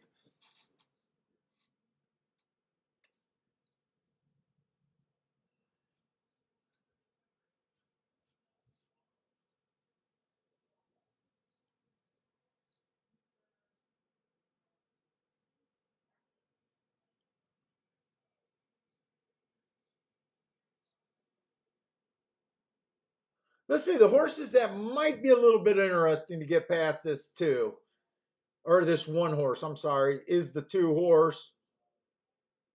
Uh, I'm just not sure. I thought he was a router, uh,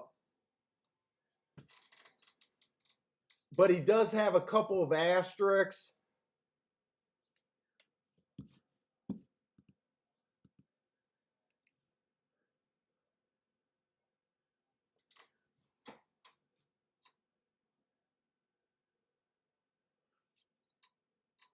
I was thinking the four might be a little interesting, but at the same time, I think I might be reaching a little bit too far on him, especially for 6 to 1. Who was the other horse? I was interested in a few horses here. I think it was the 7.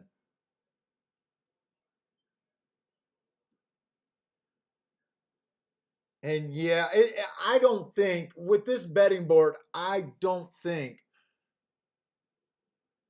Oh, did they do a oh, they did a change of the poly.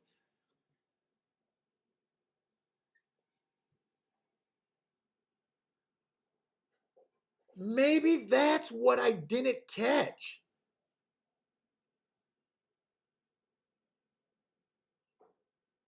Case G, I have no idea what you're typing.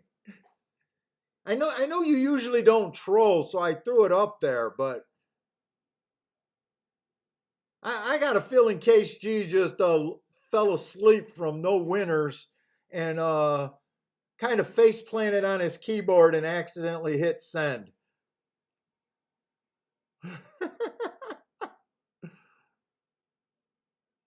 Maybe that's what happened. See, I don't pay attention to the Polysurface brand.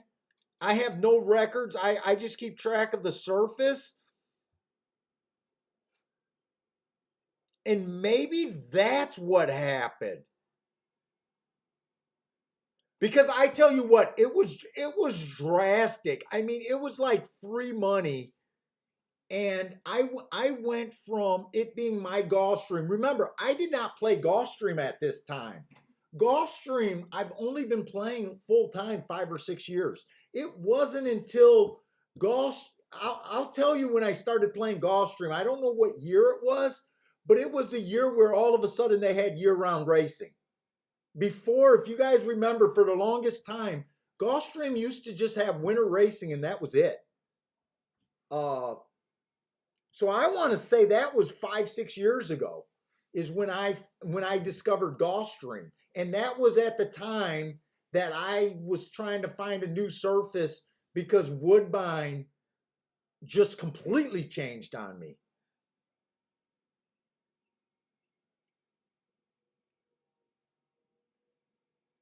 Yeah, so I definitely don't think seven's worth the risk for me at 9 to 5. Uh,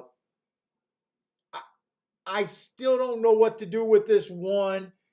I guess the two long shots I'm interested in is the 2 or the 4, but I think I'm just done for today. I'll take my beating and come back this weekend.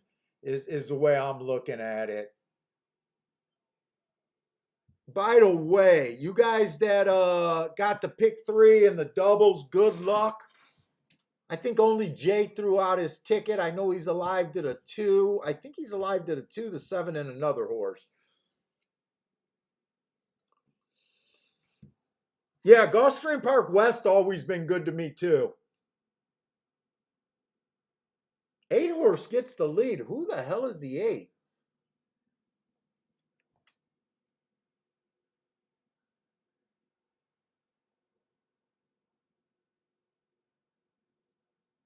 I would have had to go and look up his October and November racing just to see that. Come on with this too. Come on, let's just pull for this too because I think this is a real ticket for Jay.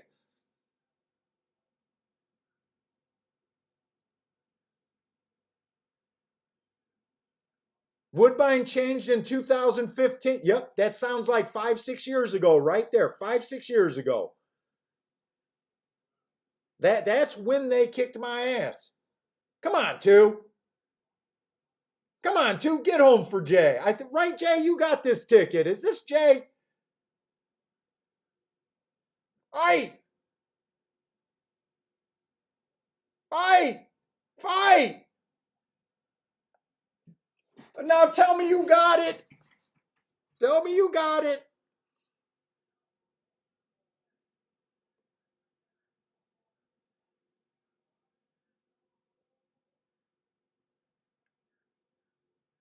So they beat the one. I know Jay left the one off his ticket. Well, is it Jay who's alive to the double?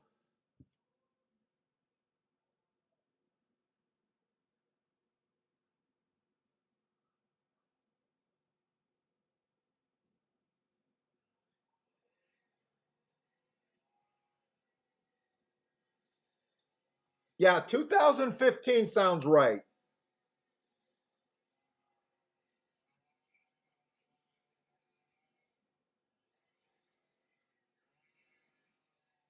And Jay needed that too. I thought Jay might have had the seven also, but he did not have the seven. He used the two, the four, and the eight.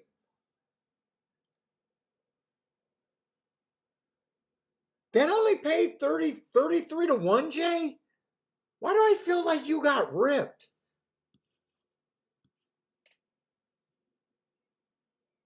Oh, I thought the two was 8 to 1. The two was did the two wasn't the two at 8 to 1? I thought the two was at 6 or 8 to 1 when I said the only long shots I was interested in were the two and the four.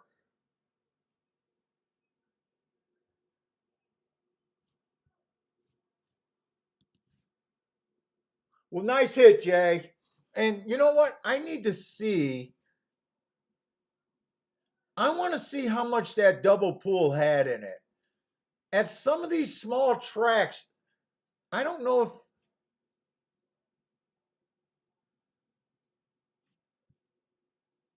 they don't even list how much their double pool has. How do they not list how much their? Oh, am I in the wrong? Maybe I got to go to the seventh race. Okay, they handle a good double pool. 16,000 in the double, so there's enough to be able to do $20 doubles and stuff.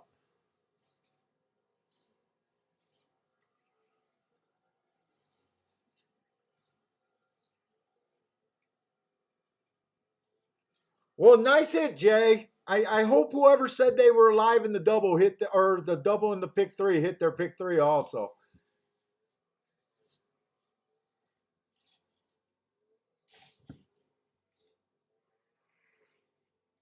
But this two horse definitely made sense. I was mostly just done with my betting for my personal self. Actually, the 2-7 exacta made a lot of sense. All I liked was the 2-7-4, but I was scared of the one horse. But anyways, guys, I'm glad Jay came out and hit his late double. I think they should have paid you a little bit more for that.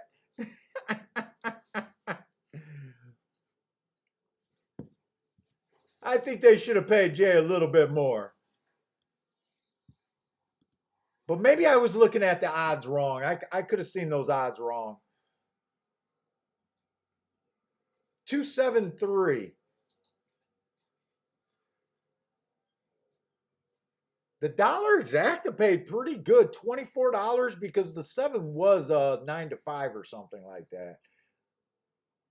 But anyways, guys, I know it was a struggle today at Thistle Downs. I'm glad some people at least won some money today.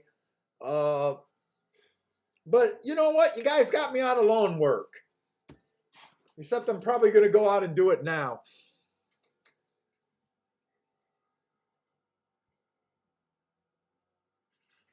But anyways, guys, thanks a lot for joining me. Hope to see you guys tomorrow. Good luck if you guys are playing. What? Churchill is the probably the best track going tonight. I don't know. Maybe Canterbury's running too. I haven't paid any attention to Canterbury. Jay just send you what the difference is? hey, Jay, I would, but I cheered. I really cheered for your 2-horse. So I'm going to consider that part of it, okay? But anyways, guys, thanks for joining me. Sorry it wasn't the best handicapping day on my end, but I had a great time hanging out with you guys today, and hope you guys enjoyed the show. Hope to see everyone tomorrow. Hope we get a good read and a really good start off to Golf Stream this weekend. But stay safe out there. And hopefully I can stop saying stay safe out there. Hopefully we're out of this COVID shit. I don't know. It's starting to seem like at Michigan, at least, we're out of it. We're able to go in stores without face masks and stuff. But, you know, stay healthy out there, guys, and hope to see you tomorrow. Good night and good luck. I think that was my best sounded off.